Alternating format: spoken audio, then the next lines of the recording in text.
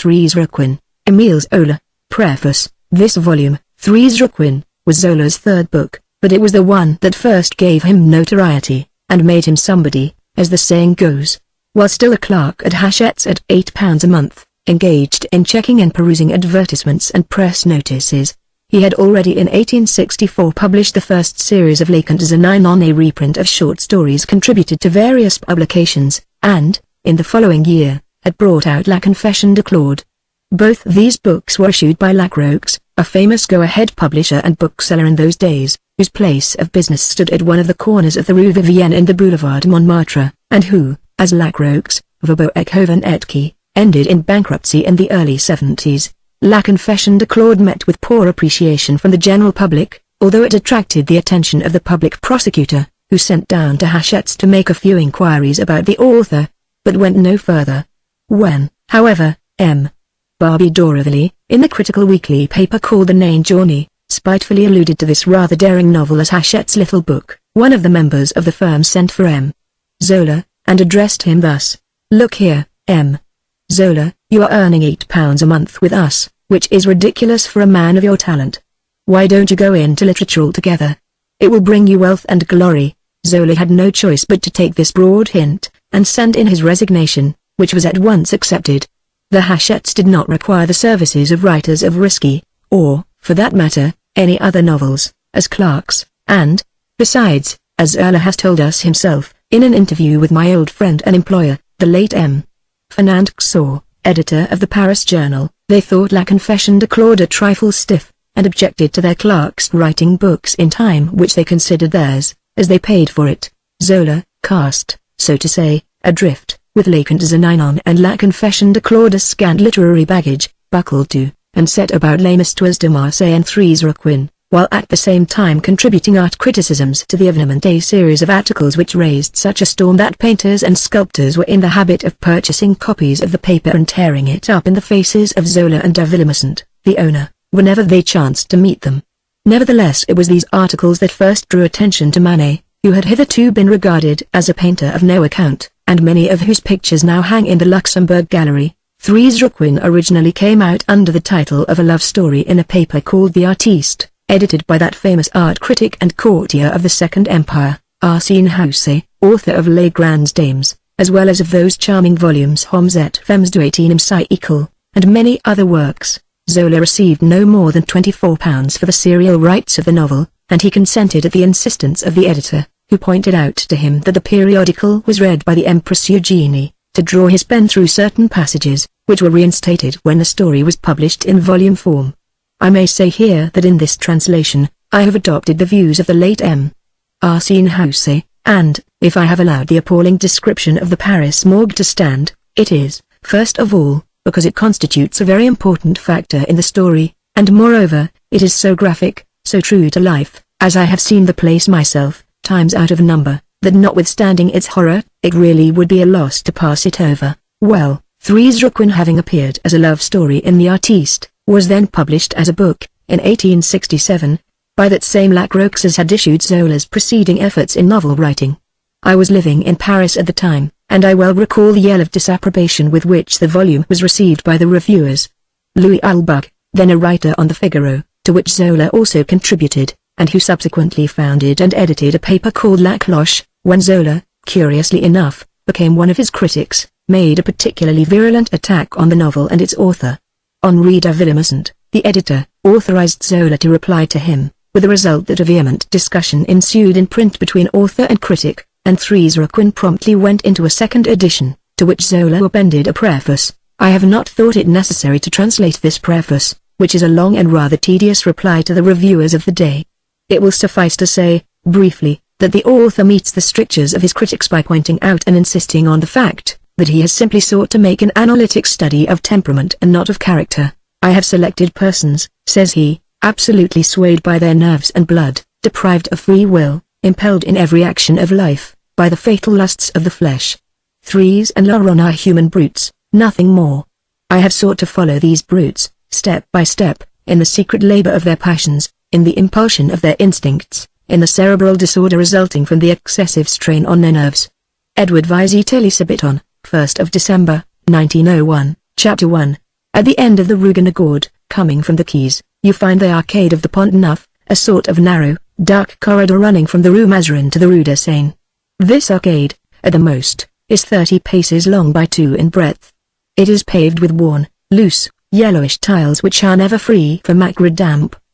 The square panes of glass forming the roof are black with filth. On finer days in the summer, when the streets are burning with heavy sun, whitish light falls from the dirty glazing overhead to drag miserably through the arcade. On nasty days in winter, on foggy mornings, the glass throws nothing but darkness on the sticky tiles, unclean and abominable gloom. To the left are obscure, low, dumpy shops whence issue puffs of air as cold as if coming from a cellar. Here are dealers in toys, cardboard boxes, second-hand books. The articles displayed in their windows are covered with dust, and owing to the prevailing darkness, can only be perceived indistinctly. The shop fronts, formed of small panes of glass, streak the goods with a peculiar greenish reflex. Beyond, behind the display in the windows, the dim interiors resemble a number of lugubrious cavities animated by fantastic forms. To the right, along the whole length of the arcade, extends a wall against which the shopkeepers opposite have stuck some small cupboards. Objects without a name, goods forgotten for 20 years, are spread out there on thin shelves painted a horrible brown color. A dealer in imitation jewelry has set up shop in one of these cupboards, and sells 15 sous rings, delicately set out on a cushion of blue velvet at the bottom of a mahogany box. Above the glazed cupboards, ascends the roughly plastered black wall, looking as if covered with leprosy, and all seamed with defacements. The Arcade of the Pont Neuf is not a place for a stroll. You take it to make a short cut, to gain a few minutes. It is traversed by busy people whose sole aim is to go quick and straight before them. You see apprentices there in their working aprons, work girls taking home their work, persons of both sexes with parcels under their arms. There are also old men who drag themselves forward in the sad gloaming that falls from the glazed roof, and bands of small children who come to the arcade on leaving school, to make a noise by stamping their feet on the tiles as they run along. Throughout the day a sharp hurried ring of footsteps resounds on the stone with irritating irregularity. Nobody speaks, nobody stays there, all hurry about their business with bent heads, stepping out rapidly, without taking a single glance at the shops. The tradesmen observe with an air of alarm the passers-by who by a miracle stop before their windows. The arcade is lit at night by 3 gas burners, enclosed in heavy square lanterns. These jets of gas, hanging from the glazed roof whereon they cast spots of fawn-colored light, shed around them circles of pale glimmer that seem at moments to disappear. The arcade now assumes the aspect of a regular cut-throat alley. Great shadows stretch along the tiles, damp puffs of air enter from the street. Anyone might take the place for a subterranean gallery indistinctly lit up by 3 funeral lamps. The tradespeople for all light are contented with the faint rays which the gas burners throw upon their windows. Inside their shops, they merely have a lamp with a shade, which they place at the corner of their counter, and the passerby can then distinguish what the depths of these holes sheltering night in the daytime contain. On this blackish line of shop fronts, the windows of a cardboard box make a rough flaming. 2 schist lamps pierce the shadow with a couple of yellow flames. And, on the other side of the arcade a candle, stuck in the middle of an argand lamp glass, casts glistening stars into the box of imitation jewelry. The dealer is dozing in her cupboard, with her hands hidden under her shawl. A few years back, opposite this dealer, stood a shop whose bottle green woodwork excreted damp by all its cracks. On the signboard, made of a long narrow plank, figured, in black letters the word, Mercery. And on one of the panes of glass in the door was written, in red, the name of a woman, Thérèse Raquin. To right and left were deep showcases, lined with blue paper. During the daytime the eye could only distinguish the display of goods, in a soft, obscured light. On one side were a few linen articles, crimped tulle caps at 2 and 3 francs apiece, muslin sleeves and collars, then undervests, stockings, socks, braces. Each article had grown yellow and crumpled, and hung lamentably suspended from a wire hook. The window, from top to bottom, was filled in this manner with whitish bits of clothing, which took a lugubrious aspect in the transparent obscurity. The new caps, of brighter whiteness, formed hollow spots on the blue paper covering the shelves. And the colored socks hanging on an iron rod, contributed somber notes to the livid and vague effacement of the muslin. On the other side, in a narrower showcase, were piled up large balls of green wool, white cards of black buttons, boxes of all colors and sizes, hairnets ornamented with steel beads, spread over rounds of bluish paper, fasces of knitting needles, tapestry patterns.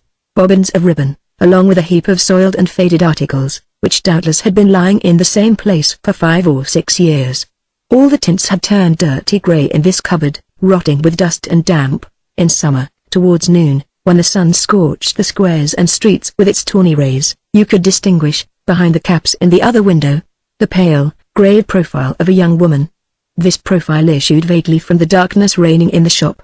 To a low parched forehead was attached a long, narrow, pointed nose, the pale pink lips resembled two thin threads, and the short, nervy chin was attached to the neck by a line that was supple and fat. The body, lost in the shadow, could not be seen. The profile alone appeared in its olive whiteness, perforated by a large, wide-open, black eye, and as though crushed beneath thick dark hair. This profile remained there for hours, motionless and peaceful, between a couple of caps for women, whereon the damp iron rods had imprinted bands of rust. At night, when the lamp had been lit, you could see inside the shop, which was greater in length than depth. At one end stood a small counter, at the other, a corkscrew staircase afforded communication with the rooms on the first floor. Against the walls were showcases, cupboards, rows of green cardboard boxes. 4 chairs and a table completed the furniture. The shop looked bare and frigid. The goods were done up in parcels and put away in corners instead of lying hither and thither in a joyous display of color. As a rule 2 women were seated behind the counter, the young woman with the grave profile, and an old lady who sat dozing with a smile on her countenance. The latter was about 60, and her fat, placid face looked white in the brightness of the lamp. A great tabby cat, crouching at a corner of the counter, watched her as she slept. Lower down, on a chair, a man of 30 sat reading or chatting in a subdued voice with the young woman. He was short, delicate, and in manner languid. With his fair head devoid of luster, his sparse beard, his face covered with red blotches, he resembled a sickly, spoiled child arrived at manhood. Shortly before 10 o'clock, the old lady awoke.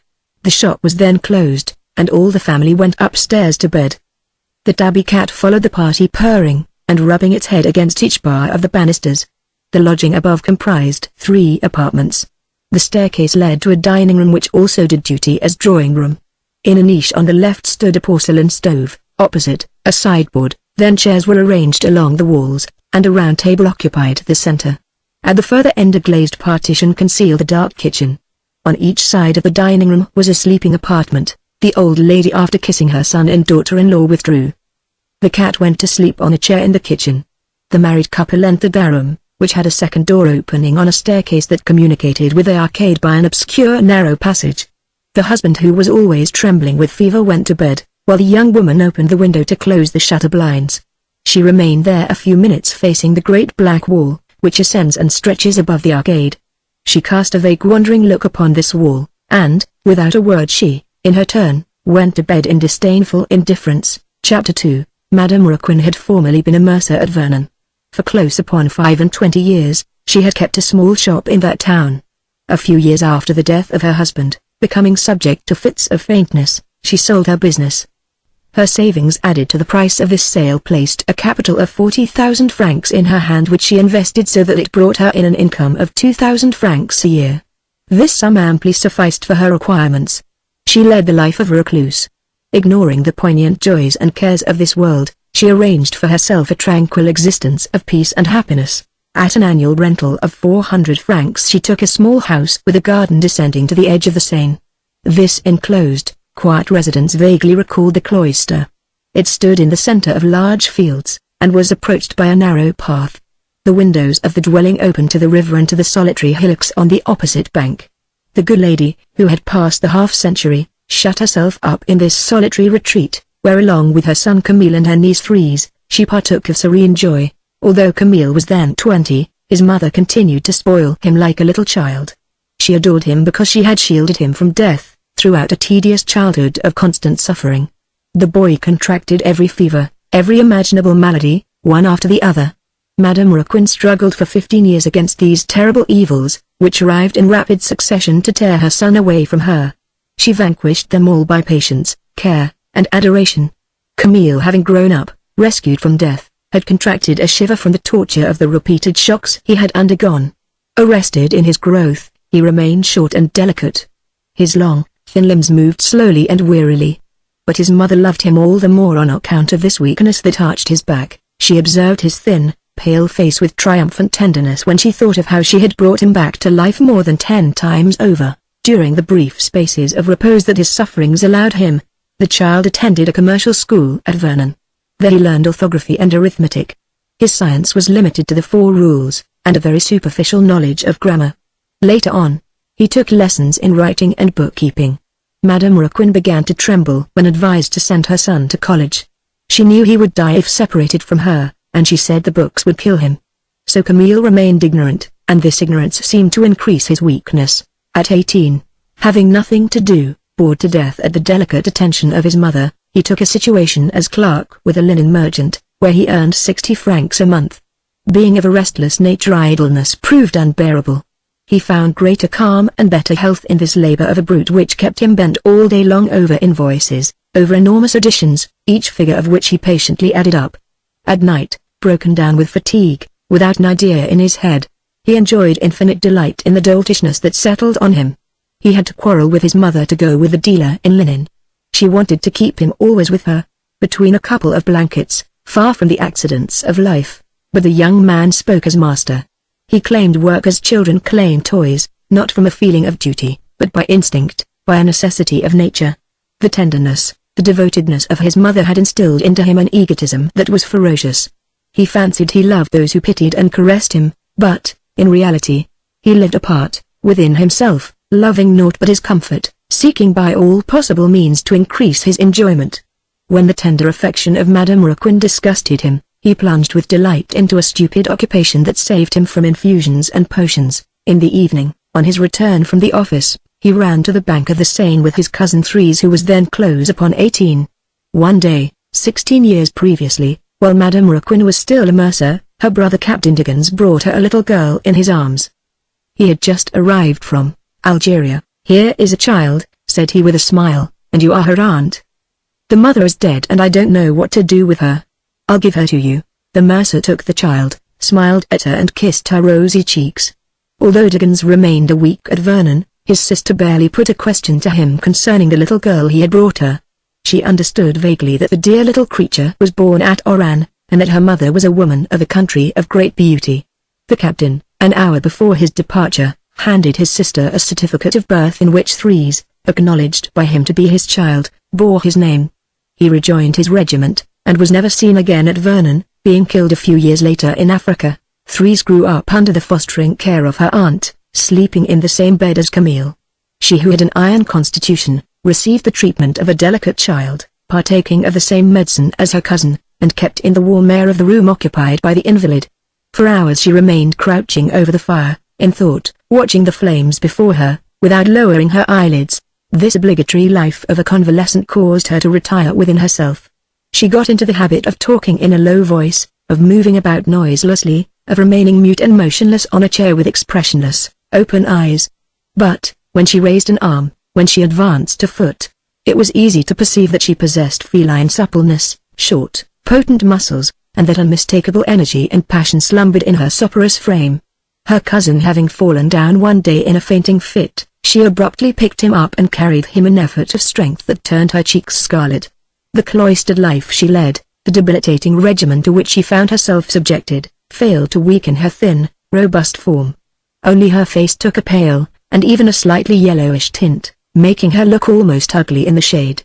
Ever and anon she went to the window, and contemplated the opposite houses on which the sun threw sheets of gold. When Madame Raquin sold her business, and withdrew to the little place beside the river, Thérèse experienced secret thrills of joy.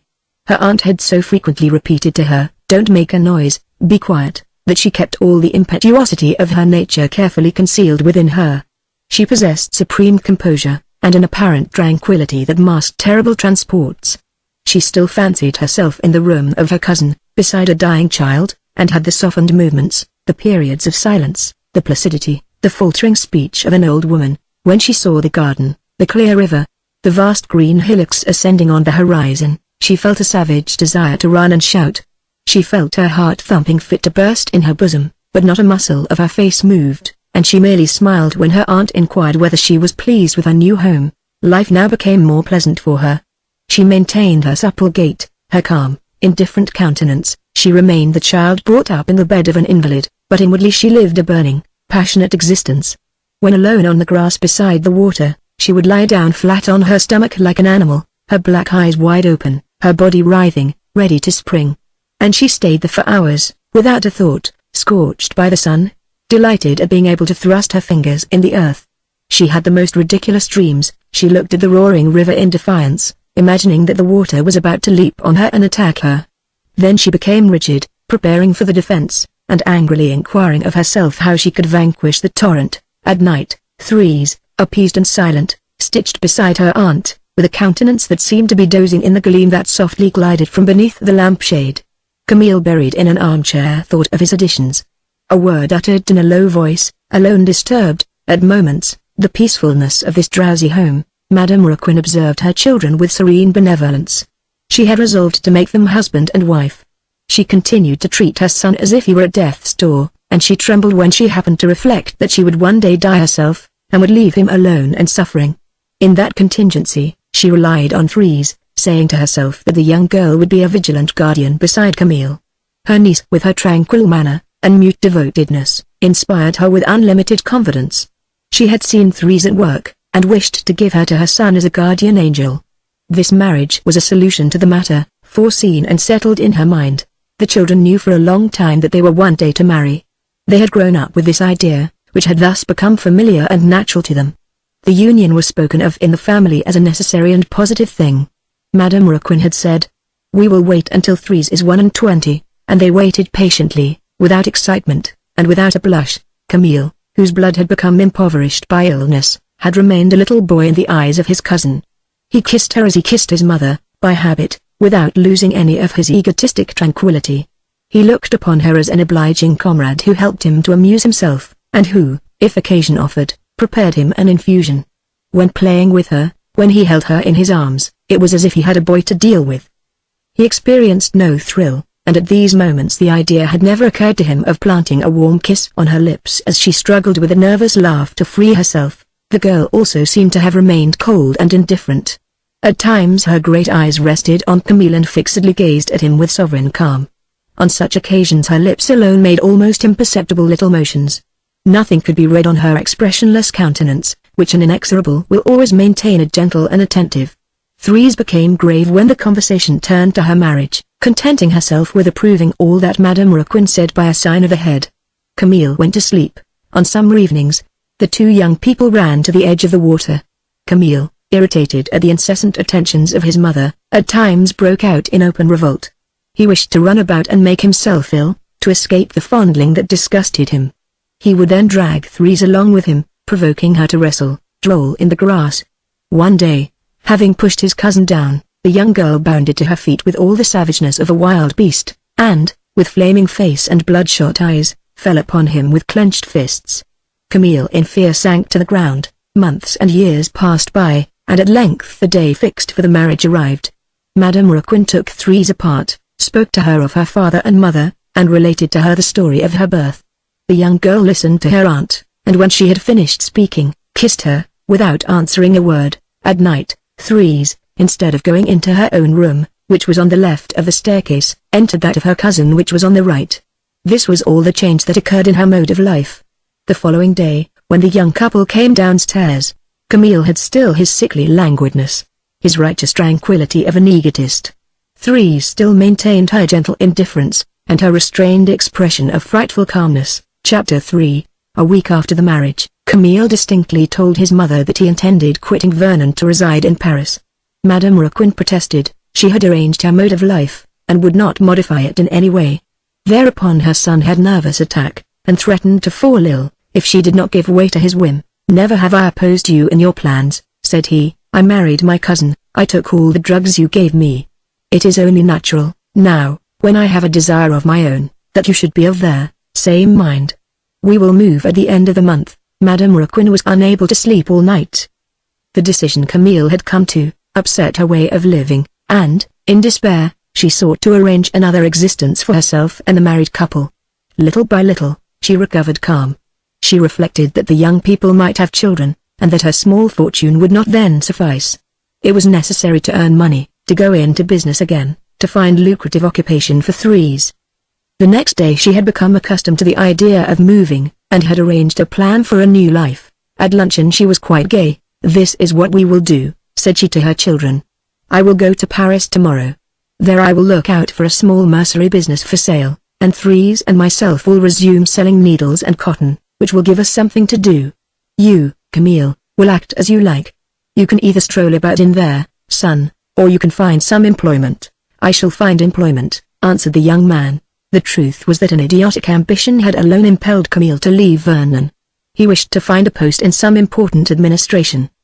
He blushed with delight when he fancied he saw himself in the middle of a large office, with lustring elbow sleeves, and a pen behind his ear.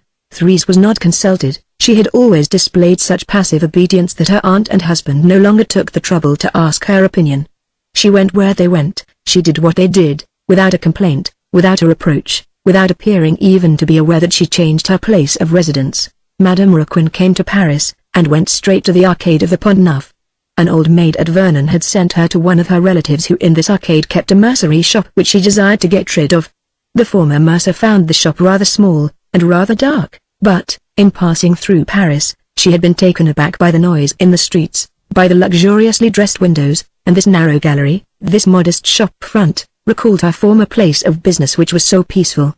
She could fancy herself again in the provinces, and she drew a long breath thinking that her dear children would be happy in this out-of-the-way corner. The low price asked for the business caused her to make up her mind. The owner sold it her for 2,000 francs, and the rent of the shop and first floor was only 1,200 francs a year. Madame Raquin, who had close upon 4,000 francs saved up, calculated that she could pay for the business and settle the rent for the first year, without encroaching on her fortune. The salary Camille would be receiving, and the profit on the mercery business would suffice, she thought, to meet the daily expenses, so that she need not touch the income of her funded money, which would capitalize, and go towards providing marriage portions for her grandchildren. She returned to Vernon beaming with pleasure, relating that she had found a gem, a delightful little place right in the center of Paris. Little by little, at the end of a few days, in her conversations of an evening, the damp, obscure shop in the arcade became a palace. She pictured it to herself, so far as her memory served her, as convenient, spacious, tranquil, and replete with 1,000 inestimable advantages. "Ah, my dear Thérèse," said she, "you will see how happy we shall be in that nook. There are 3 beautiful rooms upstairs. The arcade is full of people. We will make charming displays, there is no fear of our feeling dull." But she did not stop there. All her instinct of a former shopkeeper was awakened. She gave advice to Thérèse, beforehand, as to buying and selling, and posted her up in all the tricks of small tradespeople. At length, the family quitted the house beside the Seine, and on the evening of the same day, were installed in the arcade of the Pont Neuf. When Thérèse entered the shop, where in future she was to live, it seemed to her that she was descending into the clammy soil of a grave. She felt quite disheartened, and shivered with fear. She looked at the dirty, damp gallery, visited the shop, and ascending to the first floor, walked round each room. These bare apartments, without furniture, looked frightful in their solitude and dilapidation. The young woman could not make a gesture, or utter a word. She was as if frozen. Her aunt and husband having come downstairs, she seated herself on a trunk, her hands rigid, her throat full of sobs, and yet she could not cry. Madame Raquin, face to face with reality, felt embarrassed, and ashamed of her dreams. She sought to defend her acquisition. She found a remedy for every fresh inconvenience that was discovered, explaining the obscurity by saying the weather was overcast, and concluded by affirming that a sweep-up would suffice to set everything right. "Bah," answered Camille, "all this is quite suitable. Besides, we shall only come up here at night. I shall not be home before 5 or 6 o'clock. As to you two, you will be together, so you will not be dull." The young man would never have consented to inhabit such a den, had he not relied on the comfort of his office. He said to himself that he would be warm all day at his administration, and that, at night, he would go to bed early. For a whole week, the shop and lodging remained in disorder. Thérèse had seated herself behind the counter from the first day, and she did not move from that place. Madame Raquin was astonished at this depressed attitude. She had thought that the young woman would try to adorn her habitation, that she would place flowers at the windows, and ask for new papers, curtains and carpets. When she suggested some repairs, some kind of embellishment, her niece quietly replied, "What need is there for it? We are very well as we are. There is no necessity for luxury." It was Madame Raquin who had to arrange the rooms and tidy up the shop. Thérèse at last lost patience at seeing the good old lady incessantly turning round and round before her eyes. She engaged a charwoman, and forced her aunt to be seated beside her. Camille remained a month without finding employment. He lived as little as possible in the shop, preferring to stroll about all day, and he found life so dreadfully dull with nothing to do, that he spoke of returning to Vernon. But he at length obtained a post in the administration of the Orleans Railway, where he earned 100 francs a month. His dream had become realized. He set out in the morning at 8 o'clock. Walking down the Rue Guénégaud, he found himself on the quays. Then, taking short steps with his hands in his pockets, he followed the Seine from the Institute to the Jardin des Plantes. This long journey, which he performed twice daily, never wearied him. He watched the water running along, and he stopped to see the rafts of wood descending the river pass by. He thought of nothing. Frequently he planted himself before Notre Dame, to contemplate the scaffolding surrounding the cathedral, which was then undergoing repair. These huge pieces of timber amused him, although he failed to understand why. Then he cast a glance into the Porte aux Vins as he went past, and after that counted the cabs coming from the station. In the evening, quite stupefied, with his head full of some silly story related to his office, he crossed the Jardin des Plantes, and went to have a look at the bears, if he was not in too great a hurry.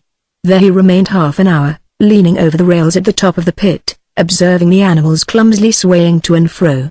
The behavior of these huge beasts pleased him. He examined them with gaping mouth and rounded eyes, partaking of the joy of an idiot when he perceived them bestir themselves. At last he turned homewards, dragging his feet along, busying himself with the passers-by, with the vehicles, and the shops. As soon as he arrived he dined, and then began reading. He had purchased the works of Buffon, and, every evening, he set himself to peruse 20 to 30 pages, notwithstanding the wearisome nature of the task. He also read in serial, at 10 centimes the number, the History of the Consulate and Empire by Thérèse, and the History of the Girondins by Lamartine, as well as some popular scientific works. He fancied he was laboring at his education. At times, he forced his wife to listen to certain pages, to particular anecdotes, and felt very much astonished that Thérèse could remain pensive and silent the whole evening, without being tempted to take up a book. And he thought to himself that his wife must be a woman of very poor intelligence. Thérèse thrust books away from her with impatience. She preferred to remain idle, with her eyes fixed, and her thoughts wandering and lost. But she maintained an even, easy temper, exercising all her will to render herself a passive instrument, replete with supreme complaisance and abnegation. The shop did not do much business. The profit was the same regularly each month. The customers consisted of female workpeople living in the neighborhood. Every 5 minutes a young girl came in to purchase a few sous worth of goods. Thérèse served the people with words that were ever the same, with a smile that appeared mechanically on her lisp. Madame Raquin displayed a more unbending, a more gossipy disposition, and, to tell the truth, it was she who attracted and retained the customers. For 3 years, days followed days and resembled one another. Camille did not once absent himself from his office. His mother and wife hardly ever left the shop. Thérèse, residing in damp obscurity, in gloomy, crushing silence, saw life expand before her in all its nakedness, each night bringing the same cold couch, and each morn the same empty day. Chapter 4. 1 day out of 7, on the Thursday evening, the Raquin family received their friends. They lit a large lamp in the dining room, and put water on the fire to make tea. There was quite a set out. This particular evening emerged in bold relief from the others. It had become one of the customs of the family, who regarded it in the light of a middle-class orgy full of giddy gaiety. They did not retire to rest until 11 o'clock at night. At Paris Madame Raquin had found one of her old friends, the commissary of police Michaud, who had held a post at Vernon for 20 years, lodging in the same house as the mercer.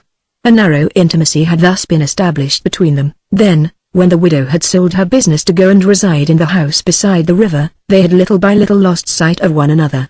Michaud left the provinces a few months later, and came to live peacefully in Paris, Rue de Seine, on his pension of 1,500 francs. One rainy day, he met his old friend in the arcade of the Pont Neuf, and the same evening dined with the family. The Thursday receptions began in this way. The former commissary of police got into the habit of calling on the Raquins regularly once a week. After a while he came accompanied by his son Olivier, a great fellow of 30, dry and thin, who had married a very little woman, slow and sickly. This Olivier held the post of head clerk in the section of order and security at the prefecture of police, worth 3,000 francs a year, which made Camille feel particularly jealous. From the first day he made his appearance, Thérèse detested this cold, rigid individual, who imagined he honored the shop in the arcade by making a display of his great shriveled-up frame, and the exhausted condition of his poor little wife. Camille introduced another guest, an old clerk at the Orleans Railway, named Grivet, who had been 20 years in the service of the company, where he now held the position of head clerk, and earned 2,100 francs a year. It was he who gave out the work in the office where Camille had found employment, and the latter showed him certain respect. Camille, in his daydreams, had said to himself that Grivet would one day die, and that he would perhaps take his place at the end of a decade or so. Grivet was delighted at the welcome Madame Raquin gave him, and he returned every week with perfect regularity. 6 months later, his Thursday visit had become, in his way of thinking, a duty. He went to the arcade of the Pont Neuf, just as he went every morning to his office, that is to say mechanically, and with the instinct of a brute. From this moment, the gatherings became charming. At 7 o'clock Madame Raquin lit the fire, set the lamp in the center of the table, placed a box of dominoes beside it, and wiped the tea service which was in the sideboard. Precisely at 8 o'clock old Michaud and Grivet met before the shop, one coming from the Rue de Seine, and the other from the Rue Mazarin. As soon as they entered, all the family went up to the first floor. There, in the dining room, they seated themselves round the table waiting for Olivier Michaud and his wife, who always arrived late. When the party was complete, Madame Raquin poured out the tea. Camille emptied the box of dominoes on the oilcloth table cover, and everyone became deeply interested in their hands. Henceforth nothing could be heard but the jingle of dominoes. At the end of each game, the players quarreled for 2 or 3 minutes, then mournful silence was resumed, broken by the sharp clanks of the dominoes. Thérèse played with an indifference that irritated Camille. She took François, the great tabby cat that Madame Raquin had brought from Vernon, on her lap, caressing it with one hand, whilst she placed her dominoes with the other. These Thursday evenings were a torture to her. Frequently she complained of being unwell, of a bad headache, so as not to play, and remained there doing nothing, and half asleep. An elbow on the table, her cheek resting on the palm of her hand, she watched the guests of her aunt and husband through a sort of yellow, smoky mist coming from the lamp. All these faces exasperated her. She looked from one to the other in profound disgust and secret irritation. Old Michaud exhibited a pasty countenance, spotted with red blotches, one of those death-like faces of an old man fallen into second childhood. Grivet had the narrow visage, the round eyes, the thin lips of an idiot. Olivier, whose bones were piercing his cheeks, gravely carried a stiff, insignificant head on a ridiculous body. As to Suzanne, the wife of Olivier, she was quite pale, with expressionless eyes, white lips, and a soft face.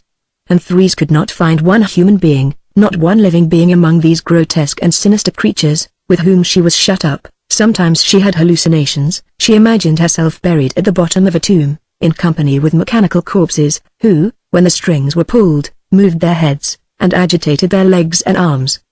The thick atmosphere of the dining room stifled her. The shivering silence, the yellow gleams of the lamp penetrated her with vague terror, and inexpressible anguish.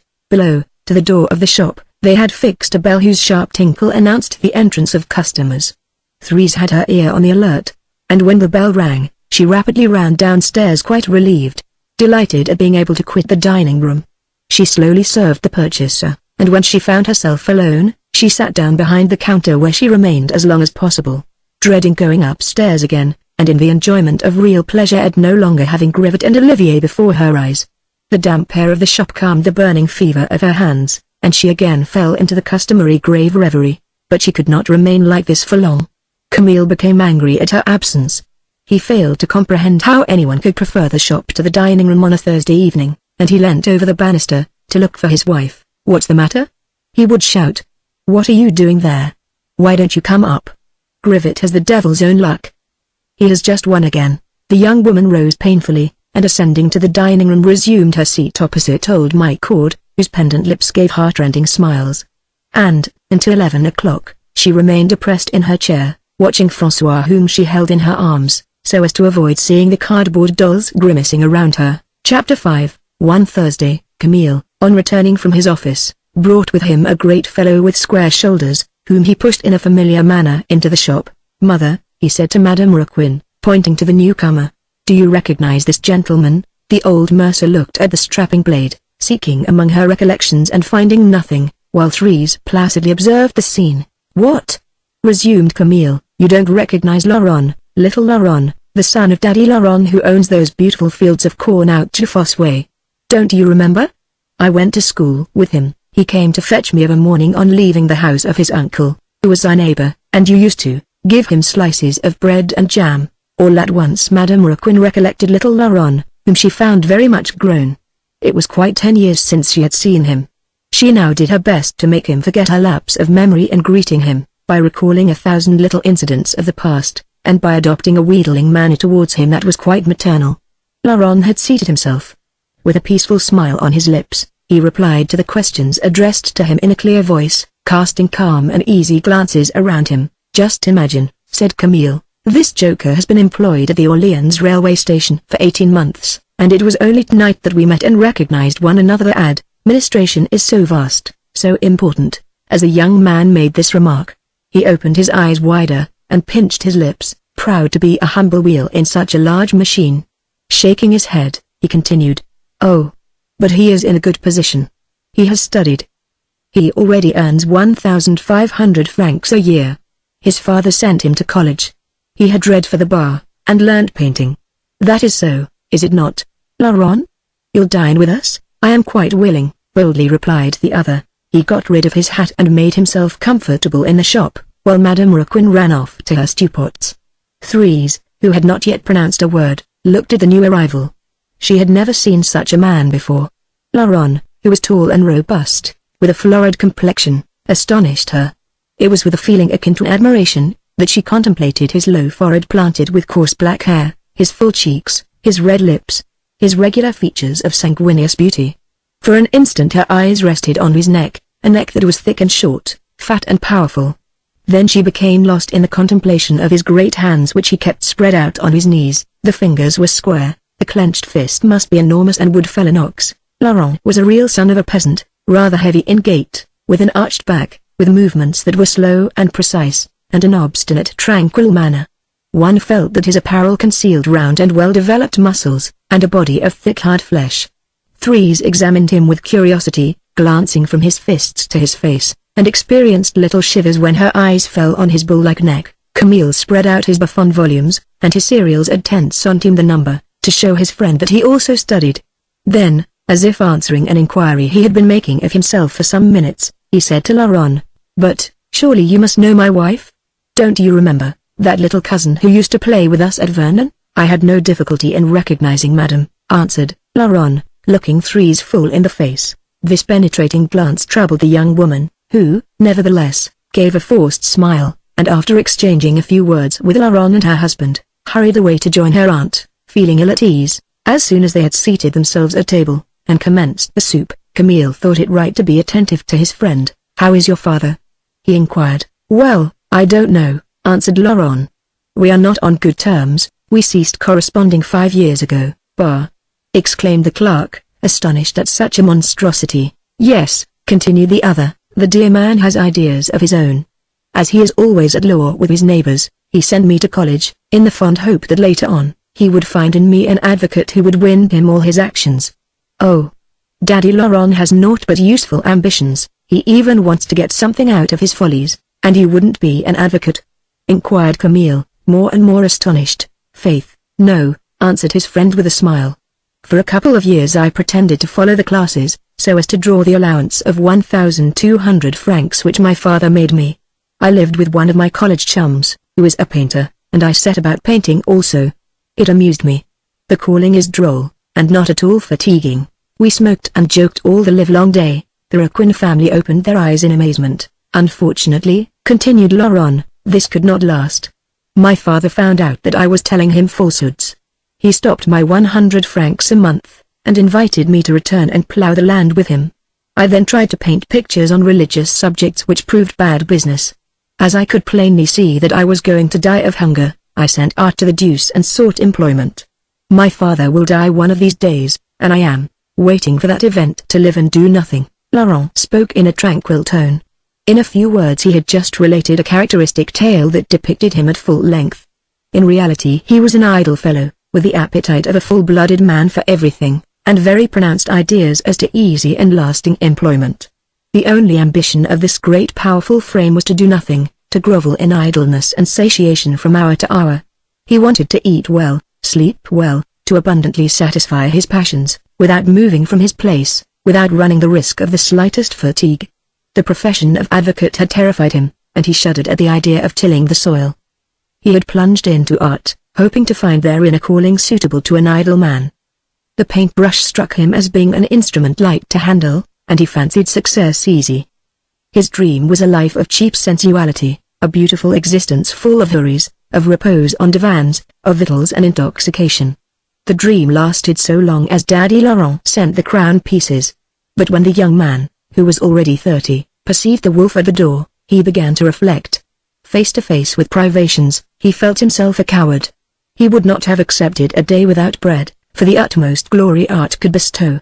As he had said himself, he sent art to the deuce, as soon as he recognized that it would never suffice to satisfy his numerous requirements. His first efforts had been below mediocrity. His peasant eyes caught a clumsy, slovenly view of nature.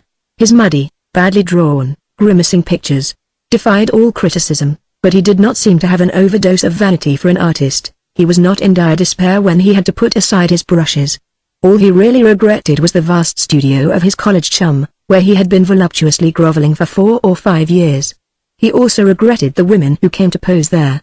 Nevertheless, he found himself at ease in his position as clerk. He lived very well in a brutish fashion, and he was fond of this daily task, which did not fatigue him, and soothed his mind. Still one thing irritated him. The food at the 18 sous ordinaries failed to appease the gluttonous appetite of his stomach. As Camille listened to his friend, he contemplated him with all the astonishment of a simpleton.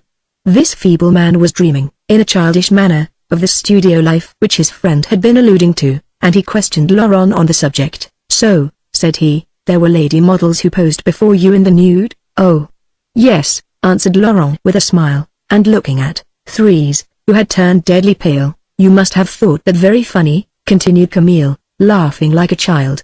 "It would have made me feel most awkward. I expect you were quite scandalized the first time it happened." Laurent had spread out one of his great hands and was attentively looking at the palm. His fingers gave slight twitches, and his cheeks became flushed. "The first time," he answered, as if speaking to himself, "I fancy I thought it quite natural. This devilish art is exceedingly amusing, only it does not bring in a sou. I had a red-haired girl as model who was superb, firm white flesh, gorgeous bust, hips as wide as—" Laurent, raising his head, saw Thérèse mute and motionless opposite, gazing at him with ardent fixedness. Her dull black eyes seemed like 2 fathomless holes, and through her parted lips could be perceived the rosy tint of the inside of her mouth. She seemed as if overpowered by what she heard, and lost in thought. She continued listening. Laurent looked from Thérèse to Camille, and the former painter restrained a smile. He completed his phrase by a broad voluptuous gesture, which the young woman followed with her eyes. They were at dessert, and Madame Raquin had just run downstairs to serve a customer. When the cloth was removed, Laurent, who for some minutes had been thoughtful, turned to Camille. "You know," he blurted out, "I must paint your portrait." This idea delighted Madame Raquin and her son, but Thérèse remained silent. "It is summertime," resumed Laurent, "and as we leave the office at 4 o'clock, I can come here, and let you give me a sitting for a couple of hours in the evening. The picture will be finished in a week." "That will be fine," answered Camille, flushed with joy. "You shall dine with us. I will have my hair curled, and put on my black frock coat." 8 o'clock struck. Grivet and Michaud made their entry. Olivier and Suzanne arrived behind them. When Camille introduced his friend to the company, Grivet pinched his lips.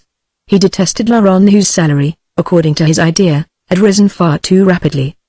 Besides, the introduction of a newcomer was quite an important matter, and the guests of the Raquins could not receive an individual unknown to them, without some display of coldness. Laurent behaved very amicably. He grasped the situation, and did his best to please the company, so as to make himself acceptable to them at once. He related anecdotes, enlivened the party by his merry laughter, and even won the friendship of Grivet. That evening Thérèse made no attempt to go down to the shop.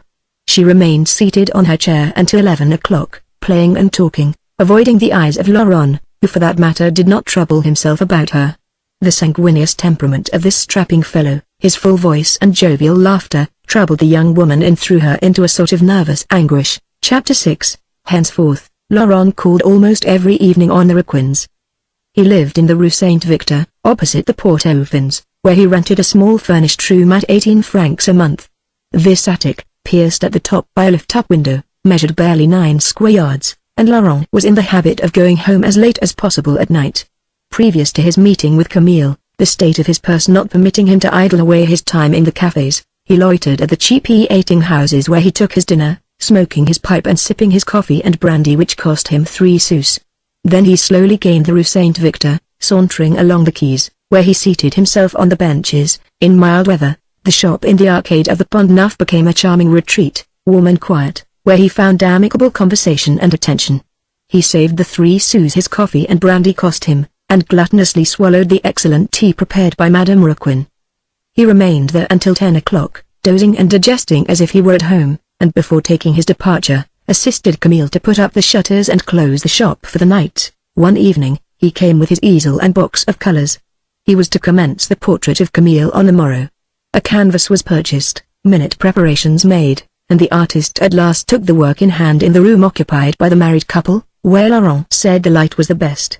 He took 3 evenings to draw the head. He carefully trailed the charcoal over the canvas with short, sorry strokes, his rigid, cold drawing recalling in a grotesque fashion that of the primitive masters. He copied the face of Camille with a hesitating hand, as a pupil copies an academical figure, with a clumsy exactitude that conveyed a scowl to the face.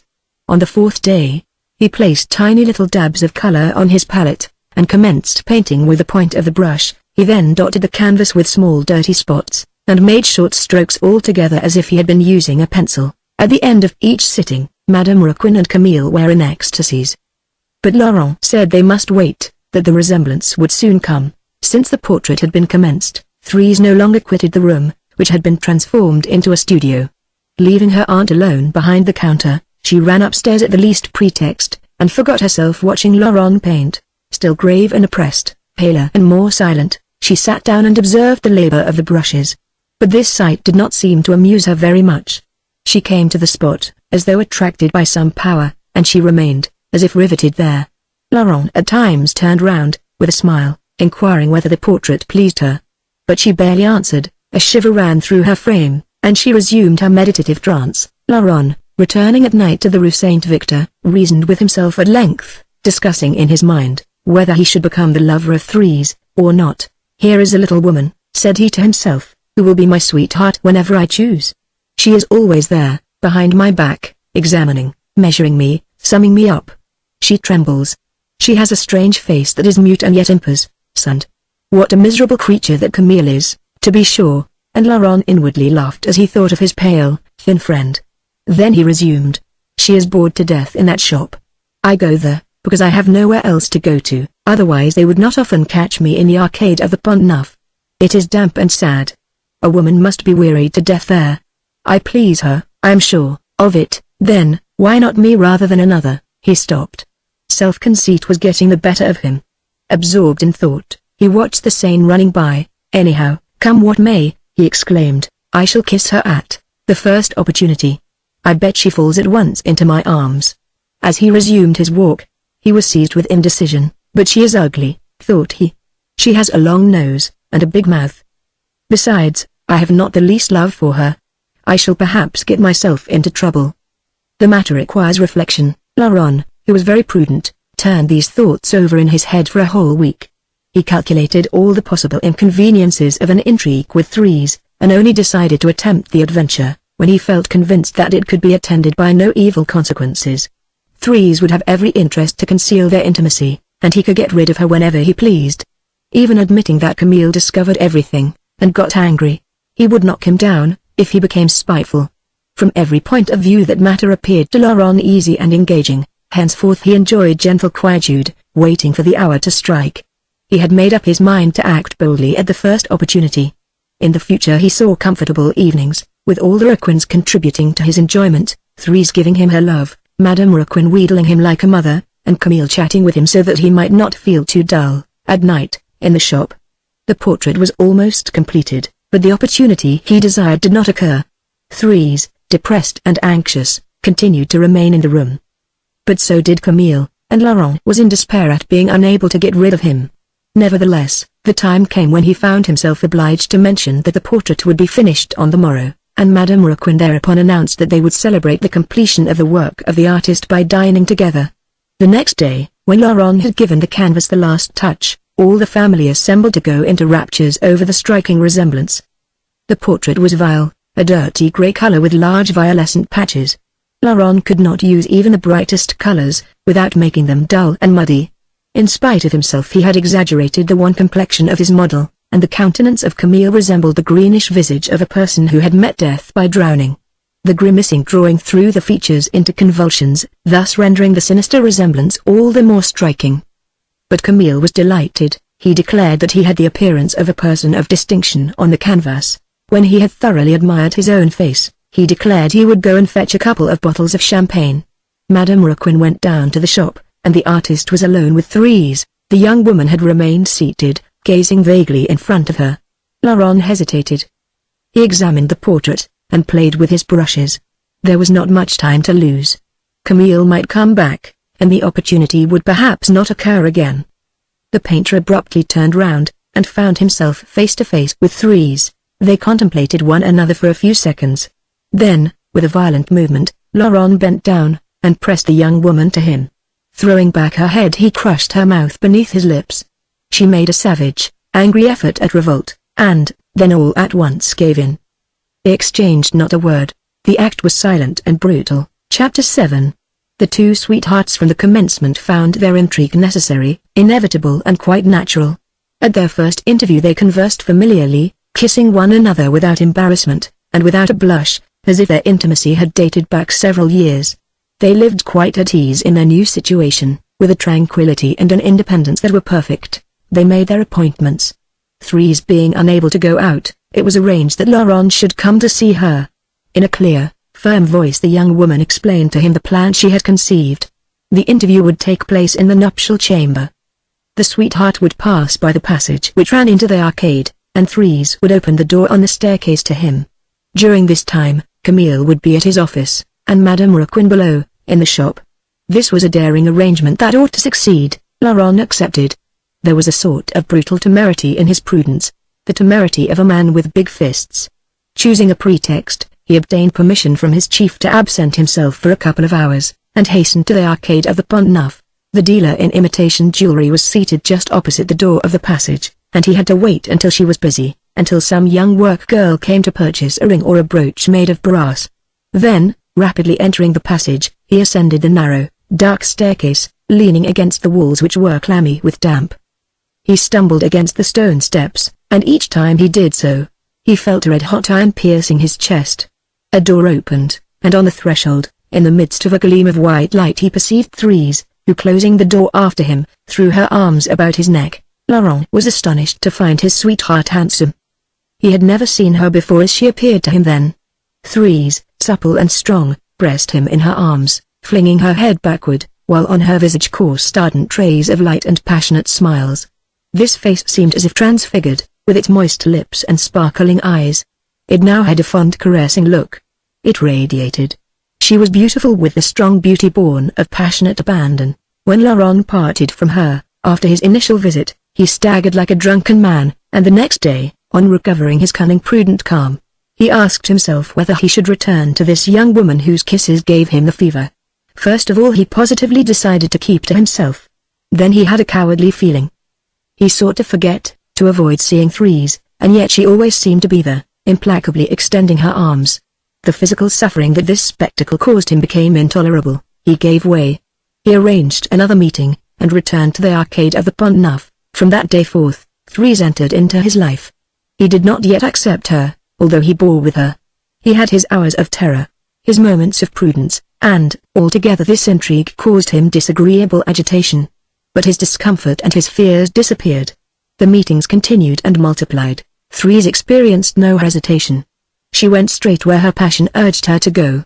This woman whom circumstances had bowed down, and who had at length drawn herself up erect, now revealed all her being and explained her life. "Oh, if you only knew," said she, "how I have suffered. I was brought up in the tepid damp room of an invalid. I slept in the same bed as Camille. At night I got as far away from him as I could, to avoid the sickly odor of his body. He was naughty and obstinate. He would not take his physic unless I shared it with him. To please my aunt I was obliged to swallow a dose of every drug. I don't know how it is I have survived. They made me ugly. They robbed me of the only thing I possessed, and it is impossible for you to love me as I love you. She broke off and wept, and after kissing Laurent, continued with bitter hatred. I do not wish them any harm. They brought me up. They received me, and shielded me from misery. But I should have preferred abandonment to their hospitality. I had a burning desire for the open air. When quite young, my dream was to rove barefooted along the dusty roads, holding out my hand for charity, living like a gypsy. I have been told that my mother was a daughter of the chief of a tribe in Africa. I have often thought of her, and I understood that I belonged to her by blood and instinct. I should have liked to have never parted from her, and to have crossed the sand slung at her back. Ah! What a childhood! I still feel disgust and rebellion, when I recall the long days I passed in the room where Camille was at death's door. I sat bent over the fire, stupidly watching the infusions simmer, and feeling my limbs growing stiff. And I could not move. My aunt scolded me if I made a noise. Later on, I tasted profound joy in the little house beside the river, but I was already half feeble, I could barely walk, and when I tried to run I fell down. Then they buried me alive in this vile shop. After a pause, she resumed. You will hardly credit how bad they have made me. They have turned me into a liar and a hypocrite. They have stifled me with their middle-class gentleness, and I can hardly understand how it is that there is still blood in my veins. I have lowered my eyes, and given myself a mournful, idiotic face like theirs. I have led their death-like life. When you saw me I looked like a blockhead, did I not? I was grave, overwhelmed, brutalized. I no longer had any hope. I thought of flinging myself into the Seine. But previous to this depression, what nights of anger I had. Down there at Vernon, in my frigid room, I bit my pillow to stifle my cries. I beat myself, taxed myself with cowardice. My blood was on the boil, and I would have lacerated my body. On 2 occasions, I wanted to run away, to go straight before me, towards the sun, but my courage failed. They had turned me into a docile brute with their tame benevolence and sickly tenderness. Then I lied, I always lied. I remained the quiet, gentle, quite silent, dreaming of striking and biting. After a silence, she continued. I do not know why I consented to marry Camille. I did not protest, from a feeling of a sort of disdainful indifference. I pitied the child. When I played with him, I felt my fingers sink into the flesh of his limbs as into damp clay. I took him because my aunt offered him to me, and because I never intended to place any restraint on my actions on his account. I found my husband just the same little suffering boy whose bed I had shared when I was 6 years old. He was just as frail, just as plaintive, and he still had that insipid odor of a sick child that had been so repugnant to me previously. I am relating all this so that you may not be jealous. I was seized with a sort of disgust. I remembered the physic I had drank. I got as far away from him as the bed would allow, and I passed terrible nights. But you, Thérèse drew herself up, bending backward, her fingers imprisoned in the massive hands of Laurent, gazing at his broad shoulders, and enormous neck. I love you, she continued. I loved you from the day Camille pushed you into the shop. You have perhaps no esteem for me, because I gave way at once. Truly, I know not how it happened. I am proud. I'm passionate. I would have liked to have beaten you, the first day, when you kissed me. I do not know how it was I loved you, I hated you rather. The sight of you irritated me, and made me suffer. When you were there, my nerves were strained fit to snap. My head became quite empty. I was ready to commit a crime. Oh, how I suffered. And I sought this suffering. I waited for you to arrive. I loitered round your chair, so as to move in your breath, to drag my clothes over yours. It seemed as though your blood cast puffs of heat on me as I passed, and it was this sort of burning cloud in which you were enveloped, that attracted me, and detained me beside you in spite of my secret revolt. You remember when you were painting here, a fatal power attracted me to your side, and I breathed your air with cruel delight. I know I seemed to be begging for kisses, I felt ashamed of my bondage, I felt I should fall, if you were to touch me. But I gave way to my cowardice, I shivered with cold, waiting until you chose to take me in your arms. When Thérèse ceased speaking, she was quivering, as though proud at being avenged. In this bare and chilly room were enacted scenes of burning lust, sinister in their brutality. On her part Thérèse seemed to revel in daring. The only precaution she would take when expecting her lover was to tell her aunt she was going upstairs to rest. But then, When he was there she never bothered about avoiding noise, walking about and talking. At first this terrified Laurent. "For God's sake," he whispered, "don't make so much noise. Madame Raquin will hear." Thérèse would laugh. "Who cares, you are always so worried. She is at her counter and won't leave. She is too afraid of being robbed. Besides, you can hide." Laurent's passion had not yet stifled his native peasant caution, but soon he grew used to the risks of these meetings. Only a few yards from the old woman, one day, fearing her niece was ill, Madame Raquin climbed the stairs. Thérèse never bothered to bolt the bedroom door. At the sound of the woman's heavy step on the wooden stairs, Laurent became frantic. Thérèse laughed as she saw him searching for his waistcoat and hat. She grabbed his arm and pushed him down at the foot of the bed. With perfect self-possession she whispered, "Stay there. Don't move." She threw all his clothes that were lying about over him and covered them with a white petticoat she had taken off. Without losing her calm, she lay down, half naked, with her hair loose. When Madame Raquin quietly opened the door and tiptoed to the bed, the younger woman pretended to be asleep. Laurent, under all the clothes, was in a panic. Thérèse asked the old lady with some concern, "Are you all right, my dear?" Thérèse, opening her eyes and yawning, answered that she had a terrible migraine. She begged her aunt to let her sleep some more. The old lady left the room as quietly as she had entered it. "So you see," Thérèse said triumphantly, "there is no reason to worry. These people are not in love. They are blind." At other times Thérèse seemed quite mad, wandering in her mind. She would see the cat, sitting motionless and dignified, looking at them. "Look at François," she said to Laurent. "You'd think he understands and is planning to tell Camille everything tonight. He knows a thing or two about us. Wouldn't it be funny if one day, in the shop, he just started talking?" This idea was delightful to Thérèse, but Laurent felt a shudder run through him as he looked at the cat's big green eyes. Thérèse's hold on him was not total and he was scared. He got up and put the cat out of the room. Chapter 8. Laurent was perfectly happy of an evening, in the shop. He generally returned from the office with Camille. Madame Raquin had formed quite a motherly affection for him. She knew he was short of cash, and indifferently nourished, that he slept in a garret, and she had told him, once for all, that a seat would always be kept for him at their table. She liked this young fellow with that expansive feeling that old women display for people who come from their own part of the country, bringing with them memories of the past. The young man took full advantage of this hospitality.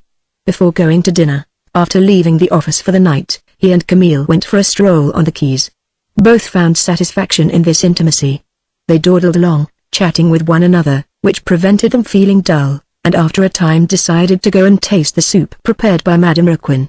Laurent opened the shop door as if he were master of the house, seated himself astride a chair, smoking and expectorating as though at home. The presence of Thérèse did not embarrass him in the least. He treated the young woman with friendly familiarity, paying her commonplace compliments without a line of his face becoming disturbed. Camille laughed, and, as his wife confined herself to answering his friend in monosyllables, he firmly believed they detested one another. One day he even reproached Thérèse with what he termed her coldness for Laurent. Laurent had made a correct guess. He had become the sweetheart of the woman, the friend of the husband, the spoiled child of the mother. Never had he enjoyed such a capital time. His position in the family struck him as quite natural. He was on the most friendly terms with Camille, in regard to whom he felt neither anger nor remorse. He was so sure of being prudent and calm that he did not even keep watch on his gestures and speech. The egotism he displayed in the enjoyment of his good fortune, shielded him from any fault.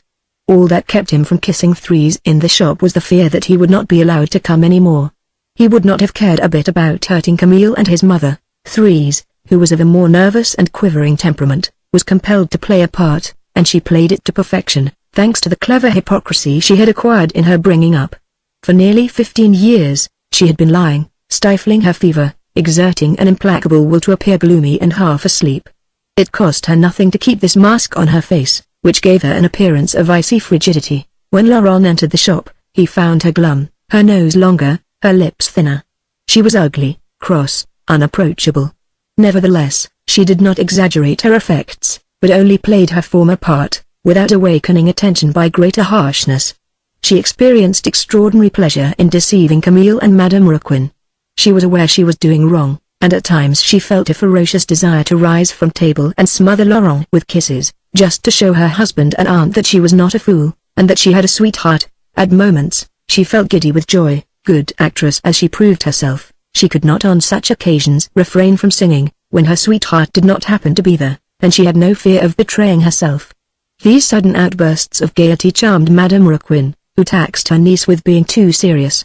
The young woman, moreover, decked the window of her room with pots of flowers, and then had new paper hung in the apartment. After this she wanted a carpet, curtains and rosewood furniture. The nature of the circumstances seemed to have made this woman for this man, and to have thrust one towards the other. The two together, the woman nervous and hypocritical, the man sanguineous and leading the life of a brute, formed a powerful couple allied. The one completed the other, and they mutually protected themselves. At night, at table, in the pale light of a lamp, one felt the strength of their union, at the sight of the heavy, smiling face of Laurent, opposite the mute, impenetrable mask of Thérèse. Those evenings were pleasant and calm. In the silence, in the transparent shadow and cool atmosphere, arose friendly conversation. The family and their guests sat close together round the table. After the dessert, they chatted about 1,000 trifles of the day, about incidents that had occurred the day before, about their hopes for the morrow. Camille liked Laurent, as much as he was capable of liking anybody, after the fashion of a contented egotist, and Laurent seemed to show him equal attachment. Between them there was an exchange of kind sentences, of obliging gestures, and thoughtful attentions. Madame Raquin, with placid countenance, contributed her peacefulness to the tranquillity of the scene, which resembled a gathering of old friends who knew one another to the heart, and who confidently relied on the faith of their friendship. Thérèse, motionless, peaceful like the others, observed this joy, this smiling depression of these people of the middle class, and in her heart there was savage laughter, all her being jeered, but her face maintained its frigid rigidity. Ah! How she deceived these worthy people, and how delighted she was to deceive them with such triumphant impudence.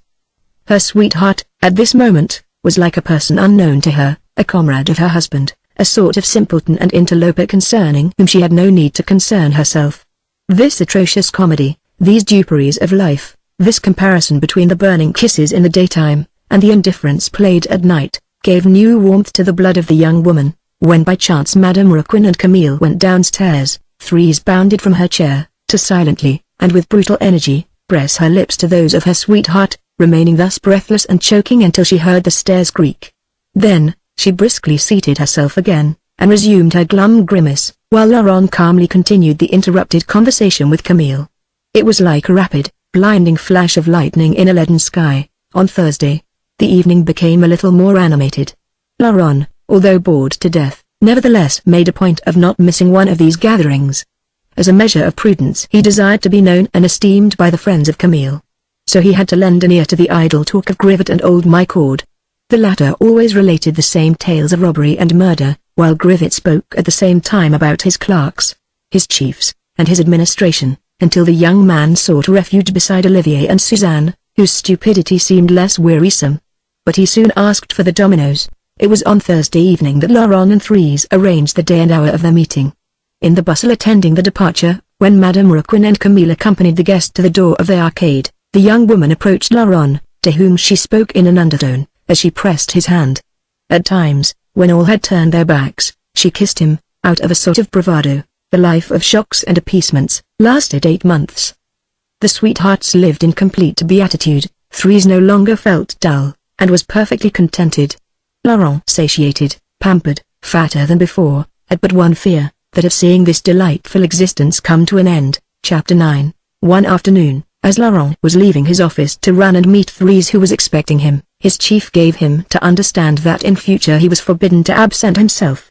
He had taken too many holidays already, and the authorities had decided to dismiss him if he again went out in office hours. Riveted to his chair, he remained in despair until eventide. He had to earn his living, and dared not lose his place.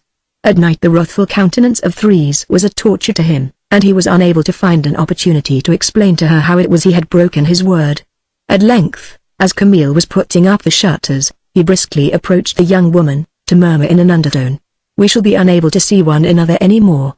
My chief refuses to give me permission to go out."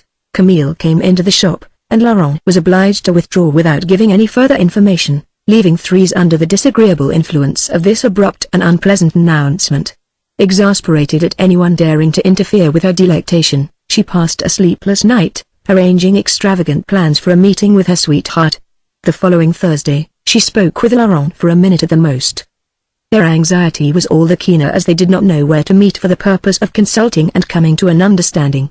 The young woman, on this occasion, gave her sweetheart another appointment which for the second time he failed to keep, and she then had but one fixed idea: to see him at any cost. For a fortnight Laurent was unable to speak to Thérèse alone, and he then felt how necessary this woman had become to his existence.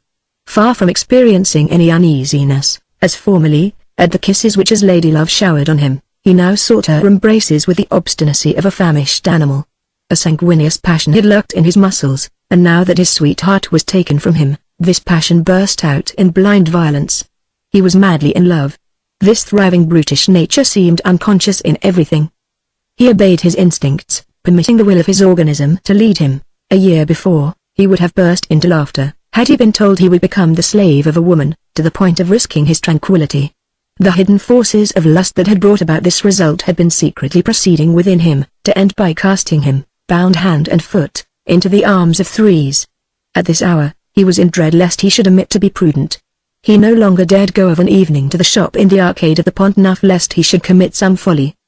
He no longer belonged to himself. His ladylove, with her feline suppleness, her nervous flexibility, had glided, little by little, into each fiber of his body. This woman was as necessary to his life as eating and drinking. He would certainly have committed some folly, had he not received a letter from Thérèse, asking him to remain at home the following evening. His sweetheart promised him to call about 8 o'clock. On quitting the office, he got rid of Camille by saying he was tired, and should go to bed at once. Thérèse, after dinner, also played her part. She mentioned the customer who had moved without paying her, and acting the indignant creditor who would listen to nothing, declared that she intended calling on her debtor with the view of asking for payment of the money that was due. The customer now lived at Batignolles. Madame Raquin and Camille considered this a long way to go, and thought it doubtful whether the journey would have a satisfactory result, but they expressed no surprise, and allowed Thérèse to set out on her errand in all tranquility. The young woman ran to the Port-Auvins, gliding over the slippery pavement, and knocking up against the passers-by, in her hurry to reach her destination. Beads of perspiration covered her face, and her hands were burning. Anyone might have taken her for a drunken woman. She rapidly ascended the staircase of the hotel, and on reaching the 6th floor, out of breath, and with wandering eyes, she perceived Laurent, who was leaning over the banister awaiting her. She entered the garret, which was so small that she could barely turn round in it, and tearing off her hat with one hand leaned against the bedstead in a faint. Through the lift-up window in the roof, which was wide open, the freshness of the evening fell upon the burning couch. The couple remained some time in this wretched little room, as though at the bottom of a hole. All at once, Thérèse heard a clock in the neighborhood strike 10. She felt as if she would have liked to have been deaf. Nevertheless, she looked for her hat which she fastened to her hair with a long pin, and then seating herself, slowly murmured, "I must go." Laurent fell on his knees before her, and took her hands. "Goodbye, till we see each other again," said she, without moving. "No, not till we see each other again," he exclaimed. "That is too indefinite. When will you come again?" She looked him full in the face. "Do you wish me to be frank with you?" she inquired. "Well, then, to tell you the truth, I think I shall come no more. I have no pretext, and I cannot invent one." "Then we must say farewell," he remarked. "No, I will not do that," she answered. She pronounced these words in terrified anger. Then she added more gently, without knowing what she was saying, and without moving from her chair, "I am going." Laurent reflected. He was thinking of Camille. "I wish him no harm," said he at length, without pronouncing the name, "but really he is too much in our way. Couldn't you get rid of him, send him on a journey somewhere, a long way off?" "Ah, yes, send him on a journey," resumed the young woman, nodding her head. "And do you imagine a man like that would consent to travel? There is only one journey, that from which you never return. But he will bury us all. People who are at their last breath, never die." Then came a silence which was broken by Laurent, who remarked, "I had a daydream. Camille met with an accident and died, and I became your husband. Do you understand?" "Yes, yes," answered Thérèse, shuddering. Then, abruptly bending over the face of Laurent, she smothered it with kisses, and bursting into sobs, uttered these disjointed sentences amidst her tears. "Don't talk like that, for if you do, I shall lack the strength to leave you. I shall remain here. Give me courage rather. Tell me we shall see one another again. You have need of me, have you not? Well, one of these days we shall find a way to live together." "Then come back tomorrow," said Laurent. but I cannot return," she answered. "I have told you. I have no pretext." She wrung her hands and continued. "Oh, I do not fear the scandal. If you like, when I get back, I will tell Camille you are my sweetheart, and return here. I am trembling for you. I do not wish to disturb your life. I want to make you happy." The prudent instincts of the young man were awakened. "You are right," said he. "We must not behave like children." "Ah, if your husband were to die, if my husband were to die," slowly repeated Thérèse, "we would marry," he continued, "and have nothing more to fear. What a nice, gentle life it would be." The young woman stood up erect. Her cheeks were pale, and she looked at her sweetheart with a clouded brow, while her lips were twitching. "Sometimes people die," she murmured at last. "Only it is dangerous for those who survive." Laurent did not reply. "You see," she continued, "all the methods that are known are bad." "You misunderstood me," said he quietly. "I am not a fool. I wish to love you in peace. I was thinking that accidents happen daily, that a foot may slip, a tile may fall. You understand? In the latter event, the wind alone is guilty." He spoke in a strange voice. Then he smiled, and added in a caressing tone, "Never mind, keep quiet. We will love one another fondly, and live happily. As you are unable to come here, I will arrange matters. Should we remain a few months without seeing one another, do not forget me, and bear in mind that I am laboring for your felicity." As Thérèse opened the door to leave, he seized her in his arms. "You are mine, are you not?" he continued. "You swear to belong to me, at any hour, when I choose." "Yes," exclaimed the young woman. "I'm yours, do as you please with me." For a moment they remained locked together and mute. Then Thérèse tore herself roughly away, and, without turning her head, quitted the garret and went downstairs. Laurent listened to the sound of her footsteps fading away. When he heard the last of them, he returned to his wretched room, and went to bed. The sheets were still warm. Without closing the windows, he lay on his back, his arms bare, his hands open, exposed to the fresh air. And he reflected, with his eyes on the dark blue square that the window framed in the sky. He turned the same idea over in his head until daybreak. Previous to the visit of Thérèse, the idea of murdering Camille had not occurred to him. He had spoken of the death of this man, urged to do so by the facts, irritated at the thought that he would be unable to meet his sweetheart anymore. And it was thus that a new corner of his unconscious nature came to be revealed. Now that he was more calm, alone in the middle of the peaceful night, he studied the murder. The idea of death, blurted out in despair between a couple of kisses, returned implacable and keen.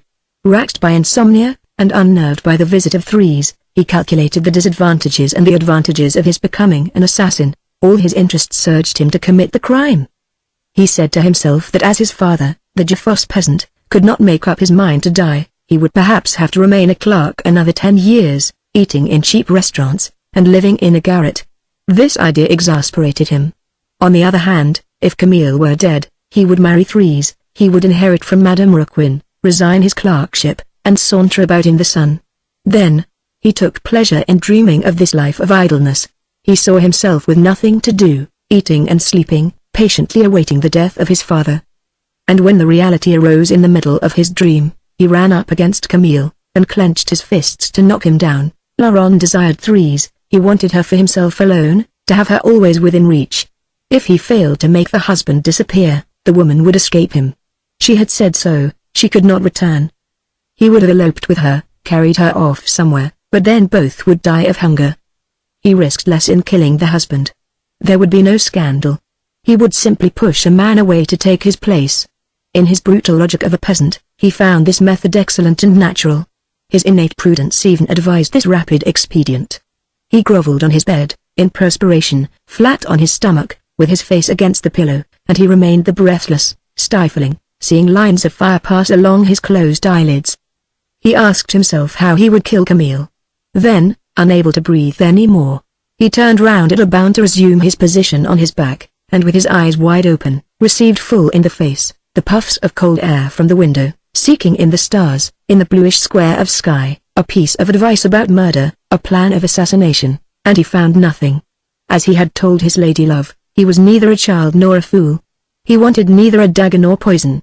What he sought was a subtle crime, one that could be accomplished without danger, a sort of sinister suffocation, without cries and without terror, a simple disappearance. Passion might well stir him, and urge him forward. All his being imperiously insisted on prudence. He was too cowardly, too voluptuous to risk his tranquility. If he killed, it would be for a calm and happy life. Little by little slumber overcame him. Fatigued and appeased, he sank into a sort of gentle and uncertain torpor. As he fell asleep, he decided he would await a favorable opportunity, and his thoughts, fleeting further and further away, lulled him to rest with a murmur, "I will kill him, I will kill him." 5 minutes later, he was at rest, breathing with serene regularity. Thérèse returned home at 11 o'clock, with a burning head, and her thoughts strained, reaching the arcade of the Pont Neuf unconscious of the road she had taken. It seemed to her that she had just come downstairs from her visit to Laurent, so full were her ears of the words she had recently heard. She found Madame Raquin and Camille anxious and attentive, but she answered their questions sharply, saying she had been on a fool's errand, and had waited an hour on the pavement for an omnibus. When she got into bed, she found the sheets cold and damp. Her limbs, which were still burning, shuddered with repugnance. Camille soon fell asleep, and for a long time Thérèse watched his wan face reposing idiotically on the pillow, with his mouth wide open. Thérèse drew away from her husband. She felt a desire to drive her clenched fist into that mouth. Chapter 10. More than 3 weeks passed. Laurent came to the shop every evening, looking weary and unwell. A light bluish circle surrounded his eyes, and his lips were becoming pale and chapped. Otherwise, he still maintained his obtuse tranquility. He looked Camille in the face, and showed him the same frank friendship. Madame Raquin pampered the friend of the family the more, now that she saw him giving way to a sort of low fever. Thérèse had resumed her mute, glum countenance and manner. She was more motionless, more impenetrable, more peaceful than ever. She did not seem to trouble herself in the least about Laurent. She barely looked at him, rarely exchanged a word with him, treating him with perfect indifference. Madame Raquin, who in her goodness of heart, felt pained at this attitude, sometimes said to the young man, "Do not pay attention to the manner of my niece. I know her. Her face appears cold, but her heart is warm with tenderness and devotedness." The two sweethearts had no more meetings. Since the evening in the Rue Saint-Victor they had not met alone. At night, when they found themselves face to face, placid in appearance and like strangers to one another, storms of passion and dismay passed beneath the calm flesh of their countenance. And while with Thérèse, there were outbursts of fury, base ideas, and cruel jeers, with Laurent there were somber brutalities, and poignant indecisions. Neither dared search to the bottom of their beings, to the bottom of that cloudy fever that filled their brains with a sort of thick and acrid vapor. When they could press the hands of one another behind a door, without speaking, they did so, fit to crush them, in a short rough clasp. They would have liked, mutually, to have carried off strips of their flesh clinging to their fingers. They had naught but this pressure of hands to appease their feelings. They put all their souls into them, and asked for nothing more from one another.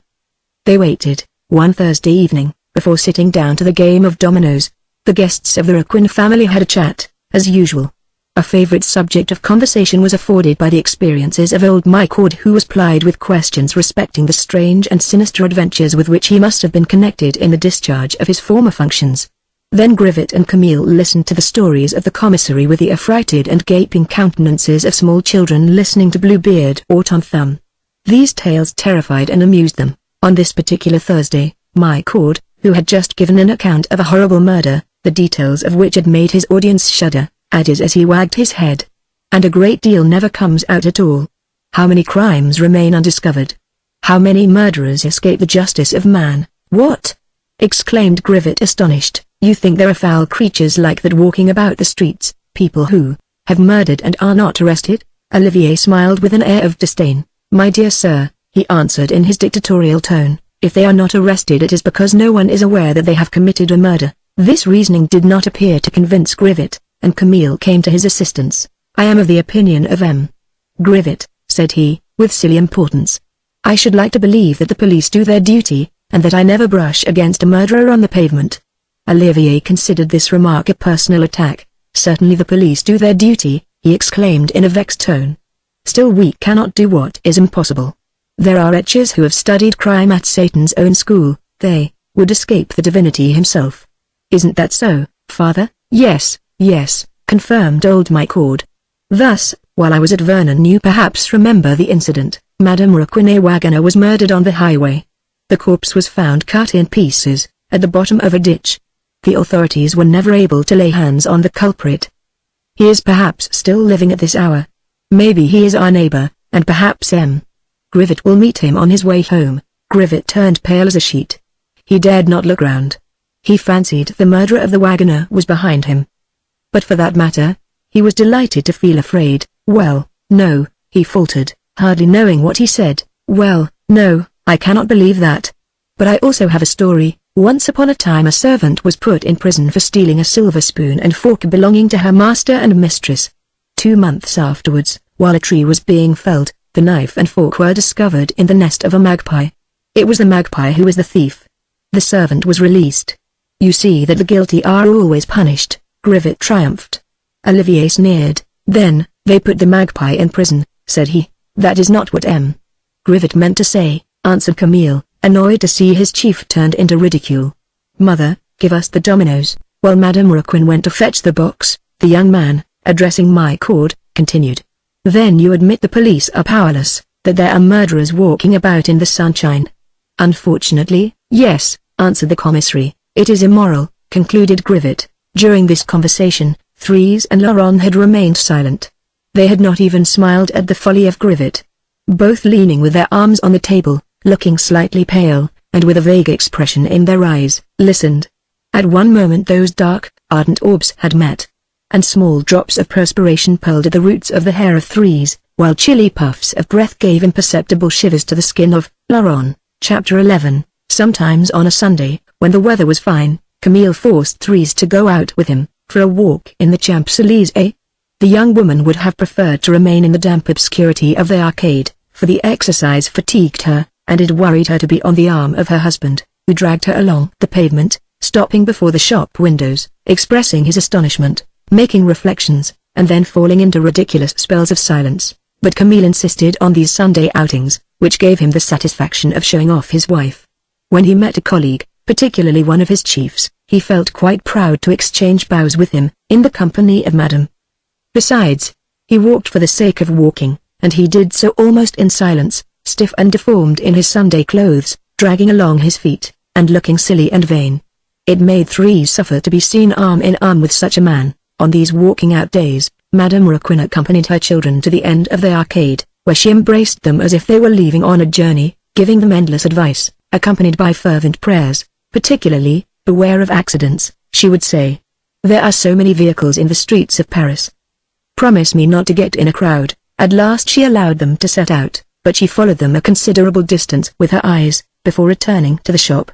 Her lower limbs were becoming unwieldy, which prohibited her taking long walks. On other occasions, but more rarely, the married couple went out of Paris, as far as Saint-Honoré-Asnières, where they treated themselves to a dish of fried fish in one of the restaurants beside the river. These were regarded as days of great revelry which were spoken of a month beforehand. Thérèse engaged more willingly, almost with joy, in these excursions which kept her in the open air until 10 or 11 o'clock at night. Saint-Ouen, with its green isles, reminded her of Vernon, and rekindled all the wild love she had felt for the Seine when a little girl. She seated herself on the gravel, dipped her hands in the water, feeling full of life in the burning heat of the sun, attenuated by the fresh puffs of breeze in the shade. While she tore and soiled her frock on the stones and clammy ground, Camille neatly spread out his pocket handkerchief and sank down beside her with endless precautions. Latterly the young couple almost invariably took Laurent with them. He enlivened the excursion by his laughter and strength of a peasant. One Sunday, Camille, Thérèse and Laurent left for Saint-Ouen after breakfast, at about 11 o'clock.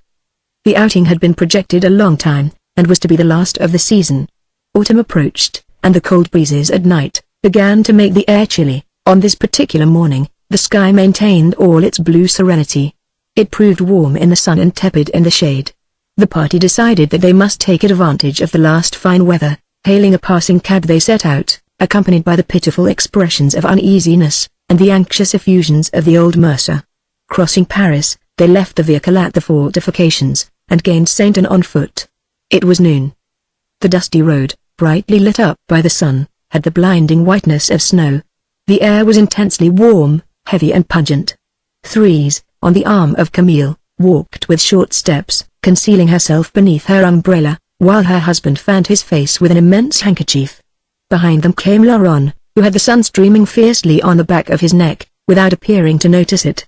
He whistled and kicked the stones before him as he strolled along. Now and again there was a fierce glint in his eyes as he watched Thérèse's swinging hips, On reaching Saintoon, they lost no time in looking for a cluster of trees, a patch of green grass in the shade. Crossing the water to an island, they plunged into a bit of underwood. The fallen leaves covered the ground with a russety bed which cracked beneath their feet with sharp, quivering sounds. Innumerable trunks of trees rose up erect, like clusters of small Gothic columns. The branches descended to the foreheads of the three holiday-makers, whose only view was the expiring copper-like foliage, and the black and white stems of the aspens and oaks. They were in the wilderness, in a melancholy corner, in a narrow clearing that was silent and fresh. All around them they heard the murmur of the Seine. Camille, having selected a dry spot, seated himself on the ground, after lifting up the skirt of his frock coat, while Thérèse, amid a loud crumpling of petticoats, had just flung herself among the leaves. Laurent lay on his stomach with his chin resting on the ground. They remained 3 hours in this clearing, waiting until it became cooler, to take a run in the country before dinner. Camille talked about his office, and related silly stories. Then, feeling fatigued, he let himself fall backward and went to sleep with the rim of his hat over his eyes. Thérèse had closed her eyelids some time previously, feigning slumber. Laurent, who felt wide awake, and was tired of his recumbent position, crept up behind her and kissed her shoe and ankle. For a month his life had been chaste, and this walk in the sun had set him on fire. Here he was, in a hidden retreat, and unable to hold to his breast the woman who was really his. Her husband might wake up and all his prudent calculations would be ruined by this obstacle of a man. So he lay, flat on the ground, hidden by his lover's skirts, trembling with exasperation as he pressed kiss after kiss upon the shoe and white stocking. Thérèse made no movement. Laurent thought she was asleep. He rose to his feet and stood with his back to a tree. Then he perceived that the young woman was gazing into space with her great, sparkling eyes wide open. Her face, lying between her arms, with her hands clasped above her head, was deadly pale, and wore an expression of frigid rigidity. Thérèse was musing. Her fixed eyes resembled dark, unfathomable depths, where naught was visible save night. She did not move, she did not cast a glance at Laurent, who stood erect behind her. Her sweetheart contemplated her, and was almost affrighted to see her so motionless and mute. He would have liked to have bent forward, and closed those great open eyes with a kiss. But Camille lay asleep close at hand. This poor creature, with his body twisted out of shape, displaying his lean proportions, was gently snoring. Under the hat, half concealing his face, could be seen his mouth contorted into a silly grimace in his slumber. A few short reddish hairs on a bony chin sullied his livid skin, and his head being thrown backward, his thin wrinkled neck appeared, with Adam's apple standing out prominently in brick red in the center, and rising at each snore. Camille, spread out on the ground in this fashion, looked contemptible and vile. Laurent, who looked at him, abruptly raised his heel. He was going to crush his face at one blow. Thérèse restrained a cry. She went a shade paler than before, closed her eyes and turned her head away as if to avoid being bespattered with blood. Laurent, for a few seconds, remained with his heel in the air, above the face of the slumbering Camille. Then slowly, straightening his leg, he moved a few paces away. He reflected that this would be a form of murder such as an idiot would choose. This pounded head would have set all the police on him. If he wanted to get rid of Camille, it was solely for the purpose of marrying Thérèse. It was his intention to bask in the sun, after the crime, like the murderer of the wagoner, in the story related by old Michaud. He went as far as the edge of the water, and watched the running river in a stupid manner. Then, he abruptly turned into the underwood again. He had just arranged a plan. He had thought of a mode of murder that would be convenient, and without danger to himself. He awoke the sleeper by tickling his nose with a straw. Camille sneezed, got up, and pronounced the joke a capital one. He liked Laurent on account of his tomfoolery, which made him laugh. He now roused his wife, who kept her eyes closed. When she had risen to her feet, and shaken her skirt, which was all crumpled, and covered with dry leaves, the party quitted the clearing, breaking the small branches they found in their way. They left the island, and walked along the roads, along the byways crowded with groups in Sunday finery. Between the hedges ran girls in light frocks, a number of boating men passed by singing, files of middle-class couples, of elderly persons, of clerks and shopmen with their wives, walked the short steps, besides the ditches. Each roadway seemed like a populous, noisy street. The sun alone maintained its great tranquility. It was descending towards the horizon, casting on the reddened trees and white thoroughfares immense sheets of pale light. Penetrating freshness began to fall from the quivering sky. Camille had ceased giving his arm to Thérèse. He was chatting with Laurent, laughing at the jests, at the feats or strength of his friend, who leapt the ditches and raised huge stones above his head. The young woman, on the other side of the road, advanced with her head bent forward, stooping down from time to time to gather an herb. When she had fallen behind, she stopped and observed her sweetheart and husband in the distance. "Hey! Aren't you hungry?" shouted Camille at her. "Yes," she replied. "Then, come on," said he. Thérèse was not hungry, but felt tired and uneasy. She was in ignorance as to the designs of Laurent, and her lower limbs were trembling with anxiety. The three, returning to the riverside, found a restaurant, where they seated themselves at table on a sort of terrace formed of planks in an indifferent eating house reeking with the odor of grease and wine. This place resounded with cries, songs, and the clatter of plates and dishes. In each private room and public saloon, were parties talking in loud voices, and the thin partitions gave vibrating sonority to all this riot. The waiters, ascending to the upper rooms, caused the staircase to shake. Above, on the terrace, the puffs of air from the river drove away the smell of fat. Thérèse, leaning over the balustrade, observed the quay. To right and left, extended two lines of wine shops and shanties of showmen. Beneath the arbors in the gardens of the former, amid the few remaining yellow leaves, one perceived the white tablecloths, the dabs of black formed by men's coats, and the brilliant skirts of women. People passed to and fro, bareheaded, running, and laughing, and with the bawling noise of the crowd, was mingled the lamentable strains of the barrel organs. An odor of dust and frying food hung in the calm air. Below Thérèse, some tarts from the Latin Quarter were dancing in a ring on a patch of worn turf singing an infantine roundelay. With hats fallen on their shoulders, and hair unbound, they held one another by the hands, playing like little children. They still managed to find a small thread of fresh voice, and their pale countenances, ruffled by brutal caresses, became tenderly colored with virgin-like blushes, while their great impure eyes filled with moisture. A few students, smoking clean clay pipes, who were watching them as they turned round, greeted them with ribald jests, and beyond, on the Seine, on the hillocks, descended the serenity of night, a sort of vague bluish mist, which bathed the trees in transparent vapor. "Hey! Waiter!" shouted Laurent, leaning over the banister. "What about this dinner?" Then, changing his mind, he turned to Camille and said, "I say, Camille, let us go for a pull on the river before sitting down to table. It will give them time to roast the fowl. We shall be bored to death waiting an hour here." "As you like," answered Camille carelessly. "But Thérèse is hungry." "No, no, I can wait," hastened to say the young woman, at whom Laurent was fixedly looking. All three went downstairs again. Passing before the rostrum where the lady cashier was seated, they retained a table, and decided on a menu, saying they would return in an hour. As the host let out pleasure boats, they asked him to come and detach one. Laurent selected a skiff, which appeared so light that Camille was terrified by its fragility. "The deuce," said he, "we shall have to be careful not to move about in this, otherwise we shall get a famous ducking." The truth was that the clerk had a horrible dread of the water. At Vernon, his sickly condition did not permit him, when a child, to go and dabble in the Seine. Whilst his schoolfellows ran and threw themselves into the river, he lay abed between a couple of warm blankets. Laurent had become an intrepid swimmer, and an indefatigable oarsman. Camille had preserved the terror for deep water which is inherent in women and children. He tapped the end of the boat with his foot to make sure of its solidity. "Come, get in," cried Laurent with a laugh. "You're always trembling." Camille stepped over the side, and went staggering to seat himself at the stern. When he felt the planks under him, he was at ease, and joked to show his courage. Thérèse had remained on the bank, standing grave and motionless beside her sweetheart, who held the rope. He bent down, and rapidly murmured in an undertone, "Be careful. I am going to pitch him in the river. Obey me. I answer for everything." The young woman turned horribly pale. She remained as if riveted to the ground.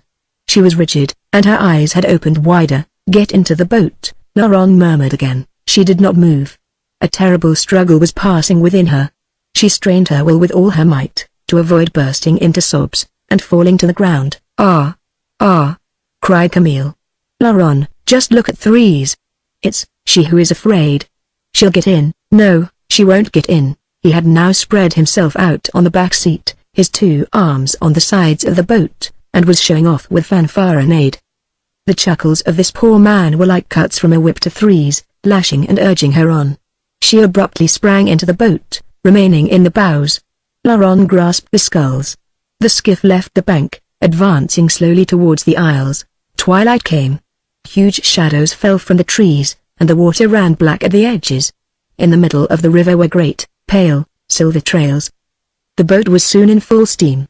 There, all the sounds of the quays softened, the singing, and the cries came vague and melancholy, with sad languidness. The odor of frying and dust had passed away. The air freshened.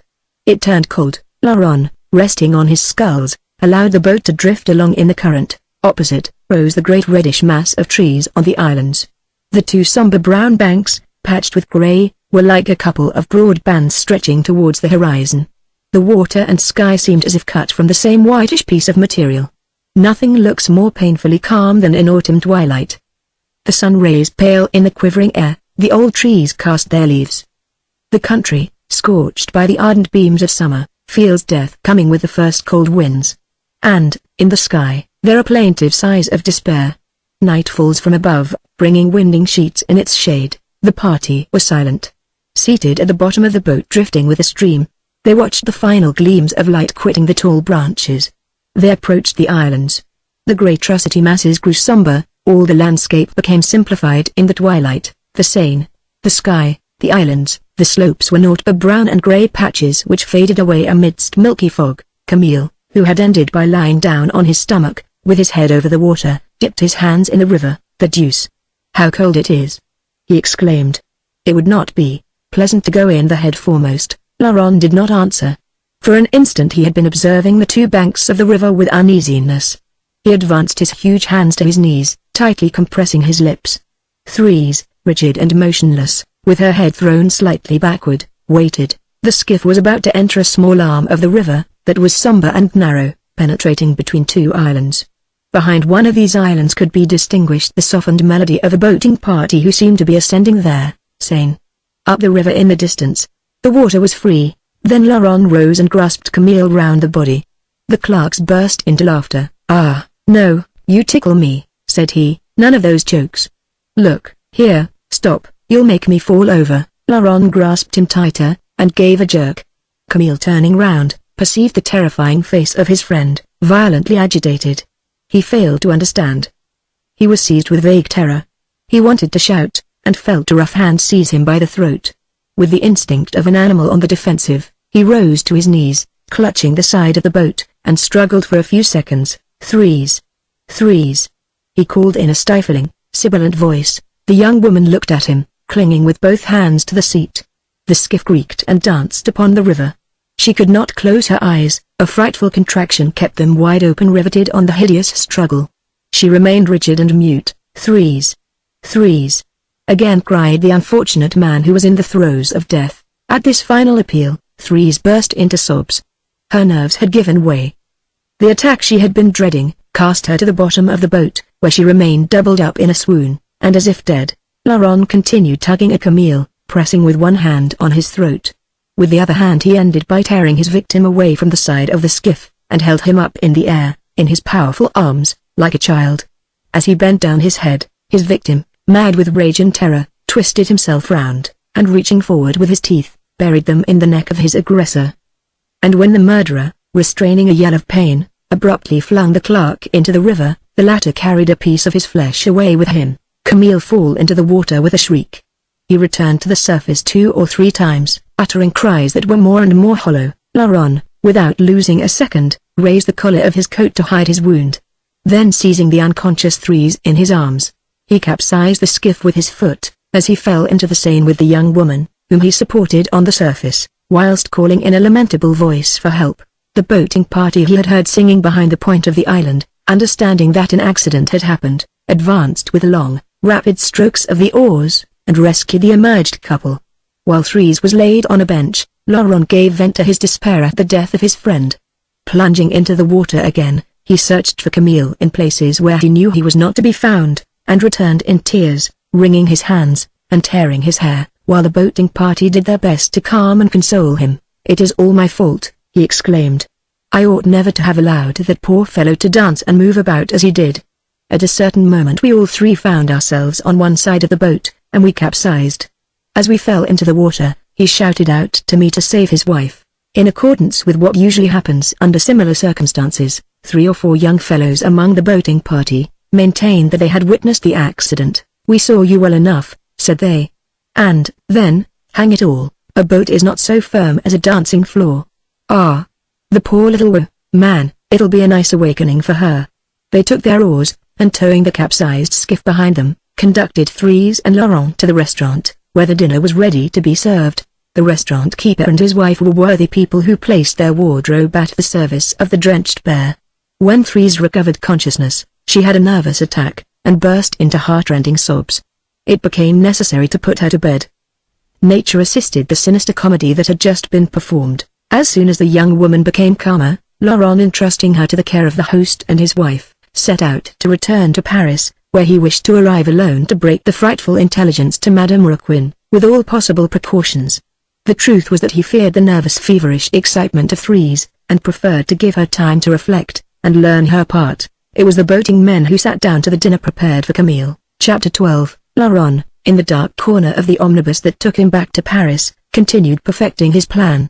He was almost certain of impunity, and he felt heavy, anxious joy, the joy of having got over the crime. On reaching the gate at Clichy, he hailed a cab, and drove to the residence of old Michaud in the Rue de Seine. It was 9 o'clock at night when he arrived. He found the former commissary of police at table, in the company of Olivier and Suzanne.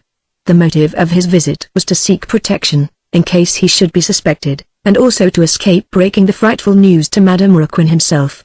Such an errand was strangely repugnant to him. He anticipated encountering such terrible despair that he feared he would be unable to play his part with sufficient tears. Then the grief of this mother weighed upon him, although at the bottom of his heart he cared but little about it. When Michaud saw him enter, clothed in coarse-looking garments that were too tight for him, he questioned him with his eyes, and Laurent gave an account of the accident in a broken voice, as if exhausted with grief and fatigue. "I have come to you," said he in conclusion, "because I do not know what to do about the 2 poor women so cruelly afflicted. I dare not go to the bereaved mother alone, and want you to accompany me." As he spoke, Olivier looked at him fixedly, and with so straight a glance that he terrified him. The murderer had flung himself head down among these people belonging to the police, with an audacity calculated to save him. But he could not repress a shudder as he felt their eyes examining him. He saw distrust where there was naught but stupor and pity. Suzanne, weaker and pale than usual, seemed ready to faint. Olivier, who was alarmed at the idea of death, but whose heart remained absolutely cold, made a grimace expressing painful surprise, while by habit he scrutinized the countenance of Laurent, without having the least suspicion of the sinister truth. As to old Michaud, he uttered exclamations of fright, commiseration, and astonishment. He fidgeted on his chair, joined his hands together, and cast up his eyes to the ceiling. "Ah! Good heavens," said he in a broken voice, "ah!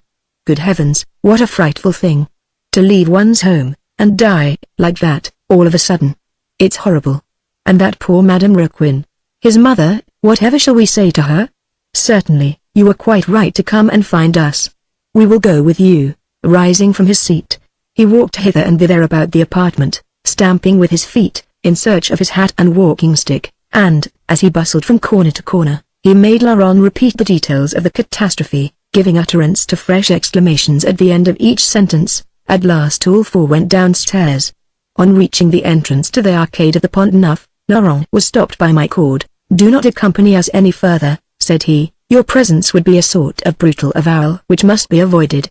The wretched mother would suspect a misfortune, and this would force us to confess the truth sooner than we ought to tell it to her. Wait for us here." This arrangement relieved the murderer, who shuddered at the thought of entering the shop in the arcade. He recovered his calm, and began walking up and down the pavement, going and coming, in perfect peace of mind. At moments, he forgot the events that were passing. He looked at the shops, whistled between his teeth, turned round to ogle the women who brushed past him. He remained thus for a full half-hour in the street, recovering his composure more and more. He had not eaten since the morning, and feeling hungry he entered a pastry cook's and stuffed himself with cakes. A heartrending scene was passing at the shop in the arcade. Notwithstanding precautions, notwithstanding the soft, friendly sentences of old Michaud, there came a moment when Madame Raquin understood that her son had met with misfortune. From that moment, she insisted on knowing the truth with such a passionate outburst of despair, with such a violent flow of tears and shrieks, that her old friend could not avoid giving way to her. And when she learned the truth, her grief was tragic. She gave hollow sobs, she received shocks that threw her backward, in a distracting attack of terror and anguish. She remained there choking, uttering from time to time a piercing scream amidst the profound roar of her affliction. She would have dragged herself along the ground, had not Suzanne taken her round the waist, weeping on her knees, and raising her pale countenance towards her. Olivier and his father on their feet, unnerved and mute, turned aside their heads, being disagreeably affected at this painful sight which wounded them in their egotism. The poor mother saw her son rolling along in the thick waters of the Seine, a rigid and horribly swollen corpse, while at the same time, she perceived him a babe, in his cradle, when she drove away death bending over him. She had brought him back into the world on more than 10 occasions, she loved him for all the love she had bestowed on him during 30 years. And now he had met his death far away from her, all at once, in the cold and dirty water, like a dog. Then she remembered the warm blanket in which she had enveloped him. What care she had taken of her boy. What a tepid temperature he had been reared in. How she had coaxed and fondled him. And all this to see him one day miserably drown himself. At these thoughts Madame Raquin felt a tightening at the throat, and she hoped she was going to die, strangled by despair. Old Michaud hastened to withdraw. Leaving Suzanne behind to look after the mercer, he and Olivier went to find Laurent, so that they might hurry to Saint-Ouen with all speed. During the journey, they barely exchanged a few words. Each of them buried himself in a corner of the cab which jolted along over the stones. That they remained motionless and mute in the obscurity that prevailed within the vehicle. Ever and anon a rapid flash from a gas lamp cast a bright gleam on their faces. The sinister event that had brought them together threw a sort of dismal dejection upon them. When they at length arrived at the restaurant beside the river, they found Thérèse in bed with burning head and hands. The landlord told them in an undertone that the young woman had a violent fever. The truth was that Thérèse, feeling herself weak in character and wanting in courage, feared she might confess the crime in one of her nervous attacks, and had decided to feign illness. Maintaining sullen silence, she kept her lips and eyes closed, unwilling to see anyone lest she should speak. With the bedclothes to her chin, her face half concealed by the pillow, she made herself quite small, anxiously listening to all that was said around her.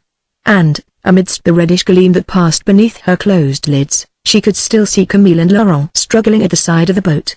She perceived her husband, livid, horrible, increased in height, rearing up straight above the turbid water, and this implacable vision heightened the feverish heat of her blood. Old Michaud endeavored to speak to her and console her. But she made a movement of impatience, and turning round, broke out into a fresh fit of sobbing. "Leave her alone, sir," said the restaurant keeper. "She shudders at the slightest sound. You see, she wants rest." Below, in the general room, was a policeman drawing up a statement of the accident. Michaud and his son went downstairs, followed by Laurent. When Olivier had made himself known as an upper official at the prefecture of police, everything was over in 10 minutes. The boating men, who were still there, gave an account of the drowning in its smallest details, describing how the 3 holiday-makers had fallen into the water, as if they themselves had witnessed the misfortune. Had Olivier and his father the least suspicion, it would have been dispelled at once by this testimony, but they had not doubted the veracity of Laurent for an instant. On the contrary, they introduced him to the policeman as the best friend of the victim, and they were careful to see inserted in the report that the young man had plunged into the water to save Emile Raquin. The following day, the newspapers related the accident with a great display of detail. The unfortunate mother, the inconsolable widow, the noble and courageous friend, nothing was missing from this event of the day, which went the round of the Parisian press, and then found an echo in the provinces. When the report was completed, Laurent experienced lively joy, which penetrated his being like new life. From the moment his victim had buried his teeth in his neck, he had been as if stiffened, acting mechanically, according to a plan arranged long in advance. The instinct of self-preservation alone impelled him, dictating to him his words, affording him advice as to his gestures. At this hour, in the face of the certainty of impunity, the blood resumed flowing in his veins with delicious gentleness. The police had passed beside his crime, and had seen nothing. They had been duped, for they had just acquitted him. He was saved. This thought caused him to experience a feeling of delightful moisture all along his body, a warmth that restored flexibility to his limbs and to his intelligence.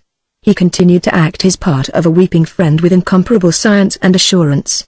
At the bottom of his heart, he felt brutal satisfaction, and he thought of Thérèse who was in bed in the room above. "We cannot leave this unhappy woman here," said he to Michaud. "She is perhaps threatened with grave illness. We must positively take her back to Paris. Come, Let us persuade her to accompany us. Upstairs, he begged and prayed of Thérèse to rise and dress, and allow herself to be conducted to the arcade of the Pont Neuf. When the young woman heard the sound of his voice, she started, and stared at him with eyes wide open. She seemed as if crazy, and was shuddering. Painfully she raised herself into a sitting posture without answering. The men quitted the room, leaving her alone with the wife of the restaurant keeper. When ready to start, she came downstairs staggering, and was assisted into the cab by Olivier. The journey was a silent one. Laurent, with perfect audacity and impudence, slipped his hand along the skirt of Thérèse and caught her fingers. He was seated opposite her, in a floating shadow, and could not see her face which she kept bowed down on her breast. As soon as he had grasped her hand, he pressed it vigorously, retaining it until they reached the Rue Mazarin. He felt the hand tremble, but it was not withdrawn. On the contrary, it ever and anon gave a sudden caress. These two hands, one in the other, were burning, the moist palms adhered, and the fingers tightly held together, were hurt at each pressure. It seemed to Laurent and Thérèse that the blood from one penetrated the chest of the other, passing through their joined fists. These fists became a live fire whereon their lives were boiling. Amidst the night, amidst the heart-rending silence that prevailed, the furious grips they exchanged were like a crushing weight cast on the head of Camille to keep him under water. When the cab stopped, Michaud and his son got out the first, and Laurent, bending towards his sweetheart, gently murmured, "Be strong, Thérèse. We have a long time to wait. Recollect." Then the young woman opened her lips for the first time since the death of her husband. "Oh, I shall recollect," said she with a shudder, and in a voice light as a puff of breath. Olivier extended his hand, inviting her to get down. On this occasion, Laurent went as far as the shop. Madame Raquin was abed, a prey to violent delirium. Thérèse dragged herself to her room, where Suzanne had barely time to undress her before she gave way. Tranquilized, perceiving that everything was proceeding as well as he could wish, Laurent withdrew, and slowly gained his wretched den in the Rue Saint-Victor. It was past midnight. Fresh air circulated in the deserted, silent streets. The young man could hear naught but his own footsteps resounding on the pavement. The nocturnal coolness of the atmosphere cheered him up, the silence, the darkness gave him sharp sensations of delight, and he loitered on his way. At last he was rid of his crime. He had killed Camille. It was a matter that was settled, and would be spoken of no more. He was now going to lead a tranquil existence, until he could take possession of Thérèse. The thought of the murder had at times half choked him, but now that it was accomplished, he felt a weight removed from his chest, and breathed at ease, cured of the suffering that hesitation and fear had given him. At the bottom of his heart, he was a trifle hebetated. Fatigue had rendered his limbs and thoughts heavy. He went into bed and slept soundly. During his slumber slight nervous crispations coursed over his face. Chapter 13. The following morning, Laurent awoke fresh and fit. He had slept well. The cold air entering by the open window, whipped his sluggish blood. He had no clear recollection of the scenes of the previous day, and had it not been for the burning sensation at his neck, he might have thought that he had retired to rest after a calm evening, but the bite Camille had given him stung as if his skin had been branded with a red-hot iron. When his thoughts settled on the pain this gash caused him, he suffered cruelly. It seemed as though a dozen needles were penetrating little by little into his flesh. He turned down the collar of his shirt, and examined the wound in a wretched 15-sous looking glass hanging against the wall. It formed a red hole, as big as a penny piece. The skin had been torn away, displaying the rosy flesh, studded with dark specks. Streaks of blood had run as far as the shoulder in thin threads that had dried up. The bite looked a deep, dull brown color against the white skin, and was situated under the right ear. Laurent scrutinized it with curved back and crane neck, and the greenish mirror gave his face an atrocious grimace. Satisfied with his examination, he had a thorough good wash, saying to himself that the wound would be healed in a few days. Then he dressed, and quietly repaired to his office, where he related the accident in an affected tone of voice. When his colleagues had read the account in the newspapers, he became quite a hero. During a whole week the clerks at the Orleans Railway had no other subject of conversation. They were all proud that one of their staff should have been drowned. Grivet never ceased his remarks on the imprudence of adventuring into the middle of the Seine, when it was so easy to watch the running water from the bridges. Laurent retained a feeling of intense uneasiness. The decease of Camille had not been formally proved. The husband of Thérèse was indeed dead, but the murderer would have liked to have found his body, so as to obtain a certificate of death. The day following the accident, a fruitless search had been made for the corpse of the drowned man. It was thought that it had probably gone to the bottom of some hole near the banks of the islands. and men were actively dragging the sane to get the reward. In the meantime, Laurent imposed on himself the task of passing each morning by the morgue, on the way to his office. He had made up his mind to attend to the business himself. Notwithstanding that his heart rose with repugnance, notwithstanding the shudders that sometimes ran through his frame, for over a week he went and examined the countenance of all the drowned persons extended on the slabs. When he entered the place, an unsavory odor, an odor of freshly washed flesh, disgusted him, and a chill ran over his skin. The dampness of the walls seemed to add weight to his clothing, which hung more heavily on his shoulders. He went straight to the glass separating the spectators from the corpses, and with his pale face against it, looked. Facing him appeared rows of grey slabs, and upon them, here and there, the naked bodies formed green and yellow, white and red patches. While some retained their natural condition in the rigidity of death, others seemed like lumps of bleeding and decaying meat.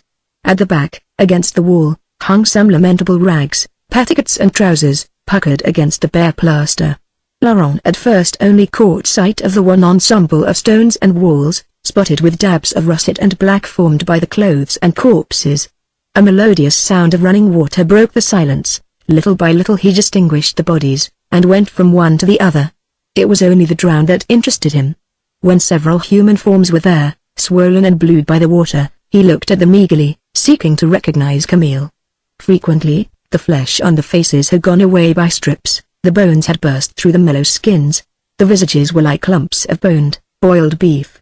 Laurent hesitated. He looked at the corpses, endeavoring to discover the lean body of his victim. But all the drowned were stout. He saw enormous stomachs, puffy thighs, and strong round arms. He did not know what to do. He stood shuddering before those greenish-looking rags, which seemed like mocking him, with their horrible wrinkles. One morning, he was seized with real terror. For some moments, he had been looking at a corpse, taken from the water, that was small in build and atrociously disfigured. The flesh of this drowned person was so soft and broken up that the running water washing it, carried it away bit by bit. The jet falling on the face, bored a hole to the left of the nose. And, abruptly, the nose became flat, the lips were detached, showing the white teeth. The head of the drowned man burst out laughing. Each time Laurent fancied he recognized Camille, he felt a burning sensation in the heart. He ardently desired to find the body of his victim, and he was seized with cowardice when he imagined it before him. His visits to the morgue filled him with nightmare, with shudders that set him panting for breath. But he shook off his fear, taxing himself with being childish, when he wished to be strong. Still, in spite of himself, his frame revolted, disgust and terror gained possession of his being, as soon as ever he found himself in the dampness and unsavory odor of the hall, when there were no drowned persons on the back row of slabs. He breathed at ease. His repugnance was not so great. He then became a simple spectator, who took strange pleasure in looking death by violence in the face, in its lugubriously fantastic and grotesque attitudes. This sight amused him, particularly when there were women displaying their bare bosoms. These nudities, brutally exposed, blood-stained, and in places bored with holes, attracted and detained him. Once he saw a young woman of 20 there, a child of the people, broad and strong, who seemed asleep on the stone. Her fresh, plump, white form displayed the most delicate softness of tint. She was half smiling, with her head slightly inclined on one side. Around her neck she had a black band, which gave her a sort of necklet of shadow. She was a girl who had hanged herself in a fit of love madness. Each morning, while Laurent was there, he heard behind him the coming and going of the public who entered and left. The morgue is a sight within reach of everybody, and one to which passers-by, rich and poor alike, treat themselves. The door stands open, and all are free to enter. There are admirers of the scene who go out of their way so as not to miss one of these performances of death. If the slabs have nothing on them, visitors leave the building disappointed, feeling as if they had been cheated, and murmuring between their teeth. But when they are fairly well occupied, people crowd in front of them and treat themselves to cheap emotions. They express horror, they joke, they applaud or whistle, as at the theater, and withdraw satisfied, declaring the morgue a success on that particular day. Laurent soon got to know the public frequenting the place, that mixed and dissimilar public who pity and sneer in common. Workmen looked in on their way to their work, with a loaf of bread and tools under their arms. They considered death droll. Among them were comical companions of the workshops who elicited a smile from the onlookers by making witty remarks about the faces of each corpse. They styled those who had been burnt to death, coalmen, the hanged, the murdered, the drowned, the bodies that had been stabbed or crushed, excited their jeering vivacity, and their voices, which slightly trembled, stammered out comical sentences amid the shuddering silence of the hall. There came persons of small independent means, old men who were thin and shriveled up, idlers who entered because they had nothing to do, and who looked at the bodies in a silly manner with the pouts of peaceful, delicate-minded men. Women were there in great numbers, young were girls, all rosy, with white linen, and clean petticoats, who tripped along briskly from one end of the glazed partition to the other, opening great attentive eyes, as if they were before the dressed shop window of a linen draper. There were also women of the lower orders looking stupefied, and giving themselves lamentable airs, and well-dressed ladies, carelessly dragging their silk gowns along the floor. On a certain occasion Laurent noticed one of the latter standing at a few paces from the glass, and pressing her cambric handkerchief to her nostrils. She wore a delicious grey silk skirt with a large black lace mantle, her face was covered by a veil, and her gloved hands seemed quite small and delicate. Around her hung a gentle perfume of violet. She stood scrutinizing a corpse. On a slab a few paces away, was stretched the body of a great, big fellow, a mason who had recently killed himself on the spot by falling from a scaffolding. He had a broad chest, large short muscles, and a white, well-nourished body. Death had made a marble statue of him. The lady examined him, turned him round and weighed him, so to say, with her eyes. For a time, she seemed quite absorbed in the contemplation of this man. She raised a corner of her veil for one last look. Then she withdrew. At moments, bands of lads arrived, young people between 12 and 15, who leant with their hands against the glass, nudging one another with their elbows, and making brutal observations. At the end of the week, Laurent became disheartened. At night he dreamt of the corpses he had seen in the morning. This suffering, this daily disgust which he imposed on himself, ended by troubling him to such a point, that he resolved to pay only 2 more visits to the place. The next day, on entering the morgue, he received a violent shock in the chest. Opposite him, on a slab, Camille lay looking at him, extended on his back, his head raised, his eyes half open. The murderer slowly approached the glass, as if attracted there, unable to detach his eyes from his victim. He did not suffer, he merely experienced a great inner chill, accompanied by slight pricks on his skin. He would have thought that he would have trembled more violently. For fully 5 minutes, he stood motionless, lost in unconscious contemplation, engraving, in spite of himself, in his memory, all the horrible lines, all the dirty colors of the picture he had before his eyes. Camille was hideous. He had been a fortnight in the water. His face still appeared firm and rigid, the features were preserved, but the skin had taken a yellowish, muddy tint. The thin, bony, and slightly tumefied head wore a grimace. It was a trifle inclined on one side, with the hair sticking to the temples, and the lids raised, displaying the dull globes of the eyes. The twisted lips were drawn to a corner of the mouth in an atrocious grin, and a piece of blackish tongue appeared between the white teeth. This head, which looked tanned and drawn out lengthwise, while preserving a human appearance, had remained all the more frightful with pain and terror. The body seemed a mass of ruptured flesh. It had suffered horribly. You could feel that the arms no longer held to their sockets, and the clavicles were piercing the skin of the shoulders. The ribs formed black bands on the greenish chest. The left side, ripped open, was gaping amidst dark red shreds. All the torso was in a state of putrefaction. The extended legs, although firmer, were daubed with dirty patches. The feet dangled down. Laurent gazed at Camille. He had never yet seen the body of a drowned person presenting such a dreadful aspect. The corpse, moreover, looked pinched. It had a thin, poor appearance.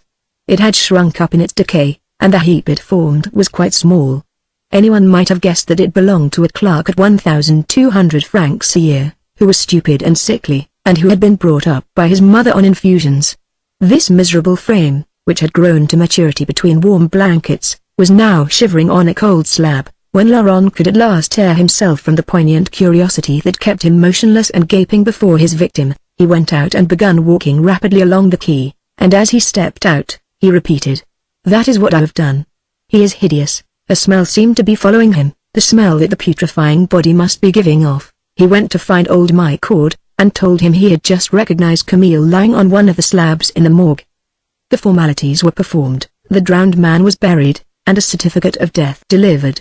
Laurent, henceforth at ease, felt delighted to be able to bury his crime in oblivion, along with the vexatious and painful scenes that had followed it. Chapter 14. The shop in the arcade of the Pont Neuf remained closed for 3 days. When it opened again, it appeared darker and damper. The shop front display, which the dust had turned yellow, seemed to be wearing the mourning of the house. The various articles were scattered at 6s and 7s in the dirty windows. Behind the linen caps hanging from the rusty iron rods, the face of Thérèse presented a more olive, a more sallow pallidness, and the immobility of sinister calm. All the gossips in the arcade were moved to pity. The dealer in imitation jewelry pointed out the emaciated profile of the young widow to each of her customers, as an interesting and lamentable curiosity. For 3 days, Madame Raquin and Thérèse had remained in bed without speaking, and without even seeing one another. The old mercer, propped up by pillows in a sitting posture, gazed vaguely before her with the eyes of an idiot. The death of her son had been like a blow on the head that had felled her senseless to the ground. For hours she remained tranquil and inert, absorbed in her despair. Then she was at times seized with attacks of weeping, shrieking and delirium. Thérèse in the adjoining room seemed to sleep. She had turned her face to the wall, and drawn the sheet over her eyes. She lay stretched out at full length, rigid and mute, without a sob raising the bedclothes. It looked as if she was concealing the thoughts that made her rigid in the darkness of the alcove. Suzanne, who attended to the two women, went feebly from one to the other, gently dragging her feet along the floor, bending her wax-like countenance over the two couches, without succeeding in persuading Thérèse, who had sudden fits of impatience, to turn round, or in consoling Madame Raquin, whose tears began to flow as soon as a voice drew her from her prostration. On the third day, Thérèse, rapidly and with a sort of feverish decision, threw the sheet from her, and seated herself up in bed. She thrust back her hair from her temples, and for a moment remained with her hands to her forehead and her eyes fixed, seeming still to reflect. Then, she sprang to the carpet. Her limbs were shivering, and red with fever. Large livid patches marbled her skin, which had become wrinkled in places as if she had lost flesh. She had grown older. Suzanne, on entering the room, was struck with surprise to find her up. In a placid, drawling tone, she advised her to go to bed again, and continue resting. Thérèse paid no heed to her, but sought her clothes and put them on with hurried, trembling gestures. When she was dressed, she went and looked at herself in a glass, rubbing her eyes, and passing her hands over her countenance, as if to efface something. Then, without pronouncing a syllable, she quickly crossed the dining room and entered the apartment occupied by Madame Raquin. She caught the old mercer in a moment of doltish calm. When Thérèse appeared, she turned her head following the movements of the young widow with her eyes, while the latter came and stood before her, mute and oppressed. The two women contemplated one another for some seconds, the niece with increasing anxiety, the aunt with painful efforts of memory. Madame Raquin, at last remembering, stretched out her trembling arms, and, taking Thérèse by the neck, exclaimed, "My poor child, my poor Emile." She wept, and her tears dried on the burning skin of the young widows, who concealed her own dry eyes in the folds of the sheet. Thérèse remained bending down, allowing the old mother to exhaust her outburst of grief. She had dreaded this first interview ever since the murder, and had kept in bed to delay it, to reflect at ease on the terrible part she had to play. When she perceived Madame Raquin more calm, she busied herself about her, advising her to rise, and go down to the shop. The old mercer had almost fallen into dotage. The abrupt apparition of her niece had brought about a favorable crisis that had just restored her memory, and the consciousness of things and beings around her. She thanked Suzanne for her attention. Although weakened, she talked, and had ceased wandering, but she spoke in a voice so full of sadness that at moments she was half choked. She watched the movements of Thérèse with sudden fits of tears, and would then call her to the bedside, and embrace her amid more sobs, telling her in a suffocating tone that she, now, had nobody but her in the world. In the evening, she consented to get up, and make an effort to eat. Thérèse then saw what a terrible shock her aunt had received. The legs of the old lady had become so ponderous that she required a stick to assist her to drag herself into the dining room, and there she thought the walls were vacillating around her. Nevertheless, the following day she wished the shop to be opened.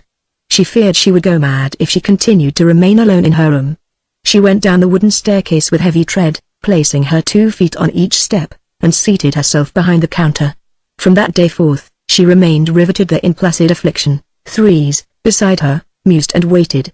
The shop resumed its gloomy calm. Chapter 15. Laurent resumed calling of an evening, every 2 or 3 days, remaining in the shop talking to Madame Raquin for half an hour.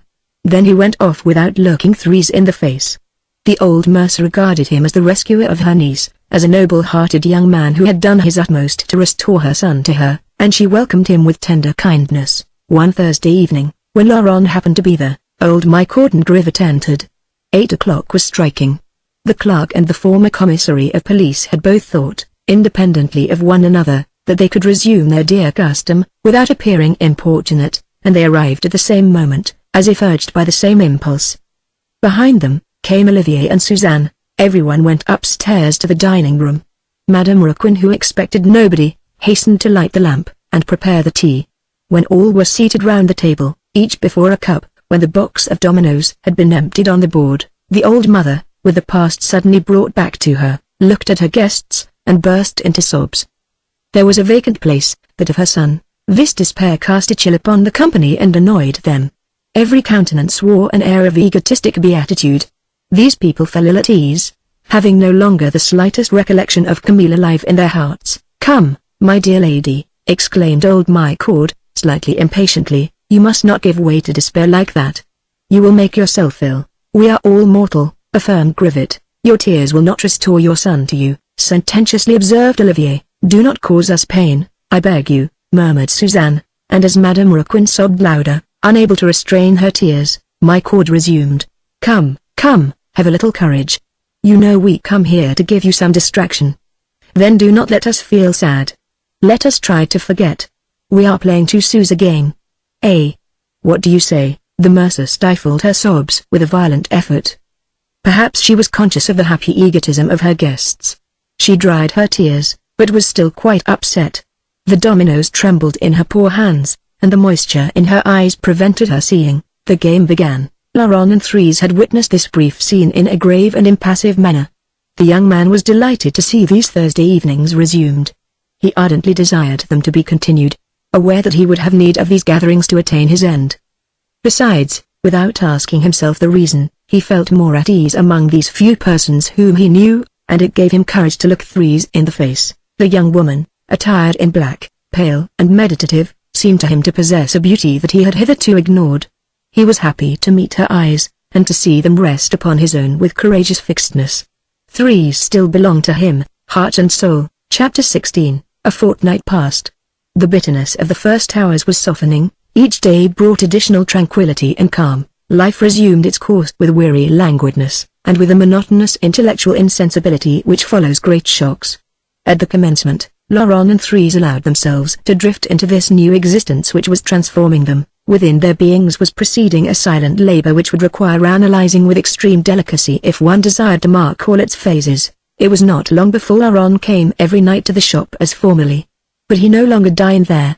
He no longer made the place a lounge during the entire evening. He arrived at 9:30, and remained until he had put up the shutters. It seemed as if he was accomplishing a duty in placing himself at the service of the two women. If he happened occasionally to neglect the tiresome job, he apologized with the humility of a valet the following day. On Thursdays he assisted Madame Raquin to light the fire, to do the honors of the house, and displayed all kinds of gentle attentions that charmed the old mercer. Thérèse peacefully watched the activity of his movements round about her. The pallidness of her face had departed. She appeared in better health, more smiling and gentle. It was only rarely that her lips, becoming pinched in a nervous contraction, produced two deep pleats which conveyed to her countenance a strange expression of grief and fright. The two sweethearts no longer sought to see one another in private. Not once did they suggest a meeting, nor did they ever furtively exchange a kiss. The murder seemed to have momentarily appeased their warmth. In killing Camille, they had succeeded in satisfying their passion. Their crime appeared to have given them a keen pleasure that sickened and disgusted them of their embraces. They had 1,000 facilities for enjoying the freedom that had been their dream, and the attainment of which had urged them on to murder. Madame Raquin, impotent and childish, ceased to be an obstacle. The house belonged to them. They could go abroad where they pleased. But love did not trouble them, its fire had died out. They remained there, calmly talking, looking at one another without reddening and without a thrill. They even avoided being alone. In their intimacy, they found nothing to say, and both were afraid that they appeared too cold. When they exchanged a pressure of the hand, they experienced a sort of discomfort at the touch of their skins. Both imagined they could explain what made them so indifferent and alarmed when face to face with one another. They put the coldness of their attitude down to prudence. Their calm, according to them, was the result of great caution on their part. They pretended they desired this tranquility, and somnolence of their hearts. On the other hand, they regarded the repugnance, the uncomfortable feeling experienced as a remains of terror, as the secret dread of punishment. Sometimes, Forcing themselves to hope, they sought to resume the burning dreams of other days, and were quite astonished to find they had no imagination. Then, they clung to the idea of their forthcoming marriage. They fancied that having attained their end, without a single fear to trouble them, delivered over to one another, their passion would burn again, and they would taste the delights that had been their dream. This prospect brought them calm, and prevented them descending to the void hollowed out beneath them. They persuaded themselves they loved one another as in the past, and they awaited the moment when they were to be perfectly happy, bound together forever. Never had Thérèse possessed so placid a mind. She was certainly becoming better. All her implacable, natural will was giving way. She felt happy at night, alone in her bed. No longer did she find the thin face and piteous form of Camille at her side to exasperate her. She imagined herself a little girl, a maid beneath the white curtains, lying peacefully amidst the silence and darkness. Her spacious and slightly cold room rather pleased her, with its lofty ceiling, its obscure corners, and its smack of the cloister. She even ended by liking the great black wall which rose up before her window. Every night during one entire summer, she remained for hours gazing at the grey stones in this wall, and at the narrow strips of starry sky cut out by the chimneys and roofs. She only thought of Laurent when awakened with a start by nightmare. Then, sitting up, trembling, with dilated eyes, and pressing her nightdress to her, she said to herself that she would not experience these sudden fears, if she had a man lying beside her. She thought of her sweetheart as of a dog who would have guarded and protected her. Of a daytime, in the shop, she took an interest in what was going on outside. She went out at her own instigation, and no longer lived in sullen revolt, occupied with thoughts of hatred and vengeance. It worried her to sit musing. She felt the necessity of acting and seeing.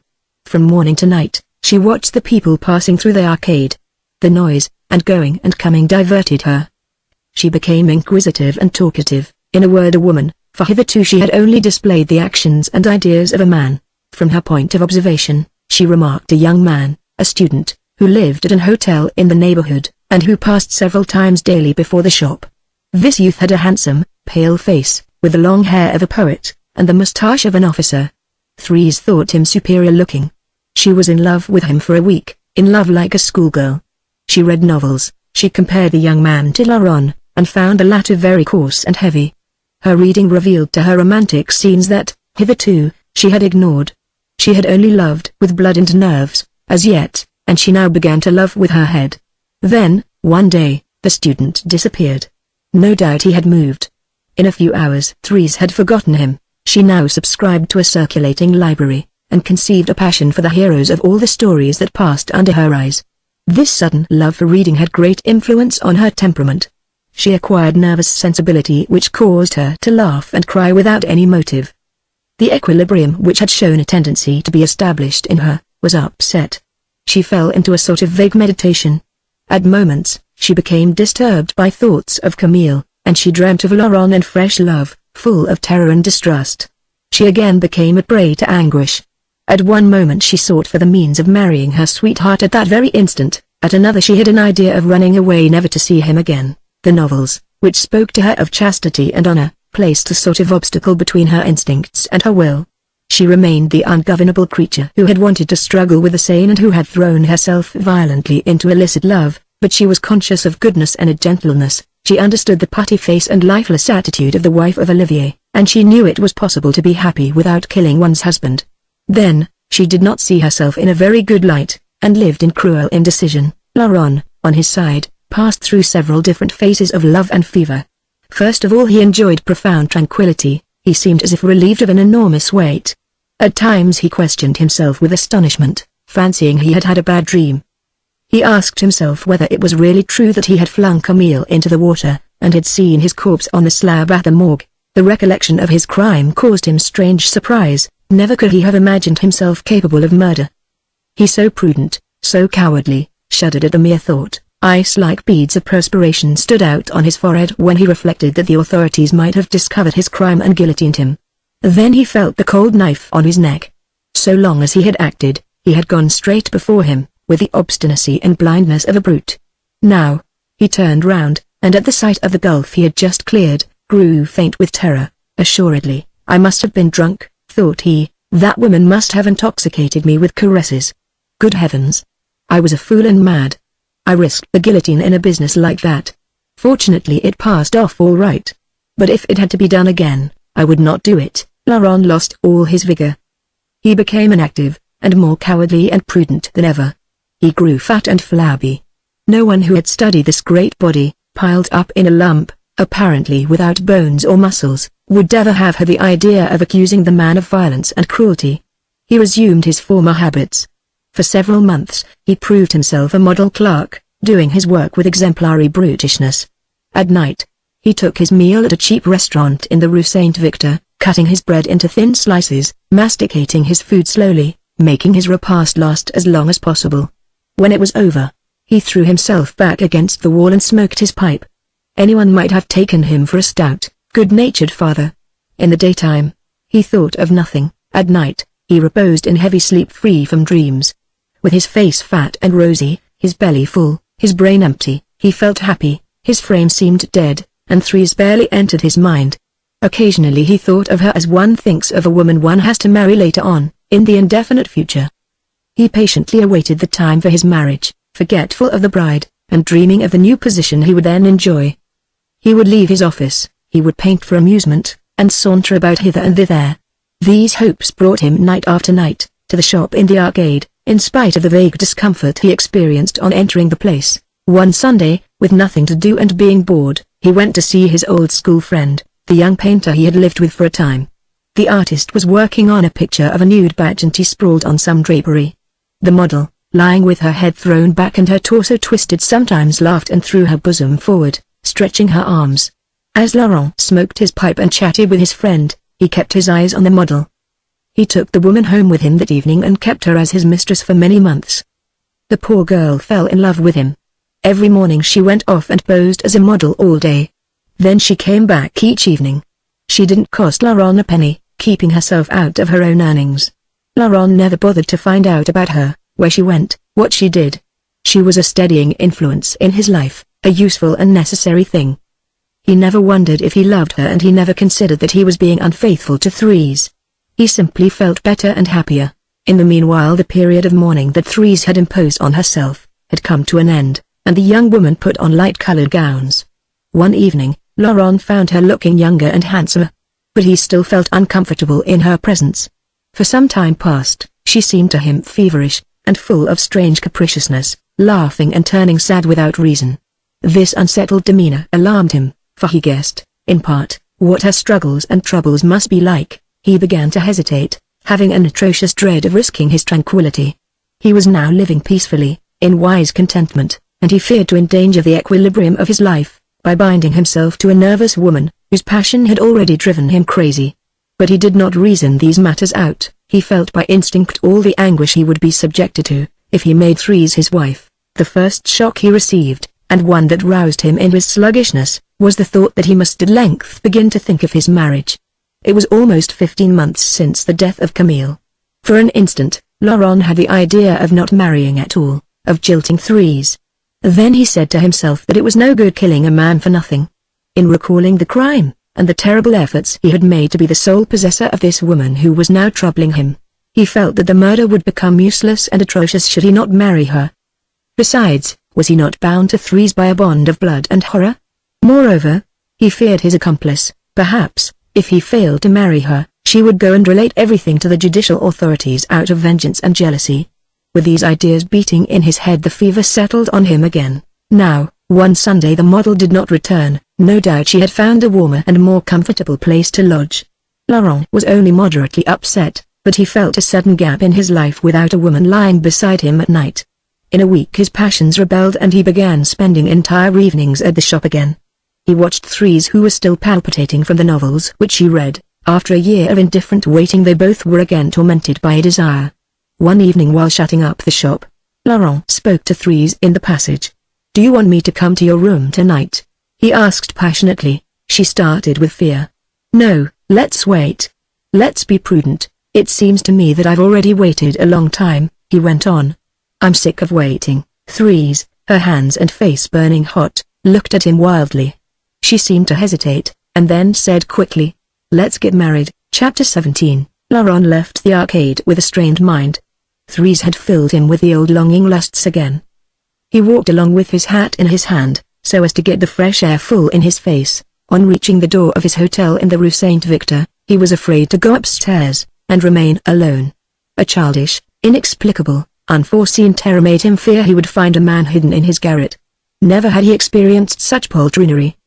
He did not even seek to account for the strange shudder that ran through him.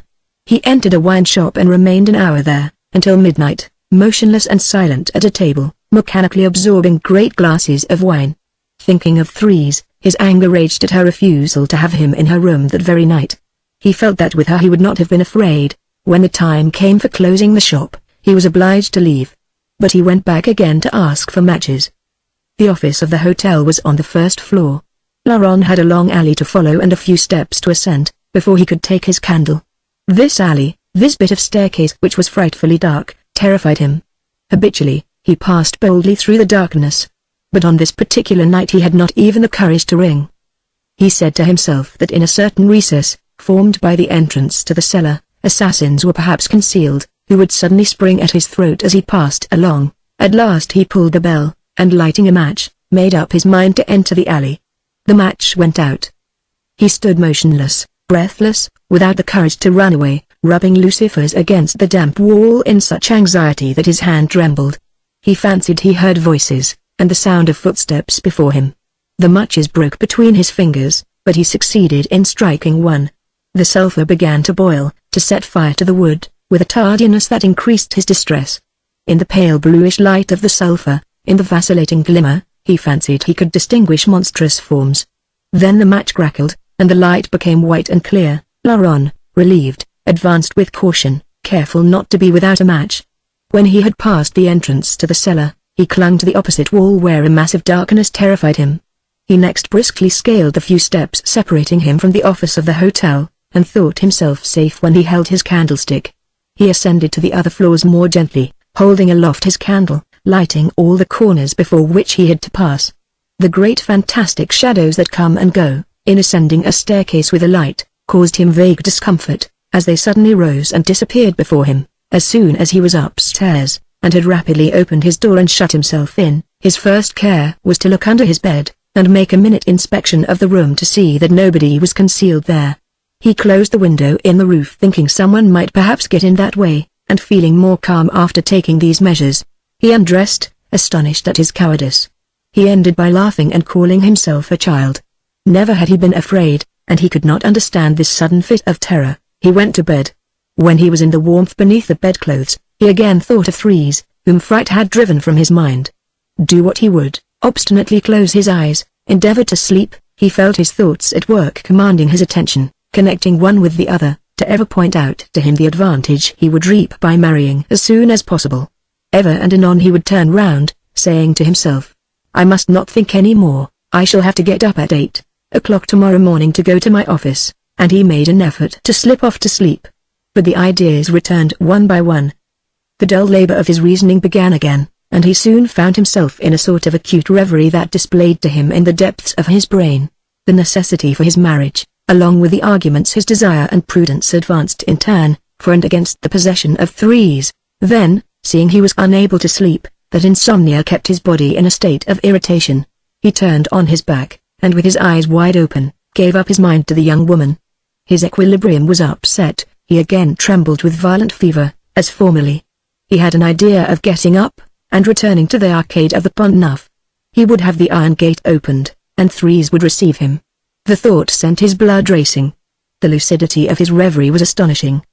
He saw himself in the streets walking rapidly beside the houses, and he said to himself, I will take this boulevard, I will cross this square, so as to arrive the quicker. Then the iron gate of the arcade grated, he followed the narrow, dark, deserted corridor, congratulating himself at being able to go up to Thérèse without being seen by the dealer in imitation jewelry.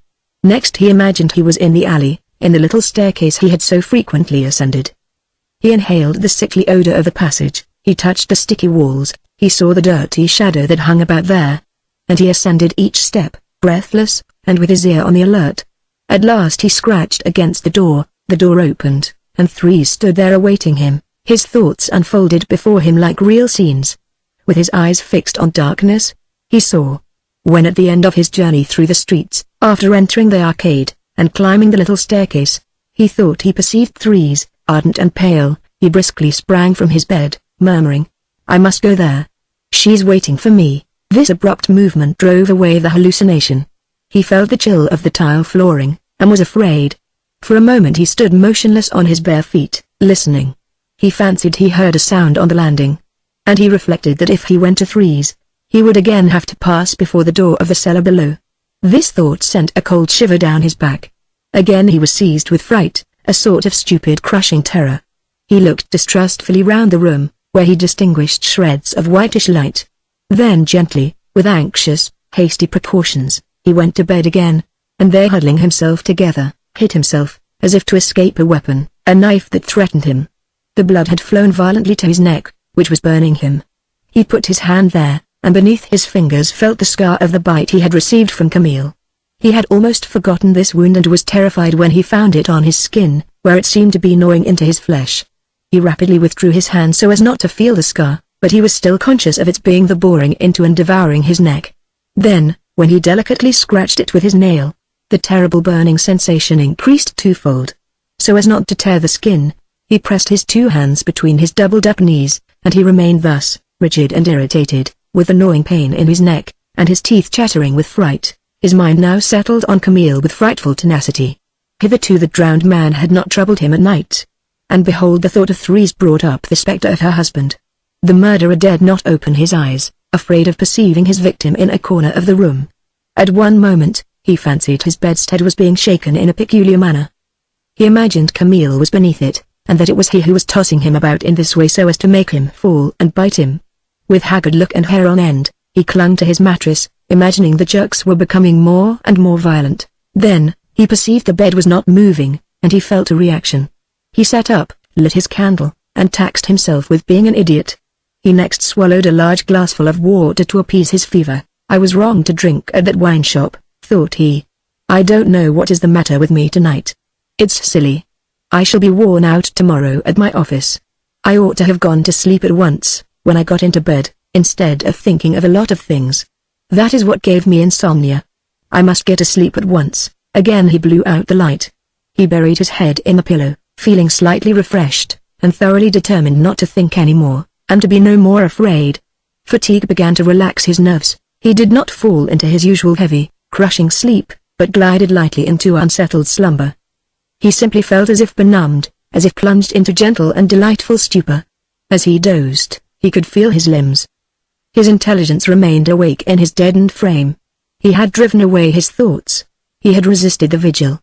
Then, when he became appeased, when his strength failed and his will escaped him, his thoughts returned quietly, one by one, regaining possession of his faltering being. His reverie began once more.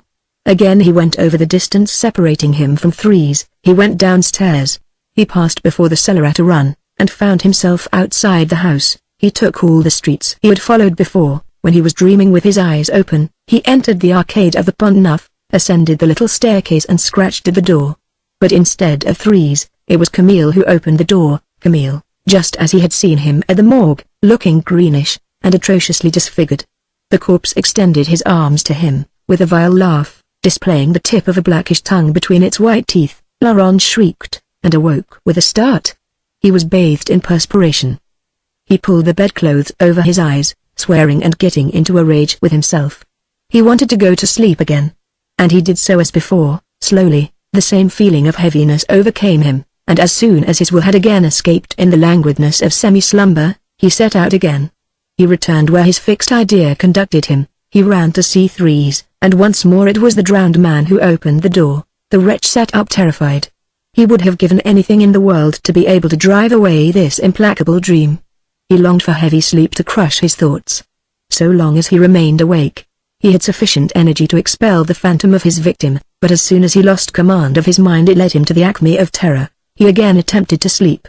Then came a succession of delicious spells of drowsiness, and abrupt, harrowing awakenings. In his furious obstinacy, he still went to Thérèse, but only to always run against the body of Camille. He performed the same journey more than 10 times over. He started all afire, followed the same itinerary, experienced the same sensations, accomplished the same acts, with minute exactitude, and more than 10 times over, he saw the drowned man present himself to be embraced. When he extended his arms to seize and clasp his love, This same sinister catastrophe which awoke him on each occasion, gasping and distracted, did not discourage him. After an interval of a few minutes, as soon as he had fallen asleep again, forgetful of the hideous corpse awaiting him, he once more hurried away to seek the young woman. Laurent passed an hour a prey to these successive nightmares, to these bad dreams that followed one another ceaselessly, without any warning, and he was struck with more acute terror at each start they gave him. The last of these shocks proved so violent, so painful that he determined to get up, and struggle no longer. Day was breaking. A gleam of dull, grey light was entering at the window in the roof which cut out a pale grey square inches the sky. Laurent slowly dressed himself, with a feeling of sullen irritation, exasperated at having been unable to sleep, exasperated at allowing himself to be caught by a fright which he now regarded as childish. As he drew on his trousers he stretched himself. He rubbed his limbs. He passed his hands over his face, harassed and clouded by a feverish night. And he repeated, "I ought not to have thought of all that, I should have gone to sleep. Had I done so, I should be fresh and well disposed now." Then it occurred to him that if he had been with Thérèse, she would have prevented him being afraid, and this idea brought him a little calm. At the bottom of his heart he dreaded passing other nights similar to the one he had just gone through. After splashing some water in his face, he ran the comb through his hair, and this bit of toilet while refreshing his head, drove away the final vestiges of terror. He now reasoned freely, and experienced no other inconvenience from his restless night, than great fatigue in all his limbs. "I am not a poltroon though," he said to himself as he finished dressing. "I don't care a fig about Camille. It's absurd to think that this poor devil is under my bed. I shall, perhaps, have the same idea, now, every night. I must certainly marry as soon as possible. When Thérèse has me in her arms, I shall not think much about Camille. She will kiss me on the neck, and I shall cease to feel the atrocious burn that troubles me at present. Let me examine this bite." He approached his glass, extended his neck and looked. The scar presented a rosy appearance. Then, Laurent, perceiving the marks of the teeth of his victim, experienced a certain emotion. The blood flew to his head, and he now observed a strange phenomenon. The ruby flood rushing to the scar had turned it purple, it became raw and sanguineous, standing out quite red against the fat, white neck.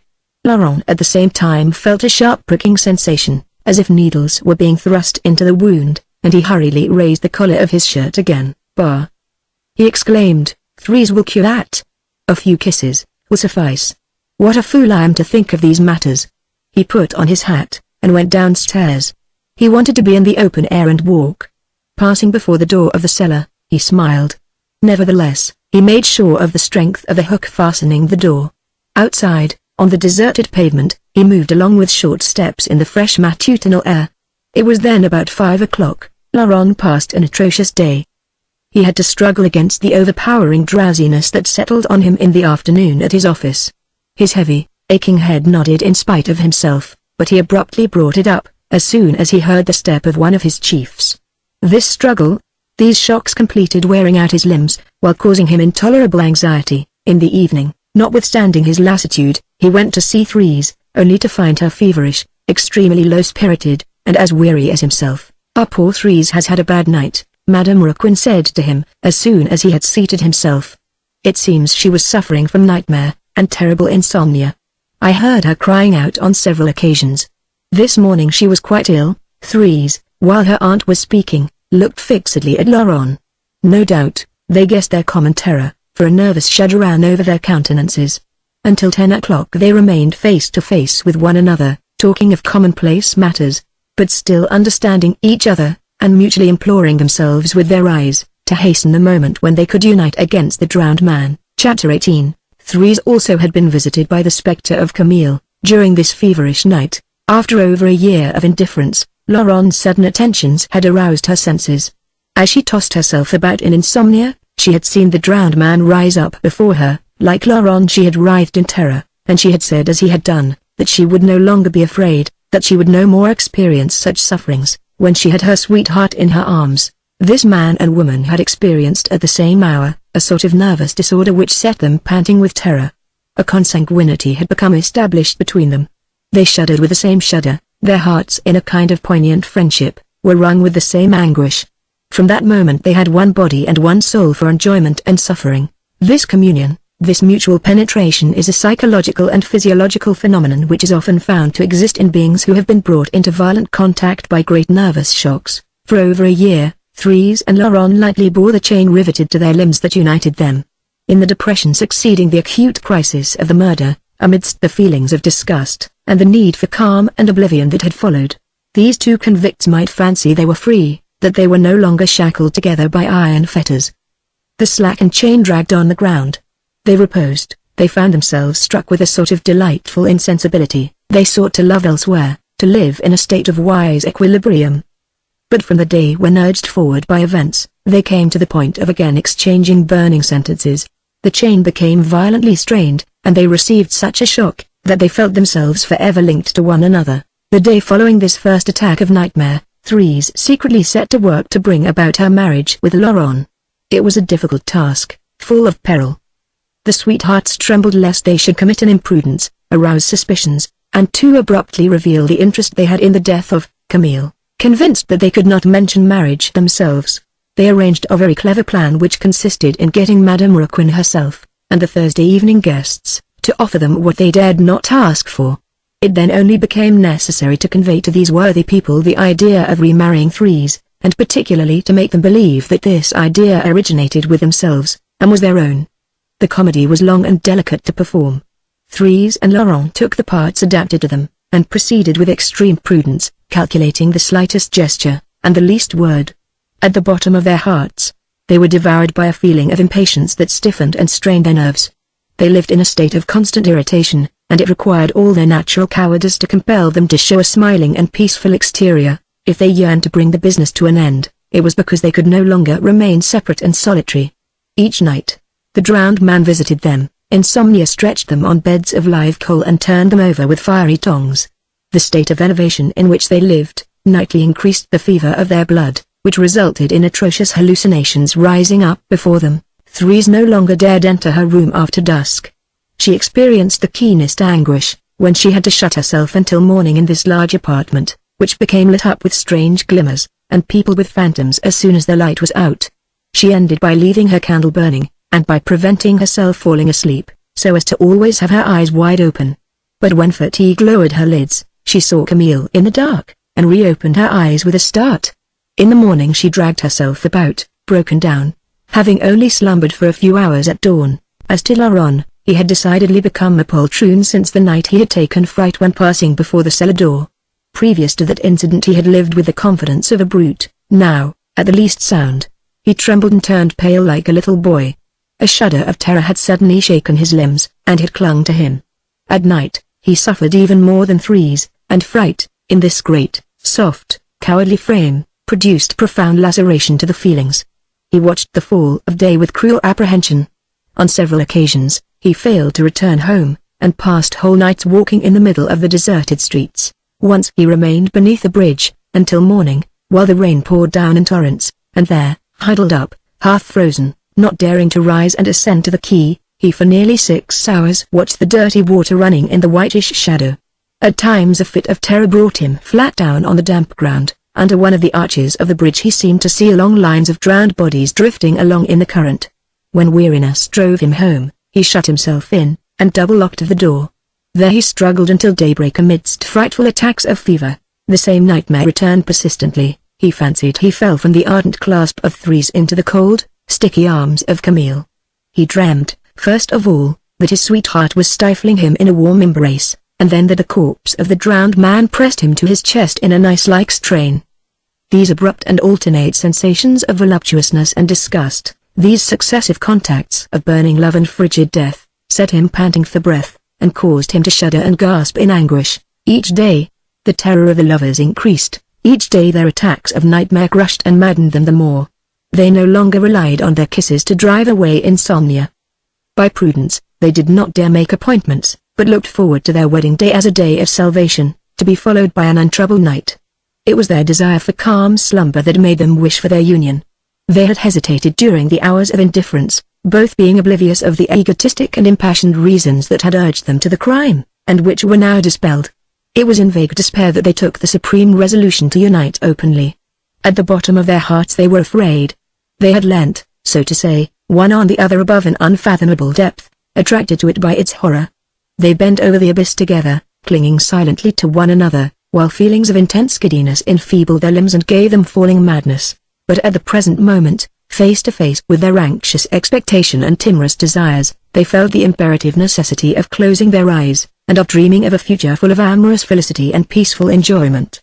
The more they trembled one before the other, the better they foresaw the horror of the abyss to the bottom of which they were about to plunge, and the more they sought to make promises of happiness to themselves, and to spread out before their eyes the invincible facts that fatally led them to marriage. Thérèse desired her union with Laurent solely because she was afraid and wanted a companion. She was a prey to nervous attacks that drove her half crazy. In reality she reasoned but little. She flung herself into love with a mind upset by the novels she had recently been reading, and a frame irritated by the cruel insomnia that had kept her awake for several weeks. Laurent, who was of a stouter constitution, while giving way to his terror and his desire, had made up his mind to reason out his decision. To thoroughly prove to himself that his marriage was necessary, that he was at last going to be perfectly happy, and to drive away the vague fears that beset him, he resumed all his former calculations. His father, the peasant of Jufos, seemed determined not to die, and Laurent said to himself that he might have to wait a long time for the inheritance. He even feared that this inheritance might escape him, and go into the pockets of one of his cousins, a great big fellow who turned the soil over to the keen satisfaction of the old boy. And he would remain poor. He would live the life of a bachelor in a garret, with a bad bed and a worse table.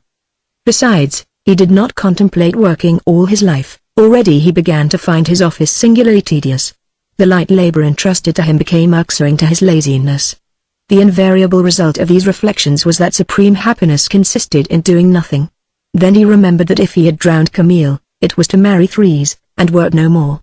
Certainly, the thought of having his sweetheart all to himself had greatly influenced him in committing the crime, but he had perhaps been led to it still more, by the hope of taking the place of Camille, of being looked after in the same way, and of enjoying constant beatitude. Had passion alone urged him to the deed, he would not have shown such cowardice and prudence. The truth was that he had sought by murder to assure himself a calm, indolent life, and the satisfaction of his cravings. All these thoughts, avowedly or unconsciously, returned to him. To find encouragement, he repeated that it was time to gather in the harvest anticipated by the death of Camille, and he spread out before him the advantages and blessings of his future existence. He would leave his office, and live in delicious idleness.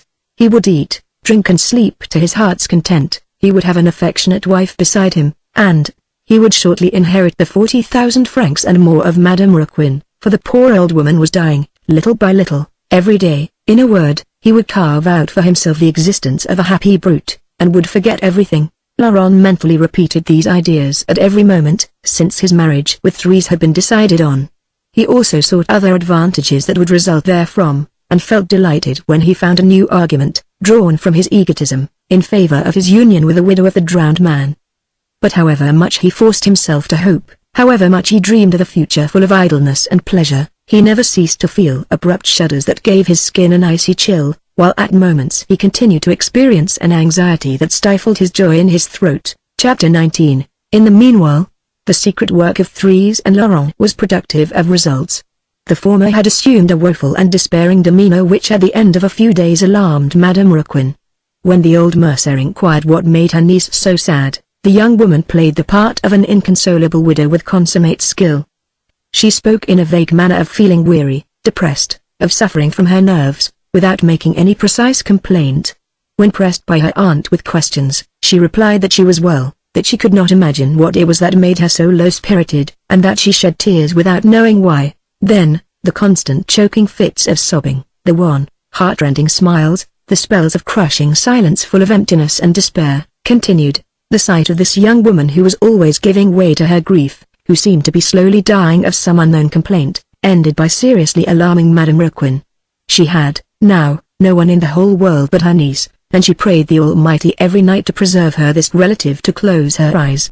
A little egotism was mingled with this final love of her old age. She felt herself affected in the slight consolations that still assisted her to live, when it crossed her mind that she might die alone in the damp shop in the arcade. From that time, she never took her eyes off her niece, and it was with terror that she watched her sadness, wondering what she could do to cure her of her silent despair. Under these grave circumstances, she thought she ought to take the advice of her old friend Cord. One Thursday evening, she detained him in the shop, and spoke to him of her alarm. "Of course," answered the old man, with that frank brutality he had acquired in the performance of his former functions. "I have noticed for some time past that Thérèse has been looking sour, and I know very well why her face is quite yellow and overspread with grief." "You know why?" exclaimed the widow. "Speak out at once. If we could only cure her." "Oh, the treatment is simple," resumed my Cord with a laugh. "Your niece finds life irksome because she had been alone for nearly 2 years. She wants a husband. You can see that in her eyes." The brutal frankness of the former commissary gave Madame Raquin a painful shock. She fancied that the wound Thérèse had received through the fatal accident at Saint-Ouen was still as fresh, still as cruel at the bottom of her heart. It seemed to her that her son, once dead, Thérèse could have no thought for a husband, and here was my Cord affirming, with a hearty laugh, that Thérèse was out of sorts because she wanted one. "Marry her as soon as you can," said he, as he took himself off, "if you do not wish to see her shrivel up entirely.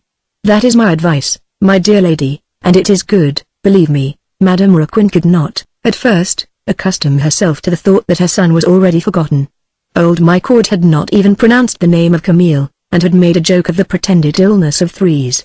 The poor mother understood that she alone preserved at the bottom of her heart the living recollection of her dear child, and she wept, for it seemed to her that Camille had just died a second time. Then, when she had had a good cry, and was weary of mourning, she thought, in spite of herself, of what my Cord had said, and became familiar with the idea of purchasing a little happiness at the cost of a marriage which, according to her delicate mind, was like killing her son again. Frequently, she gave way to feelings of cowardice when she came face to face with the dejected and broken-down Thérèse, amidst the icy silence of the shop. She was not one of those dry, rigid persons who find bitter delight in living a life of eternal despair. Her character was full of pliancy, devotedness, and effusion, which contributed to make up her temperament of a stout and affable good lady, and prompted her to live in a state of active tenderness. Since her niece no longer spoke, and remained there pale and feeble, her own life became intolerable, while the shop seemed to her like a tomb. What she required was to find some warm affection beside her, some liveliness, some caresses, something sweet and gay which would help her to wait peacefully for death. It was these unconscious desires that made her accept the idea of marrying Thérèse again. She even forgot her son a little. In the existence of the tomb that she was leading, came a sort of awakening, something like a will, and fresh occupation for the mind. She sought a husband for her niece, and this search gave her matter for consideration. The choice of a husband was an important business. The poor old lady thought much more of her own comfort than of Thérèse. She wished to marry her niece in order to be happy herself, for she had keen misgivings lest the new husband of the young woman should come and trouble the last hours of her old age. The idea that she was about to introduce a stranger into her daily existence terrified her. It was this thought alone that stopped her, that prevented her from talking openly with her niece about matrimony, while Thérèse acted the comedy of weariness and dejection with that perfect hypocrisy she had acquired by her education. Laurent took the part of a sensible and serviceable man. He was full of little attentions for the two women, particularly for Madame Raquin, whom he overwhelmed with delicate attention. Little by little he made himself indispensable in the shop. It was him alone who brought a little gaiety into this black hole. When he did not happen to be there of an evening, the old mercer searched round her, ill at ease, as if she missed something, being almost afraid to find herself face to face with a despairing Thérèse. But Laurent only occasionally absented himself to better prove his power. He went to the shop daily, on quitting his office, and remained there until the arcade was closed at night. He ran the errands, and handed Madame Raquin, who could only walk with difficulty, the small articles she required. Then he seated himself and chatted. He had acquired the gentle penetrating voice of an actor which he employed to flatter the ears and heart of the good old lady. In a friendly way, he seemed particularly anxious about the health of Thérèse, like a tender-hearted man who feels for the sufferings of others. On repeated occasions, he took Madame Raquin to one side, and terrified her by appearing very much alarmed himself at the changes and ravages he said he perceived on the face of the young woman. "We shall soon lose her," he murmured in a tearful voice. "We cannot conceal from ourselves that she is extremely ill. Ah! Alas, for our poor happiness, and our nice tranquil evenings." Madame Raquin listened to him with anguish. Laurent even had the audacity to speak of Camille. "You see," said he to the mercer, "the death of my poor friend has been a terrible blow to her. She had been dying for the last 2 years, since that fatal day when she lost Camille. Nothing will console her, nothing will cure her. We must be resigned." These impudent falsehoods made the old lady shed bitter tears. The memory of her son troubled and blinded her. Each time the name of Camille was pronounced, she gave way, bursting into sobs. She would have embraced the person who mentioned her poor boy. Laurent had noticed the trouble, and outburst of tender feeling that this name produced. He could make her weep at will, upset her with such emotion that she failed to distinguish the clear aspect of things, and he took advantage of this power to always hold her pliant and in pain in his hand, as it were, each evening. In spite of the secret revolt of his trembling inner being, he brought the conversation to bear on the rare qualities, on the tender heart and mind of Camille, praising his victim with most shameless impudence. At moments, when he found the eyes of Thérèse fixed with a strange expression on his own, he shuddered, and ended by believing all the good he had been saying about the drowned man. Then he held his tongue, suddenly seized with atrocious jealousy, fearing that the young widow loved the man he had flung into the water, and whom he now lauded with the conviction of an enthusiast. Throughout the conversation Madame Raquin was in tears, and unable to distinguish anything around her. As she wept, she reflected that Laurent must have a loving and a generous heart. He alone remembered her son. He alone still spoke of him in a trembling and affected voice. She dried her eyes, gazing at the young man with infinite tenderness, and feeling that she loved him as her own child. One Thursday evening, Michaud and Grivet were already in the dining room, when Laurent, coming in, approached Thérèse, and with gentle anxiety inquired after her health. He seated himself for a moment beside her, performing for the edification of the persons present his part of an alarmed and affectionate friend.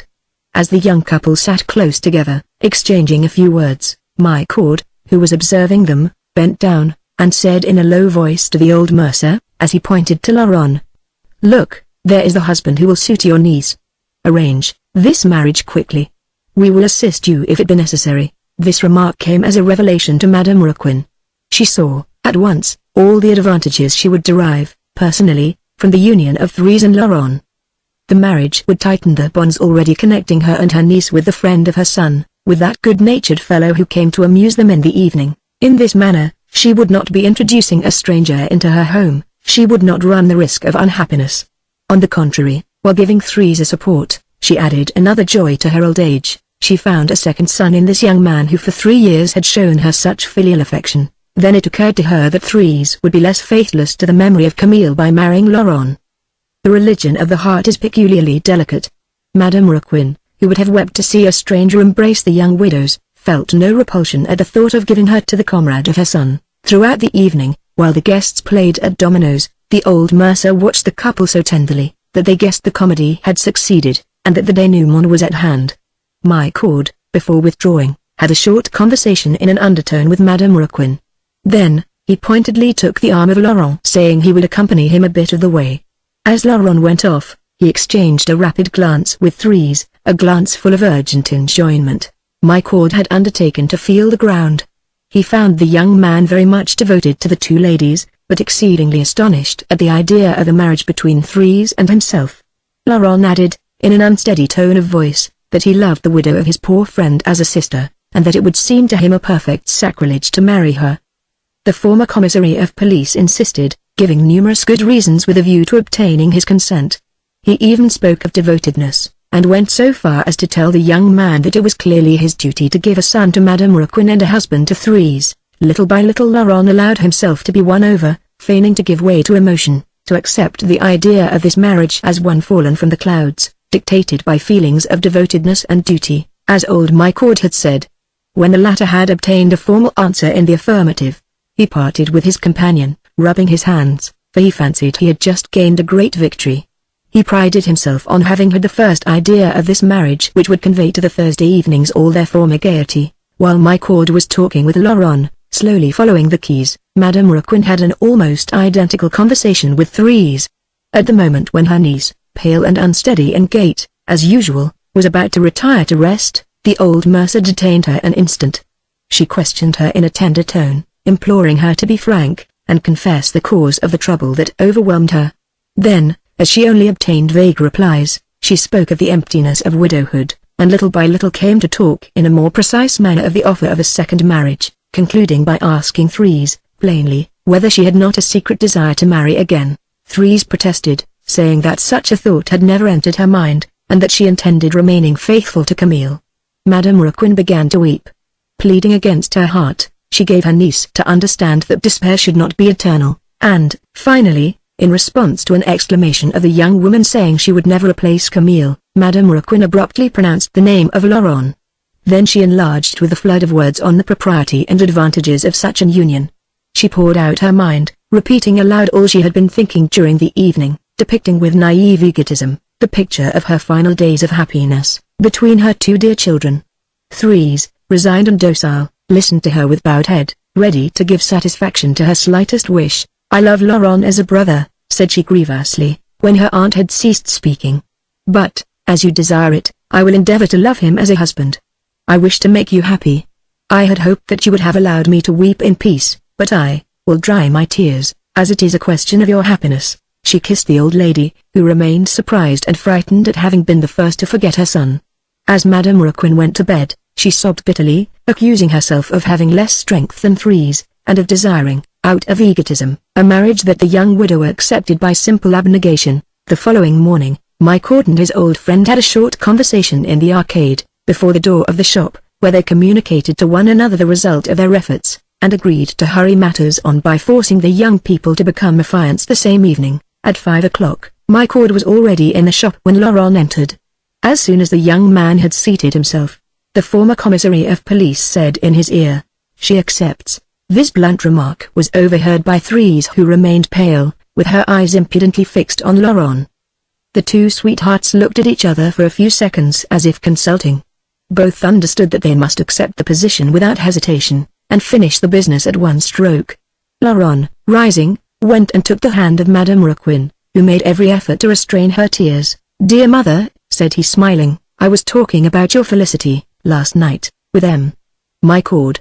Your children wish to make you happy." The poor old lady, on hearing herself called dear mother, allowed her tears to flow. She quietly seized the hand of Thérèse and placed it in that of Laurent, unable to utter a single word.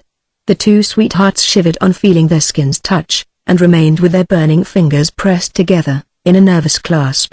After a pause, the young man, in a hesitating tone, resumed. "Thérèse, shall we give your aunt a bright and peaceful existence?" "Yes," feebly replied the young woman, "we have a duty to perform." Then Laurent, becoming very pale, turned towards Madame Raquin, and added, "When Camille fell into the water, he shouted out to me, 'Save my wife, I entrust her to you.' I believe I am acting in accordance with his last wish in marrying Thérèse." Thérèse, on hearing these words, let go the hand of Laurent. She had received a shock like a blow in the chest. The impudence of her sweetheart overwhelmed her. She observed him with a senseless look, while Madame Raquin, half stifled by sobs, stammered, "Yes, yes, my friend, marry her, make her happy, my son." From the depth of his tomb, "Will thank you." Laurent, feeling himself giving way, leant on the back of a chair, while Michaud, who was himself moved to tears, pushed him towards Thérèse with the remark, "Kiss one another.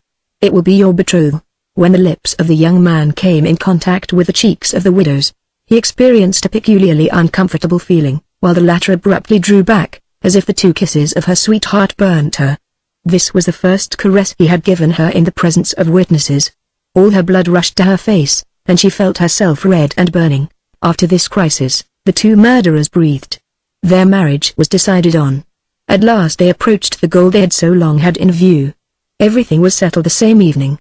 The Thursday following, the marriage was announced to Grivet, as well as to Olivier and his wife. Michaud, in communicating the news to them, did not conceal his delight. He rubbed his hands, repeating as he did so, "It was I who thought of it. It is I who have married them. You will see what a nice couple they'll make." Suzanne silently embraced Thérèse. This poor creature, who was half dead, and as white as a sheet, had formed a friendship for the rigid and somber young widow. She showed her a sort of childlike affection mingled with a kind of respectful terror. Olivier complimented the aunt and niece, while Grivet hazarded a few spicy jokes that met with middling success. Altogether the company were delighted, enchanted, and declared that everything was for the best. In reality all they thought about was the wedding feast. Thérèse and Laurent were clever enough to maintain a suitable demeanor, by simply displaying tender and obliging friendship to one another. They gave themselves an air of accomplishing an act of supreme devotedness. Nothing in their faces betrayed a suspicion of the terror and desire that disturbed them. Madame Raquin watched the couple with faint smiles, and a look of feeble, but grateful goodwill. A few formalities required fulfilling. Laurent had to write to his father to ask his consent to the marriage. The old peasant of Jufos, who had almost forgotten that he had a son at Paris, answered him, in 4 lines, that he could marry, and go and get hanged if he chose. He gave him to understand that being resolved never to give him a sou, he left him master of his body, and authorized him to be guilty of all imaginable follies. A permission accorded in such terms, caused Laurent singular anxiety. Madame Raquin, after reading the letter of this unnatural father, in a transport of kind-heartedness, acted very foolishly. She made over to her niece the 40,000 francs and more, that she possessed, stripping herself entirely for the young couple, on whose affection she relied, with the desire of being indebted to them for all her happiness. Laurent brought nothing into the community, and he even gave it to be understood that he did not always intend to remain in his present employment, but would perhaps take up painting again. In any case, the future of the little family was assured. The interest on the money put aside, added to the profit on the mercery business, would be sufficient to keep 3 persons comfortably. As a matter of fact, it was only just sufficient to make them happy. The preparations for the marriage were hurried on, the formalities being abridged as much as possible, and at last the welcome day arrived. Chapter 20. In the morning, Laurent and Thérèse awoke in their respective rooms, with the same feeling of profound joy in their hearts. Both said to themselves that their last night of terror had passed. They would no longer have to sleep alone, and they would mutually defend themselves against the drowned man. Thérèse looked around her, giving a strange smile as she measured her great bed with her eyes. She rose and began to slowly dress herself, in anticipation of the arrival of Suzanne, who was to come and assist her with her bridal toilet. Laurent, on awakening, sat up in bed, and remained in that position for a few minutes, bidding farewell to his garret, which struck him as vile. At last he was to quit this kennel and have a wife. It was in the month of December and he shivered. He sprang on the tile floor, saying to himself that he would be warm at night. A week previously, Madame Raquin, knowing how short he was of money, had slipped a purse into his hand containing 500 francs, which represented all her savings. The young man had accepted this present without difficulty, and had rigged himself out from tip to toe. Moreover, the money of the old mercer permitted him to make Thérèse the customary presents. The black trousers, dress coat, white waistcoat, shirt and cambric tie, hung spread out on a couple of chairs. Laurent washed, perfumed himself with a bottle of eau de cologne, and then proceeded to carefully attire himself. He wished to look handsome. As he fastened his collar, a collar which was high and stiff, he experienced keen pain in the neck. The button escaped from his fingers. He lost patience. The starched linen seemed to cut into his flesh. Wishing to see what was the matter, he raised his chin, and perceived the bite Camille had given him looking quite red.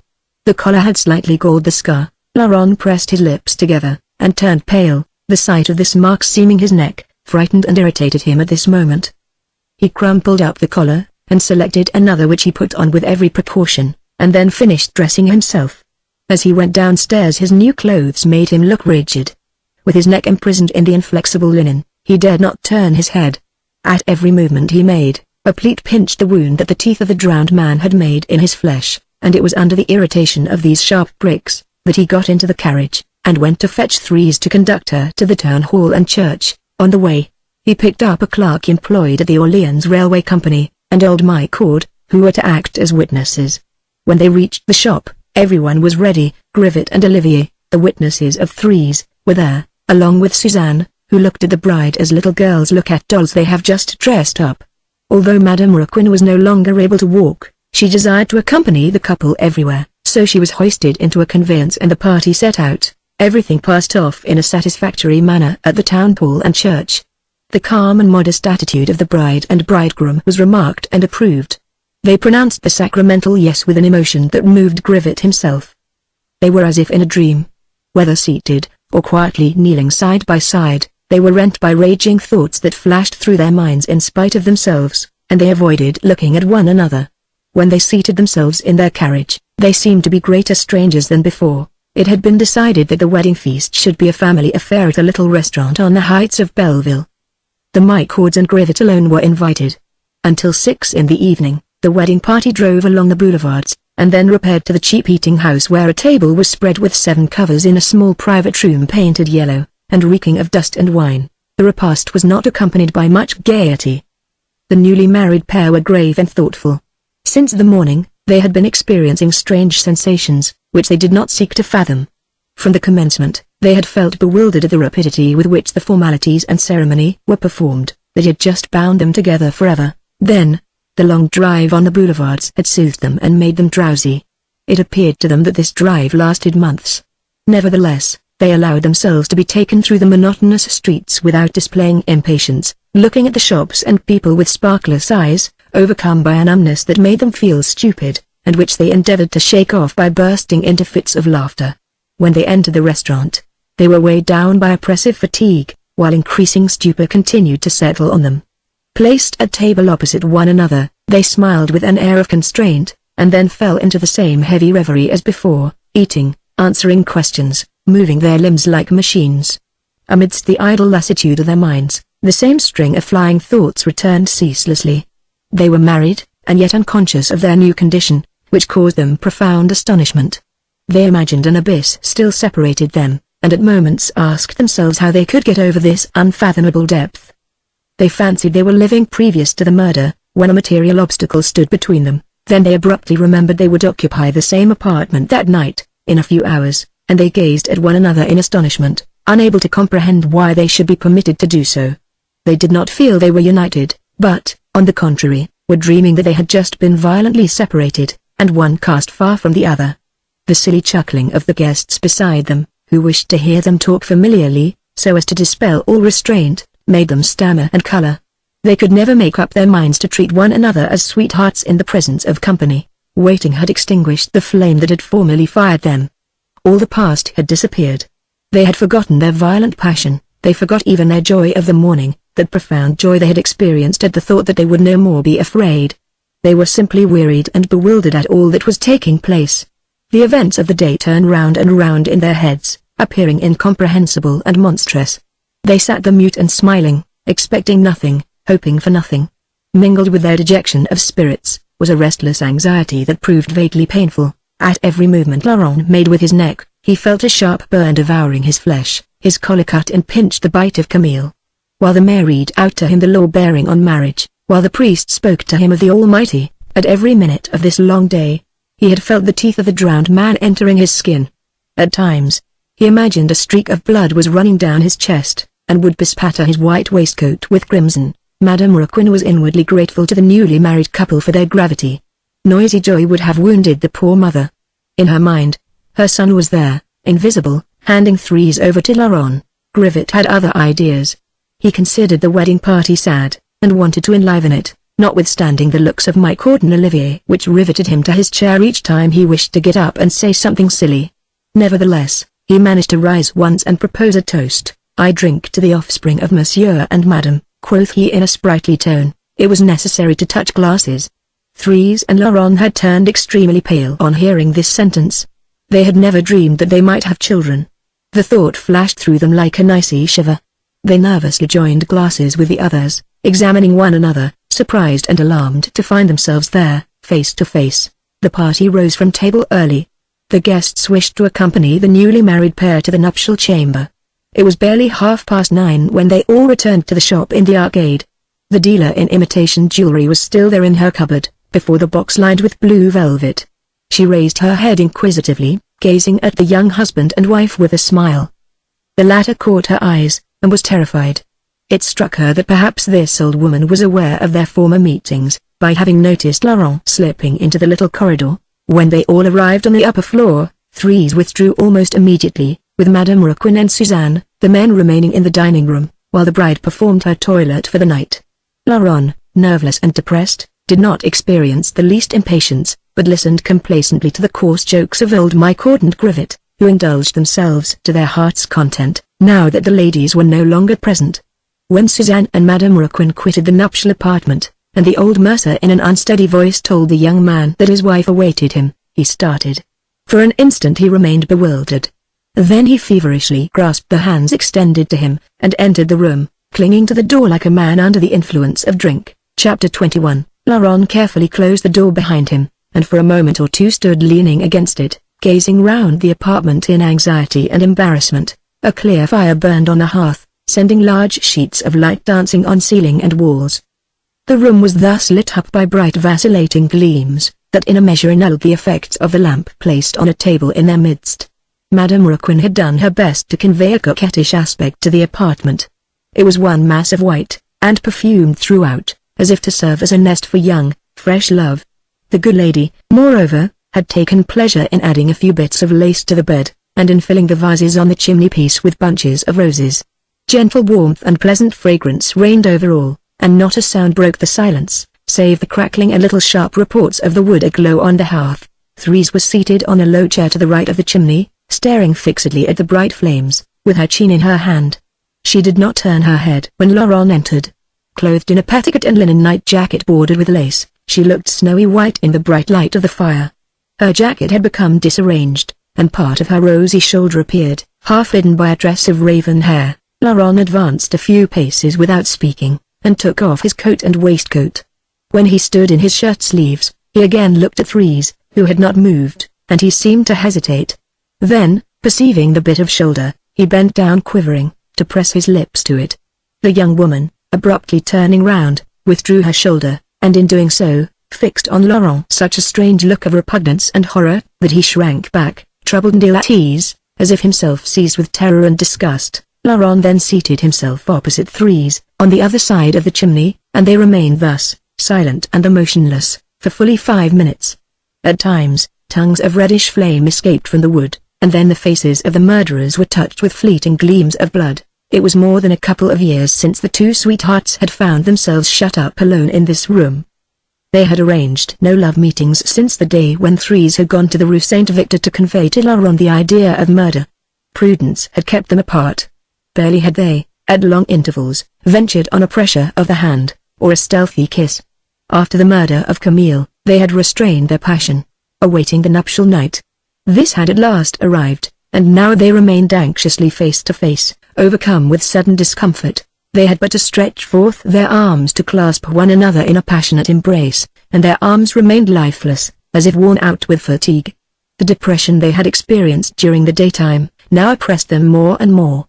They observed one another with timid embarrassment, pained to remain so silent and cold. Their burning dreams ended in a peculiar reality. It sufficed that they should have succeeded in killing Camille, and have become married. It sufficed that the lips of Laurent should have grazed the shoulder of Thérèse, for their lust to be satisfied to the point of disgust and horror. In despair, they sought to find within them a little of that passion which formerly had devoured them. Their frames seemed deprived of muscles and nerves, and their embarrassment and anxiety increased. They felt ashamed of remaining so silent and gloomy face to face with one another. They would have liked to have had the strength to squeeze each other to death, so as not to pass as idiots in their own eyes. What? They belonged one to the other. They had killed a man, and played an atrocious comedy in order to be able to love in peace, and they sat there, one on either side of a mantel-shelf, rigid, exhausted, their minds disturbed and their frames lifeless. Such a denouement appeared to them horribly and cruelly ridiculous. It was then that Laurent endeavored to speak of love, to conjure up the remembrances of other days, appealing to his imagination for a revival of his tenderness. "Thérèse," he said, "don't you recall our afternoons in this room? Then I came in by that door, but today I came in by this one. We are free now. We can make love in peace." He spoke in a hesitating, spiritless manner, and the young woman, huddled up on her low chair, continued gazing dreamily at the flame without listening. Laurent went on. "Remember how I used to dream of staying a whole night with you? I dreamed of waking up in the morning to your kisses. Now it can come true." Thérèse all at once started as though surprised to hear a voice stammering in her ears. Turning towards Laurent, on whose countenance the fire, at this moment, cast a broad reddish reflection, she gazed at his sanguinary face, and shuddered. The young man, more troubled and anxious, resumed. "We have succeeded, Thérèse, we have broken through all obstacles, and we belong to one another. The future is ours, is it not? A future of tranquil happiness, of satisfied love. Camille is no longer here." Laurent ceased speaking. His throat had suddenly become dry, and he was choking, unable to continue. On hearing the name of Camille, Thérèse received a violent shock. The two murderers contemplated one another, stupefied, pale, and trembling. The yellow gleams of light from the fire continued to dance on ceiling and walls, the soft odor of roses lingered in the air, the crackling of the wood broke the silence with short, sharp reports. Remembrances were abandoned. The spectre of Camille which had been evoked, came and seated itself between the newly married pair, in front of the flaming fire. Thérèse and Laurent recognized the cold, damp smell of the drowned man in the warm air they were breathing. They said to themselves that a corpse was there, close to them, and they examined one another without daring to move. Then all the terrible story of their crime was unfolded in their memory. The name of their victim sufficed to fill them with thoughts of the past, to compel them to go through all the anguish of the murder over again. They did not open their lips, but looked at one another, and both at the same time were troubled with the same nightmare, both with their eyes broached the same cruel tale. This exchange of terrified looks, this mute narration they were about to make to themselves of the murder, caused them keen and intolerable apprehension. The strain on their nerves threatened an attack. They might cry out, perhaps fight. Laurent, to drive away his recollections, violently tore himself from the ecstasy of horror that enthralled him in the gaze of Thérèse. He took a few strides in the room, he removed his boots and put on slippers, then, returning to his former place, he sat down at the chimney corner, and tried to talk on matters of indifference. Thérèse, understanding what he desired, strove to answer his questions. They chatted about the weather, endeavoring to force on a commonplace conversation. Laurent said the room was warm, and Thérèse replied that, nevertheless, a draught came from under the small door on the staircase, and both turned in that direction with a sudden shudder. The young man hastened to speak about the roses, the fire, about everything he saw before him. The young woman, with an effort, rejoined in monosyllables, so as not to allow the conversation to drop. They had drawn back from one another, and were giving themselves easy airs, endeavoring to forget whom they were, treating one another as strangers brought together by chance.